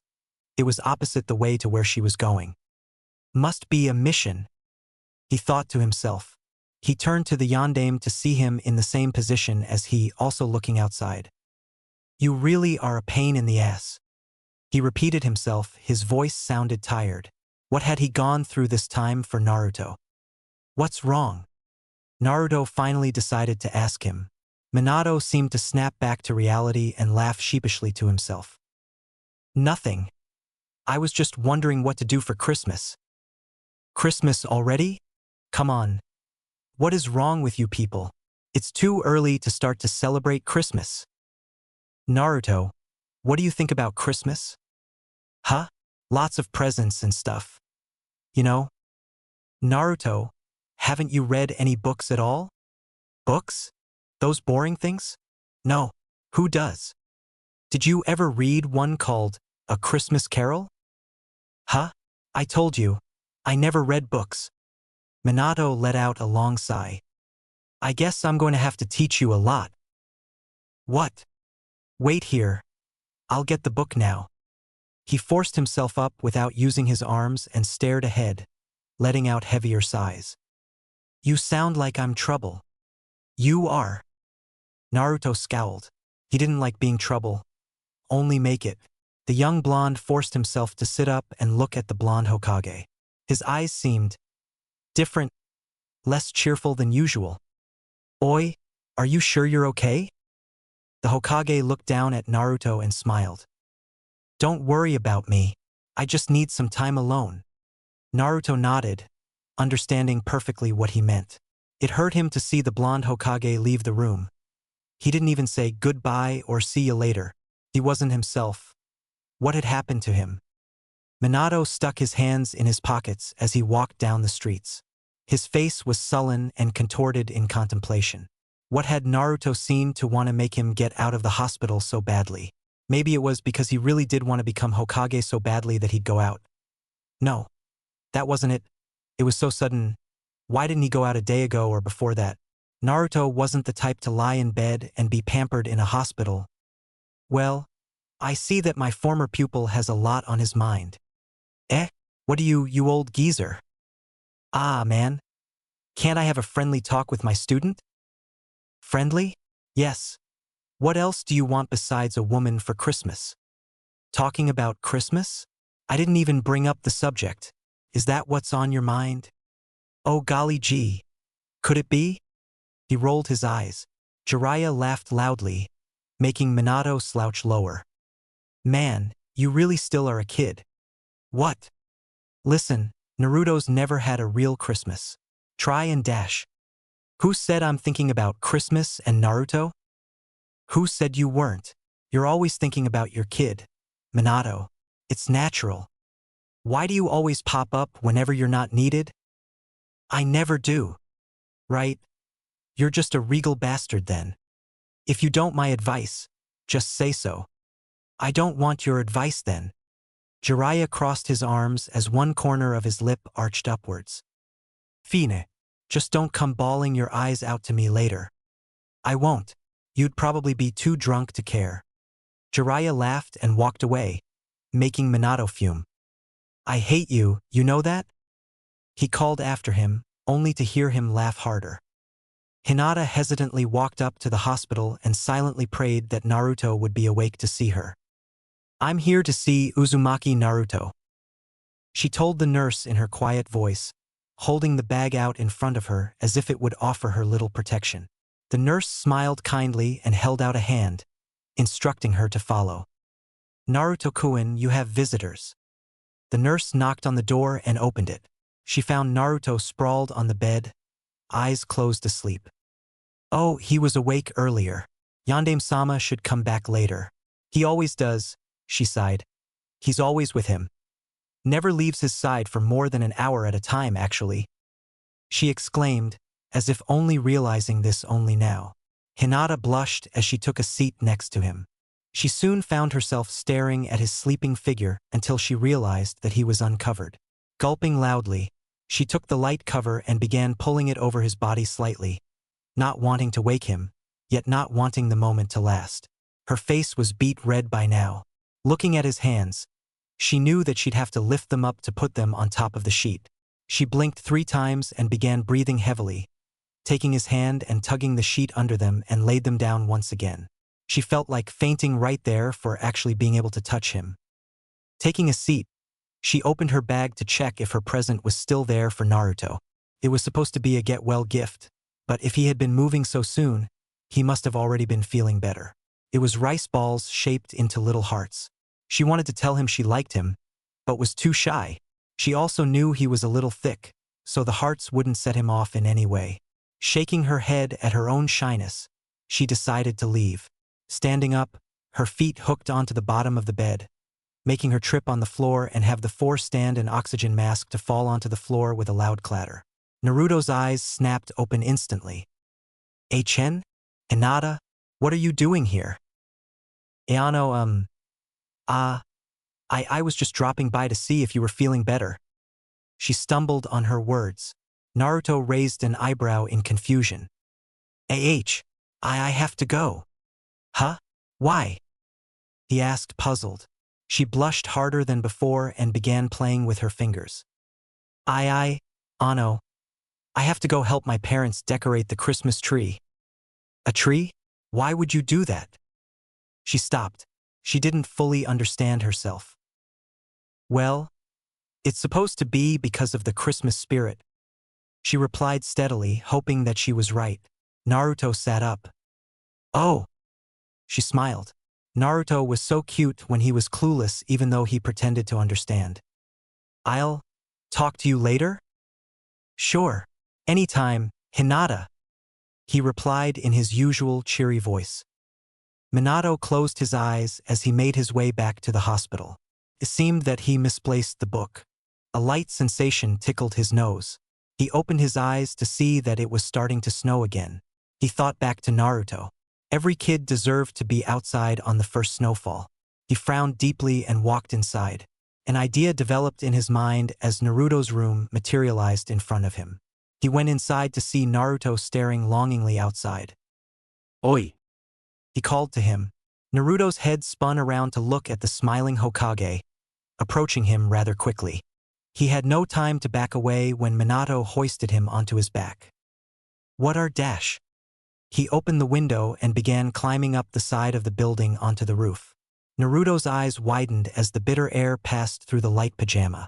Minato set him down on the roof and draped his coat around his son's shoulders. He was grinning like a madman. They didn't even have to exchange words. Minato knew how much it meant to Naruto to experience the first snowfall, or rather the first snowfall that a human would be awake to see. The real first snowfall had occurred at night. Naruto touched the light, cold snow and smiled, looking up at the gray sky. Stop.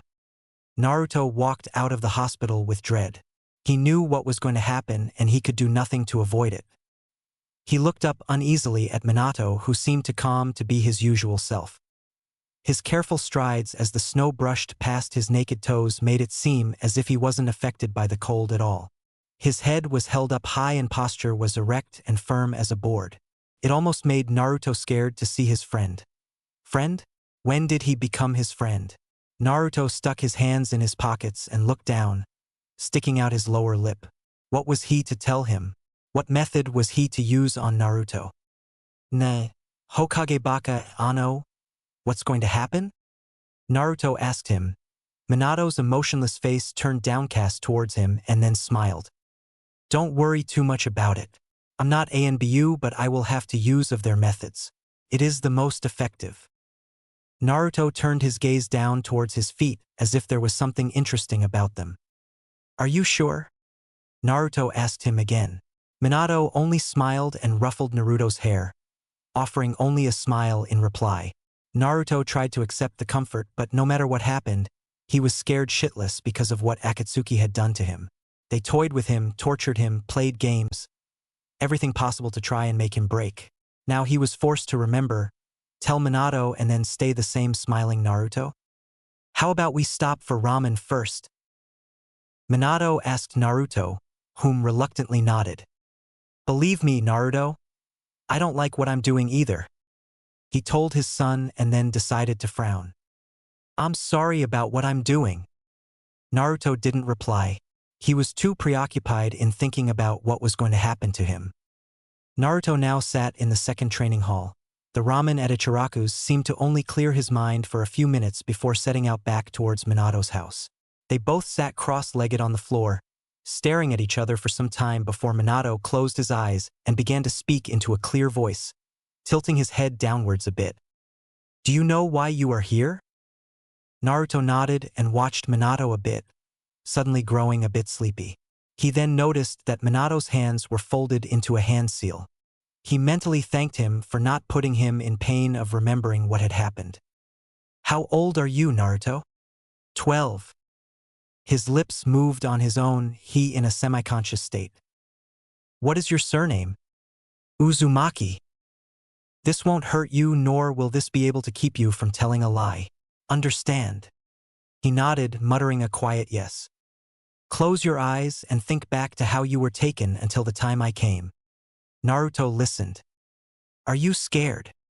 He nodded, feeling a little embarrassed at his absurd feeling. Don't be. You won't remember what will happen as soon as you wake up from your trance-like state. You're putting me asleep?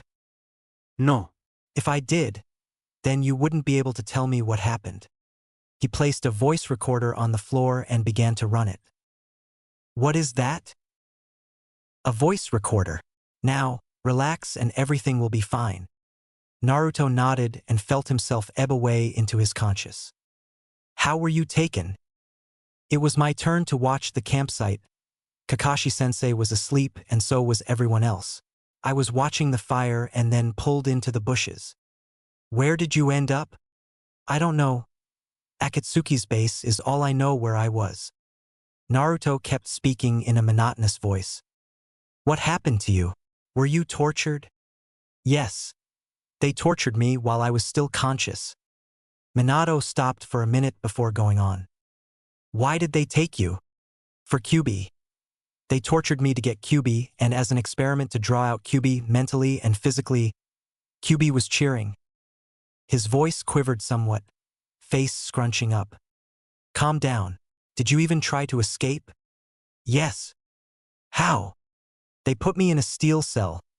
There were screws that held the ceiling together, so I began to take them off. Minato smiled. But then I was caught by Itachi. How were you caught? He used his Magenkyu Sharingan and used Genjutsu. Naruto's eyes parted somewhat, regaining some conscience. Did anything happen with Kyuubi? He tried to take control when my seal was breaking, but he didn't because of my broken leg. Naruto's eyes were now open. Minato went over and stopped the tape. Naruto. What happened? That's it for now. That's all the council would want. Now, I'm going to use something on you for your own protection. What is it? Don't worry, just trust me. Didymu. Minato was already making hand seals. Naruto's face scrunched up as he felt another presence enter him. He held his forehead and then let his hand drop, falling into his own subconsciousness. Naruto was beside Minato, he looking around. What are you doing in here? He asked him, surprised. Kyuubi has been disturbed. Also, there is some other business I need to do here. You can't just barge in my mind without permission. Minato laughed. I need you to show me where Kyuubi is. I've seen you use his power. I assume that you have already met him then. Naruto shifted his weight from foot to foot before trying to argue the Hokage's position in his mind. What do you need to do that's so important? I strengthened Kyuubi's seal when we were halfway to Konoha. I just want to make sure that it is working. And the other thing? That, my dear Uzumaki Naruto. His name fell easily on his tongue, reassuring him that it really was him, is personal. He crossed his arms. You could dash. They stopped in front of a cage. Here. Naruto showed Kyuubi's containing cell. So, comfortable in there, Kyuubi? Minato spoke cockily, leaning against a wall. Quite. Kyuubi retorted sarcastically. Naruto crossed his arms. Hey brat, you should have given in to me. I could have made it all better. Naruto tried to block out all of his words. You almost did, Enigaki? You almost set me free so you could escape from that so-called hell? You wanted me free. Tell that Hokage Baka that you did. You were being set free, Baka, only to be captured again. Naruto replied. Set me free, Gaki. I know you still hate the man in front of you. I know you do. I live in your mind. I know all your secrets, Gaki. For the demon fox to be speaking to Naruto in such a manner made him feel slightly uncomfortable. Did he really hate Yondaime? I know that you're questioning yourself, Gaki. I know what you want. You want him dead. You want a world to accept you, Gaki. You want to be the same as Teach. You Rusai. Naruto's voice bounded off the walls, making Minato take a few steps backwards. Kyuubi's laughter was the next sound to follow. That's it. Let out all your anger. That will release me. You shall be respected as the most powerful shinobi in all of Konohano, in the entire world. You shall be respected as the one who brought the Kages in all 5 countries. Release me and I'll start with the one standing right beside you now. Shut up. That's not what I want. Naruto shouted back. Is it? No. All you want is someone to treat you as a precious person, Gaki. I can help you get one. I can get you revenge on the chief elders, on Akatsuki, on that overly obnoxious Uchiha Sasuke. I can help you dash. I don't need your help. I can do it on my own. All on my own. Naruto yelled back to him, Kyuubi now in sitting position, obviously enjoying the show. I don't need anyone's help. Then why am I sealed inside you? You wanted me? I never wanted a monster like you to be sealed inside me. It was for the safety of the village. Naruto was cut off by Yondaime, whom put his arm in front of his son. That is enough. Naruto, never use his powers unless you're in a bind. I know that. Is it not you whom calls upon my powers at whim, Gaki? Am I to always listen? You use my powers freely. Allow me to teach you them and set me free. That is enough, Fox. Who are you to talk? Silence. Ignorant fool. I am talking to my kit. Minato fumed. Your kit? Is he not my container and I his aid in battle? We are practically family. Should I let slip why you are so antsy? How would you know? My dear Hokage, I am his eyes. Even when they are closed, I am his ears. Beads of sweat trickled down the side of his face. Na Hokage Baka, what is he saying? He might be an idiot, but I am not. I know of all your secrets and of his. He laughed. Fear me as everyone else. Fear your own Minato. Your own? Hokage Baka, you have someone still alive? What does he mean, your own? Stop! Minato yelled at the fox, who was grinning like a madman. Fear me. I have the powers to destroy and conquer. I can destroy his mind when you have your back turned. Minato, I can destroy you with only a few words. I know your weaknesses, and will use them. Both father and son were squirming.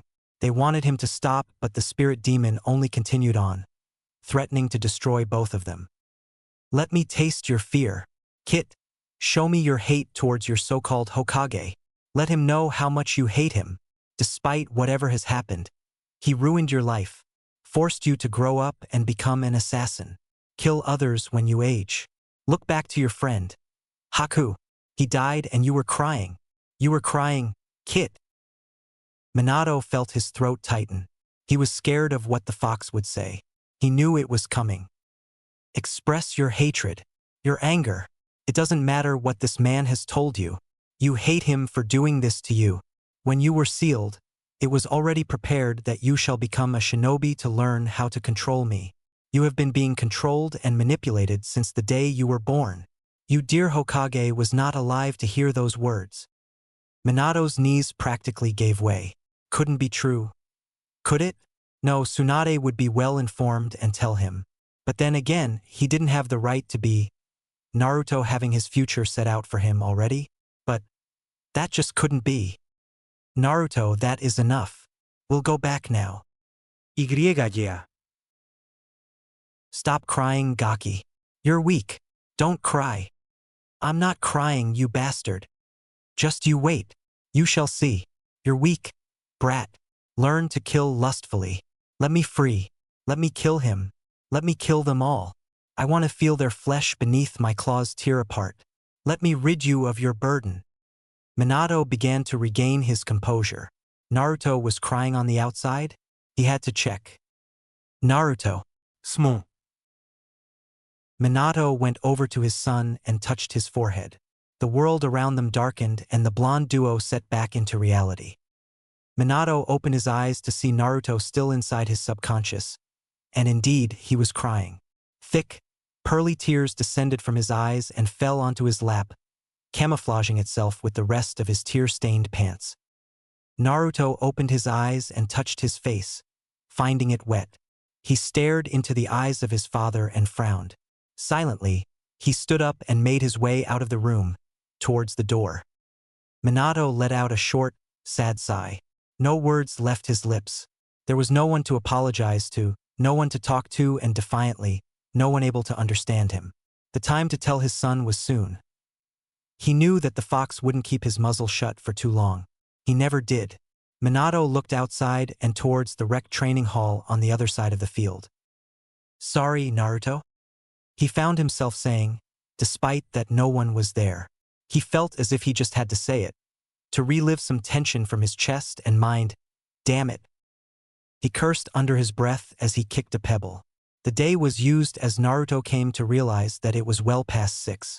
How could they spend so little time in Naruto's mind and come back to reality that many hours have passed? The mind worked in funny ways. Like when someone would have a dream, only a few minutes would pass, but in reality, it was a whole night. Was it all a dream then? No, it couldn't be. His cheeks were chilled where the streaks of tears had once been. The stupid Kyubi knew something, and now he wasn't going to tell him. No, did he even want to know? Why didn't he want to know? Naruto looked up at the Christmas tree that he had come across. The lights shone brightly through the thick black of the night. What did the fox mean? Minato held his chin in thought as he stared through the front window, half expecting Naruto to come walking up the street and half knowing that he wouldn't do that. He needed time to deflate, and he couldn't do that in the Hokage's presence. How many times did Naruto have to get hurt before he could be finally happy? Was he happy before Minato came back to life? A loud crashing sound came from the side of the house, making the blonde Hokage jump. He stood up and went to investigate. Garbage littered the ground as the garbage can was tipped over sideways. His head snapped to the side to see that it was only a family of raccoons. They zipped over to the side of the ditch until they became invisible. Minato sighed, bringing his hand up to his forehead and looked down, beginning to pick up the trash with his bare hands. He didn't mind. All he needed to do later was use soap and water to clean his hands. He never understood why some people made such a big fuss over some things. They were all in bags anyways. Hissing could be heard from the corner of the house. Minato knew his sound and decided that it wasn't worth investigating a snake. Kukuku, I am back for you, my puppet. Minato gasped as his eyes went hollow, the bags of trash hitting the floor. A fox pelt tumbled out from inside the bag, setting itself near his feet. Minato came back to his senses after what seemed like ages. He shook his head and found his hands caked with blood and dirt. He twisted his head in every direction, examining his surroundings. Thick vegetation encircled all around him, the overhead canopy trying to smother out the moon's light. What the? He looked down and saw that the earth beneath him was fresh. Bending down, he quickly began digging at the ground again, finding a tuft of fur. His eyes widened. Quickly, his hands kept scrounging into the ground until he realized what he had buried. A family of raccoons. He came to realize that it was the same raccoons that he had encountered before. A long sigh escaped his mouth as he covered it back up. He couldn't walk back to the village with tainted hands. He wiped them on the dude grass as best as he could and stuck them in his pockets. What happened? The last thing that he saw was a snake. Minato kept walking until he reached a village. If he wasn't near a village, where was he? The village became clearer and clearer until he saw that it had been recently burned. His eyes widened as he ran towards it, people trying to put out the remainder of the fire. What happened? He dash. A shovel came in contact with his back, forcing him to the ground. You monster! You dare come back? What happened? I didn't do anything. The hell you did. The man replaced the shovel with his foot and kicked his side. You burned our village. Which village? Where am I? He yelled back, grinding his teeth in pain. The villager stopped. You really don't know, do you? He let him stand up. Forgive me, but I knew that there was something wrong when you didn't get wounded after my wife drove a knife into your chest and ended up being flung from her hands. He helped Minato stand. My name is Tamesu. Naruto went back to the Hokage's house and found out that it was empty. What the? He looked over to the side of the house to see that the garbage can was neatly standing in the middle of the walkway up to the house. He decided to help the busy Hokage and put it back in the corner. He didn't want to make the fox be right. He looked down and saw that there was a corpse of a snake lying on the floor, its eyes gorged out, and nowhere in sight near the snake. The sight of the fallen fox pelt from before lay in the snake's mouth. Naruto picked it up and threw it in the trash. Why the hell is fox skin here and a snake from the forest? He knew it was no ordinary gardener snake. It did not have the same coloration. He moved on towards the front door and knocked a few times, receiving no reply. It was strange to him. The elder blonde always seemed to be at home or near his side. At home, waiting for Naruto patiently. He never got mad at him for him doing something arrogant. Just always there waiting. Who would want to wait for an obnoxious, loudmouthed, not to mention foul at times, prideful Naruto? Who would teach him anything with his arrogance and lack of respect towards his mentors? Why was the Hokage doing all this for him? One of your own. He thought back to the kitsune's words rang true in his ears. Who exactly did the fox mean? It didn't make any sense to him. Nothing did. Why did the fox try to confuse him with lies? Did QB even lie was a better question to ask. He couldn't be trusted. But what if he wasn't lying this time? What if he was telling the truth? Did Naruto really want Minato dead deep down inside? No, never, but the fox knew how to place doubt in any person's mind, no matter who it was. Be it demon, boy, Hokage, peasant, ninja, it didn't matter. Where is he? Naruto scratched his head and tried to turn the knob, the door swinging open effortlessly. Oi! Hokage Baka, are you here? He called out to the lit house. He walked around in every room that he could manage to open. Oi! Hokage Baka. He tried calling out once again to hear his echo. A cold sweat formed on his brow. Where did he go? He had to tell, no, he couldn't tell Tsunade. Then she'd have to tell the chief elders and she to the chief elders. They already had a tooth against him and wouldn't hesitate to put him through a few ANBU and Ibiki. They'd just jump to conclusions. He either had to wait for him or try and find out where he went to. Pacing around a bit, he though as hard as he could, his peanut-sized brain working overtime. He came to a decision soon after and began to set out to look for him in the woods, hesitant at first to leave the house unchecked. You're the village of Kunigakure. You're not too far from Kanahigakure. I'd say a nice 2-hour walk. Toma su pourettea. You just came in and started to demolish the village using some sort of katan and scared away half the village. Everything began burning. My wife tried to kill you, and then you ran off. There was another man there with you. He had this mean look to him. You know, the kind that would send shivers down your spine. He pulled the corners of his eyes so they slanted to one side. His eyes had a scary look to them like this, and he seemed to be wearing purple makeup, a poisonous color. Orochimaru. Orochi? As in snake? Yeah. When you think about it, he does seem snake-like. He let go of his eyes and stared Minato in his deep into his eyes. You don't seem to be the one to do this of your own free will. Your eyes are too soft for that. Minato laughed heartily. Yeah, well, I think I have to be heading back. I have my son waiting for me. I don't know where, but he's still in the village. Had a fight, I see? I had a daughter about the age of 11, troublesome one. She was, but had the heart of an angel. I'm sorry. The blonde Hokage apologized to him, noting quickly that he spoke about his daughter in the past tense. He placed a fist on the floor and dipped his head in a bit, showing his sympathy. She was killed by bandits. She had only a silver ring around her neck, and they took it. He stopped momentarily before laughing, wiping droplets of tears that started to form in the corners of his eyes. Ah, forgive-me. I got carried away. Anyways, that man, Orochimaru, seemed to be controlling you. I would be careful if I were you. Please be careful. I hope to hear from you again.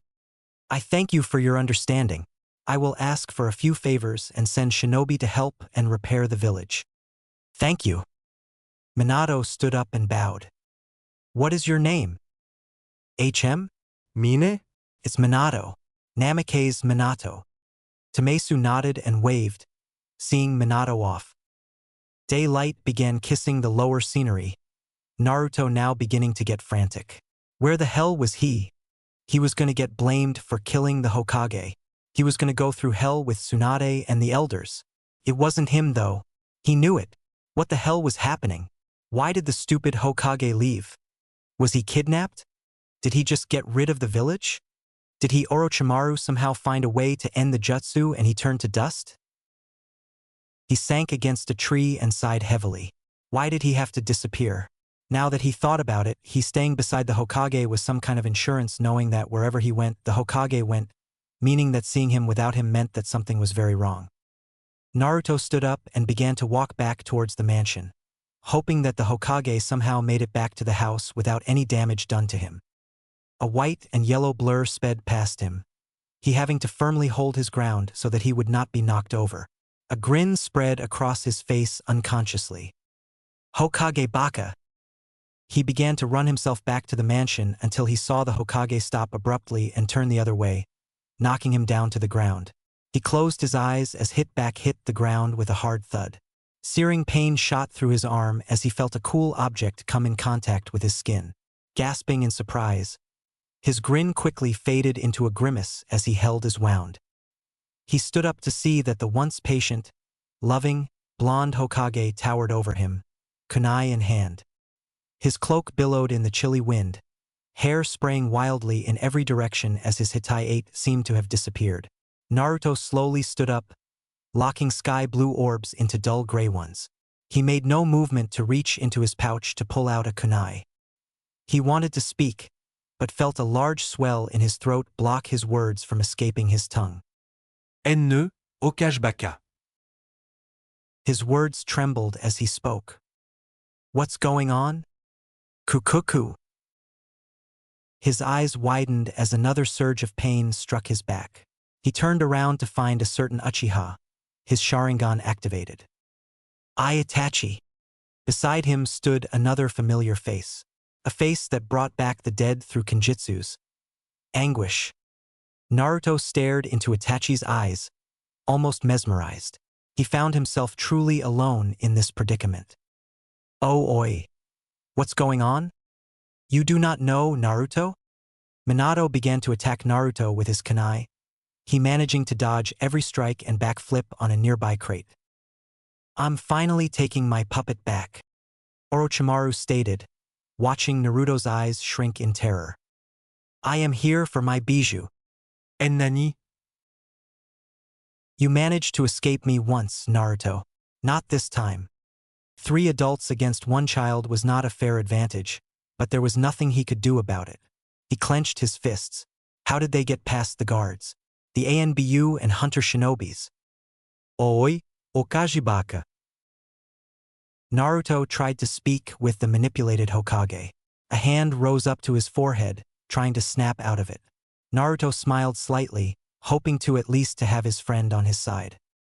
Snake-like eyes widened as a sword shot out of Orochimaru's mouth, threatening to hit Naruto. The blonde genin felt a force push his back onto the ground, the sword barely missing the boy's face. He looked up to see that Minato was breathing heavily, one eye closed as he smiled. You okay? Naruto couldn't believe what was happening. What was happening? You're working together, aren't you? Kukuku, my, how perceptive. Minato spat on the ground as he remembered giving Naruto a wound. Don't ever, he began, grinding his teeth. Use me to hurt him. A large gust of wind came out from under his cloak as he held it open. It wasn't there only for show after all. The wind held secret shurikens that projected themselves towards Orochimaru, whom easily dodged them with grace. Do you think that mere weapons would hurt me? It all makes sense now. You made an appearance with Naruto, so the 2 of us would meet after you resurrected me. You didn't kill him because you wanted to see how your experiment would work. To see if I could be controlled again to kill Naruto and the village. You paid a visit to Itachi so that he would be in debt to you, knowing that you could use me to capture the Kyuubi and they could extract him while killing off the rest of the village with you. I already know that a few months ago, you killed the Sandaime and infiltrated Konoha with the few shinobi that you had. Having Akatsuki on your side could have made it possible to destroy Konohagakure no Saito. Minato fumed as he added 1 + 1. Naruto couldn't believe it. None of it. Sasori had a puppet of Naruto. They could have used him when Naruto was away from Konoha to make it seem that Naruto was losing control of the Kyuubi, getting the elders to grow wary and so on the edge about Naruto. Naruto was taken when I couldn't go with him.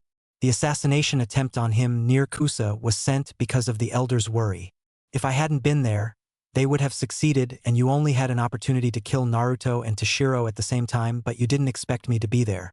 When we were in the field, one of your lackeys was the one who were hiding in that crater. Being a master of Kenjutsu, it was easy to conceal his chakra using a spell. When Naruto was finally alone with his team and Kakashi was asleep, they took him and tried to strip him of Kyuubi. You were working together since the beginning. Orochimaru grinned like a madman. Your conclusion is Yondaime? You wanted the village destroyed and Itachi could get Naruto's bijou. Precisely, my dear Hokage. Itachi let a smirk pass over his lips. They don't call you Hokage for nothing. Naruto backed away into a building, hoping that Minato wouldn't turn on him. You could control me at any given moment you wanted, but you didn't expect me to break free. I suppose that you want to be set free, Ini? Orochimaru asked Minato in a playful manner. Let him go, then. You have no say in this, brat. Orochimaru exclaimed. Naruto grew mad and began to run towards Orochimaru, quickly cloning himself.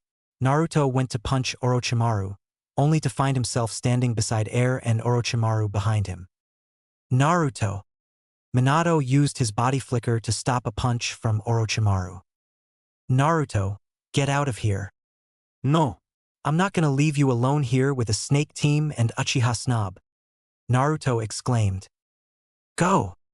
Minato yelled back to him, Naruto taken back a bit. No. A sharp jab entered the back of his skull as he felt the fury of Fundo rattle his head. He regained his composure and shook his head clear. They had forgotten all about Itachi. Naruto stepped away from the three of them, noticing that Minato and Orochimaru pulled away. Orochimaru bit his thumb and began making hand seals, Naruto noticing what it was. Kuchiyose no jutsu. A large snake emerged as Manda took on form. Naruto didn't have to think twice about copying his actions. Kuchiyose no jutsu. A large toad appeared, Naruto on top of his head, surprising Minato to no end. Hokage Baka! Naruto motioned for his father to join him on top of the toad boss's head. Minato! What's up, boss?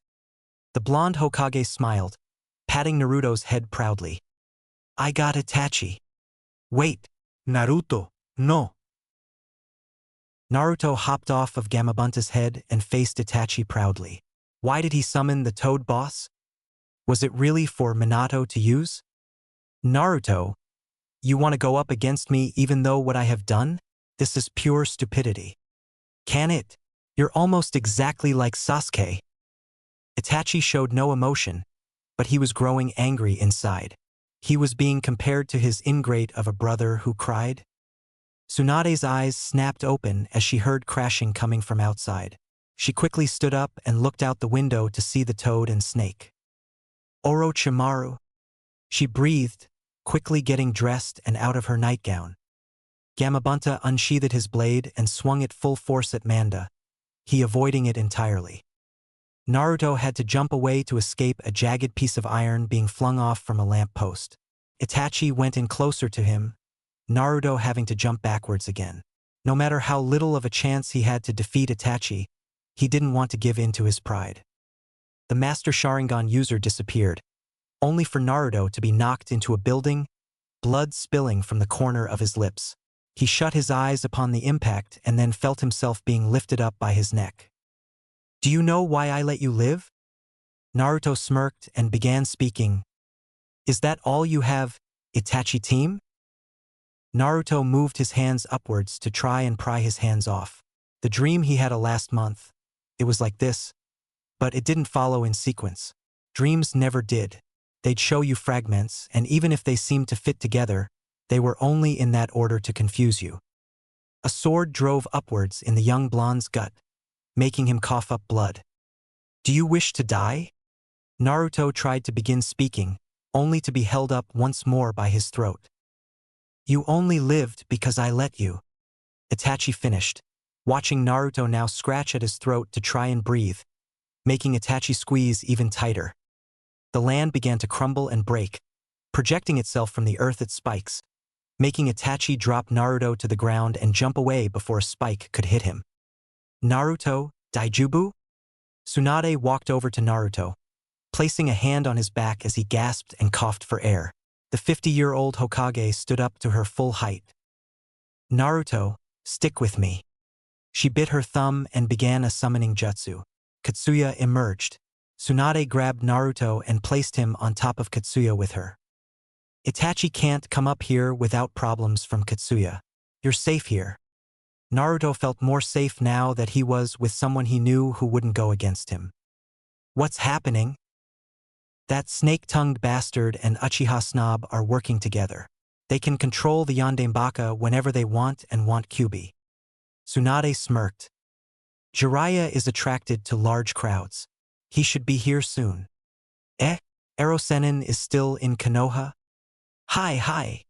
Now be quiet while we deal with Orochimaru. Naruto couldn't just sit like a good little boy. He wanted to help. After all, this was supposed to be his battle, even though he had no chance in hell of winning. Tsunade no Basen.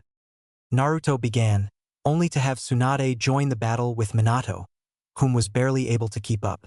The snake beats the frog and the slug while the slug beats the snake. That was the continuous cycle of the three, so of course, Minato was on the verge of breaking down.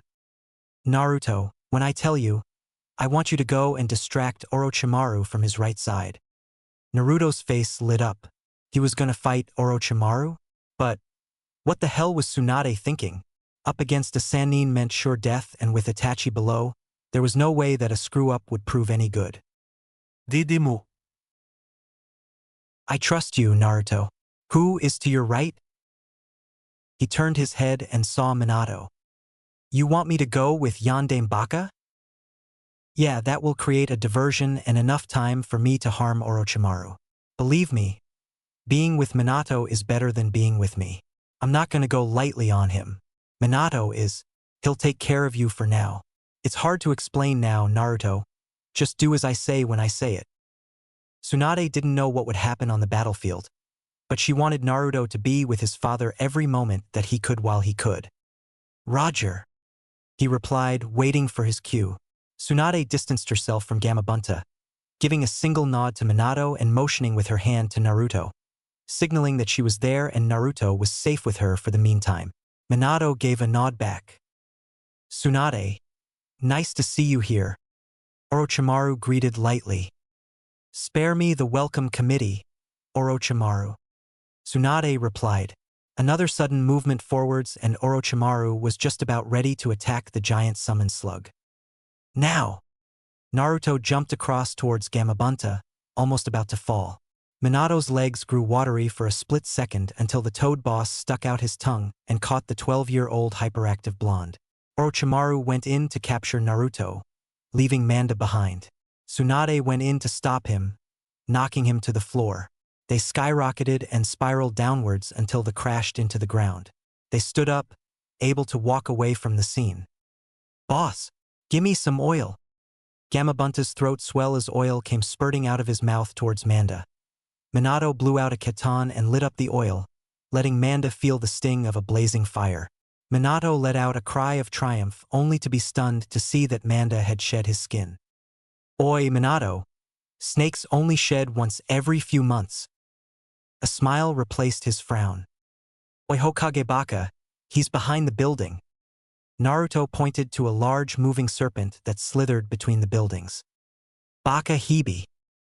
Gamabunta hopped on top of Manda, demolishing useless buildings. Oil spurted on Manda, closely followed by flames, the large serpent making a loud popping noise and disappearing. Tsunade, I thought that you weren't going to come. This is such a beautiful reunion. Itachi walked behind Tsunade, his Sharingan swirling insanely. Orochimaru laughed. You can't win now. Tsunade growled and then smirked, punching the ground. Debris lifted as miscellaneous craters formed and dug down for more than 20 feet. Tsunade taking refuge in one and began punching her way through the ground until all the craters connected. She jumped out from one and distanced herself. Oi! I need help here. Naruto couldn't wait any longer. He jumped off of Gamabunta and stood beside Tsunade. I need you to use a Rasengan on the ground. Why dash? Just do it. Naruto nodded and closed his eyes, trying to form a one-handed Rasengan without a clone. He smiled in triumph as the swirling mass of chakra hit the ground, causing everything to explode and then fall in, taking the two S-ranked ninjas under. Save some for me. They turned around to see Jiraiya. You're late, Erosenin, coma. Naruto silently thanked whoever was watching him that help came. It was just too much to bear alone. Naruto, watch out, here they come. Minato said, Gamabunta and Katsuya deciding that their job was over and popping. Yeah. Instinct told Naruto to run and leave Orochimaru to the others, but he knew that he couldn't do that. He couldn't forget that they were after Minato as well. He couldn't leave him alone. Not the person who began to tell him about his life. Jiraiya, keep Naruto safe. Tsunade told the pervert. Nodding, Jiraiya walked in front of Naruto, getting ready to fight whatever came him way. Minato, you're on secondary force. WH-. Do as I say. Jiraiya told him. The ground shot upwards, creating specks of debris to be covered by a cloud of dust. They crossed their arms in front of their faces, wanting to block off any bit of rock that would go their way. Tsunade, you should evacuate the village. Can you do this alone? I've got my pupils. I can handle it. We can handle it. He gave the thumbs up sign to her, she nodding and taking off in a blur. Slowly, Orochimaru and Itachi walked up to them. They looked unscathed. Susugoi. Naruto stared in amazement. Move! Jiraiya pushed Naruto aside. Orochimaru's arm swiftly rising for snakes to crush the great toad Sannin into the ground. Ero Sennin. Itachi did a follow-up, running up to Naruto with his Sharingan eyes staring threateningly into the blue orbs. Naruto's ends fell to his side, trapped in Itachi's Genjutsu. No. Minato turned around, forgetting about Snake Sannin, feeling the wrath of his snakes pummel him into the ground. Tsunade took the stand and ran towards Orochimaru, forgetting to warn the village and revving her arm backwards, about to punch out the Sannin. Itachi took a step aside, in front of Tsuanda's way. Her eyes widened as she stared into his eyes unconsciously, feeling the same wrath that Naruto had. Her shoulder began shaking vigorously, her teeth clenched tightly together, the force of her jaw beginning to slightly crack her teeth. Her mouth opened as she let out a long wail of pain. Kukuku. Orochimaru laughed, removing his snakes from Minato and watching him groan in pain as he tried to get up. Naruto's face paled as he fell to the ground, his hands coming up to his head as he began clutching a fistful of hair, almost ripping it out of his head. Jiraiya slowly stood up from his crater, looking around at the pitiful group. They couldn't take out a Sannin and a prodigy. How could that be? They were two Kages and a Sannin on their side with. The kid Naruto was becoming a nuisance whether he liked it or not. They just lost the upper hand in a matter of seconds because they didn't want Naruto to get hurt.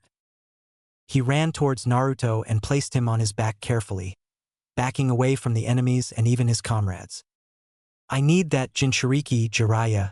Don't run away with him. The old hermit was forced to dodge a series of snakes and kunai being hurled towards his direction. Naruto slowly slipping from his grasp. He shifted him upwards a bit, jumping onto a building behind him, placing Naruto gently on the rooftop. He watched the kid for about half a second while he suffered from the mental torture before going to recover his other comrades. He had to get everyone out of harm's way but couldn't do that alone. Damn that Tsunade. She didn't have to retaliate. Minato and Jiraiya were soon to recover from the blow. Damn it all. More blows from Itachi went his way as Orochimaru went in to take his kill from Minato. Hell no, not again. Minato, wake up, damn it. Slight groans came from his lips as he began to open his eyes slightly, widening as he saw who stood over him. Reflexes kicked in as he backed away quickly, hearing all sorts of cricks snapping in his joints doing so. Good boy. Jiraiya smirked as he stood beside him. Where's Naruto? Don't worry about him now. He's safe. That's good. He sighed. We can move easier now. Good. How far is he? Far enough but not so far as we can summon Gamabunta anymore. Right? He knew the summoning radius and how wide it was, but in this case and matter, he was somewhere inside the radius where Jiraiya could still see his comrades but put Naruto far enough away. Nodding to himself, Minato went over to Tsunade and touched her forehead, seeing her wake up to his half-witted smile. She seemed to be drained. Well, hello there. Itachi didn't move. He seemed to begin to grow weary after using his Magenkyu Sharingan twice. Loud shouts and bells went off. People went scurrying out of the village quickly. What was happening? How can this be? Orochimaru looked around. He had planned to take down the village while he was at it. Their eyes wandered around until they came to a single person standing still on a rooftop. Good job, Shizen. Tsunade muttered, smiling towards her. After all the commotion, it was almost hard not to see what was going on with the Saiyans. Shizen looked down and then to the left, jumping down to help more people escape. Itachi is almost worn down from using his Sharingan too much. A little more pressure on him and he'll either leave or die. Jiraiya told Minato. So, all we have to do is wear him down some more? Yeah. I wouldn't do that if I were you. They turned around to see Kisame with his sword at an unconscious Naruto's neck, Kabuto beside him. Kono Yaru. Don't want a slip of the sword dash. He wouldn't kill Naruto, don't worry, Minato. Jiraiya told him. Itachi needs him still, and if Naruto dies, so does Kyuubi. Minato smirked and began to relax the tiniest of bit, but the news still didn't take much stress off his chest. There's still Orochimaru and Kabuto. They wouldn't mind killing Naruto, and it wouldn't be the first time to go back on their words. Minato warned. The sun began to rise. Minato took the initiative and flashed beside Kisame, knocking his sword out of his hands using his elbow to knock against his wrist, catching the falling Naruto as he kicked Kabuto away with his foot all at the same time. He stared into the twisted face of his son, shaking him slightly in hopes of waking him. Hey, wake up. Quickly, Naruto. It's time to wake up. He kept shaking him until he had to finally move to dodge the swoop of Kisame's sword, Naruto's arms and legs dangling everywhere disgracefully. He just needed to make him wake up. Damn it. Minato, behind you. Jiraiya called out, having to force his eyes shut after Itachi tried to use it on him. Jiraiya smiled, knowing what it meant. Itachi was now a distraction for Orochimaru. He was weak. Using the Magenkyu Sharingan took up a lot of chakra. Apparently, Itachi knew this too and retreated a bit, Kisame stepping up beside him immediately. Great! Minato sighed and looked behind him at Kabuto, knowing his specialties in the medical field after reading a report on him with Tsunade. Itachi, I see that you are weak as ever. Orochimaru chuckled. Itachi merely closed his eyes. Do you want my help or not, Orochimaru? Oh, my dear Itachi, do you think that I am that powerless? Itachi turned his back and used the quarrel as an excuse. Itachi-san, let's go. I don't like the smell of snake. Kisame chuckled, looking directly in Orochimaru's face. Jiraiya shivered. Man, he's practically laughing in the face of death. He chuckled to himself at the thought. Jiraiya took the chance to look behind him at Minato, whom was battling Kabuto with only Taijutsu and Naruto in his arms. He was doing everything to save that young boy. Come on now, Naruto, just wake up. Minato began to perform a Rasengan, ramming it into Kabuto. The medical ninja back flipped beside Orochimaru. Jiraiya turned around to the snake Sannin once again to see that Itachi had already taken his leave with Kisame. Coward didn't stand a living chance in hell against us, Uchiha or not. Using up chakra cannot be restored. Orochimaru chuckled at Jiraiya's statement. Oh, you agree with me? Don't take it lightly. We only share one thing in common, maybe two. His eyes trailed towards the panting Minato, setting Naruto down on the snowy ground beside them. We're in luck now. Minato told Jiraiya. He nodded in reply. No thanks to your kid. Leave him out of this. Minato warned Jiraiya. The toad Sannin snorted and then crossed his arms. They were at a standstill. Minato's eyes narrowed as he used the body flicker to get beside Kabuto with just enough time to send him crashing into a building. Jiraiya took his turn and began to run up to Orochimaru to use taijutsu. Orochimaru's arm raised and snakes sent Jiraiya crashing once again into the ground. You're getting old. He licked his lips and then smiled insanely. His tongue shot out of his mouth towards Naruto. Minato's eyes turned into saucers as he could watch only in slow motion. He didn't know what was happening. His body reacted too fast for his brain to comprehend anything. Yet, there he was, now facing his son's still body. A spear-like tongue embedded through his back out his chest, piercing his right lung. No sound of hurt escaped his lips. Only the sweet sound of his little boy's name, Naruto. Blue orbs stared into blue orbs as Naruto was sitting up, his arms poised behind him to keep his body up. Why did you take the blow? Orochimaru jerked his tongue back into his mouth as Minato stood hunched over, bits of blood flying out of his mouth as he held his wound. Because, Naruto, that's what fathers do. He smiled warmly. They protect their son. He fell over in front of Naruto. Ero Sennin. Help! Jiraiya was shocked. Orochimaru laughed. My business is finished here. He'll eventually die and disappear like a good little puppet should. Don't you dare touch him.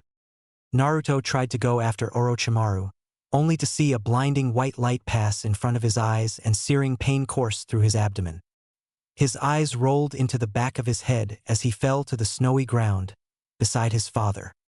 He's my dad. Hokage Baka is my dad.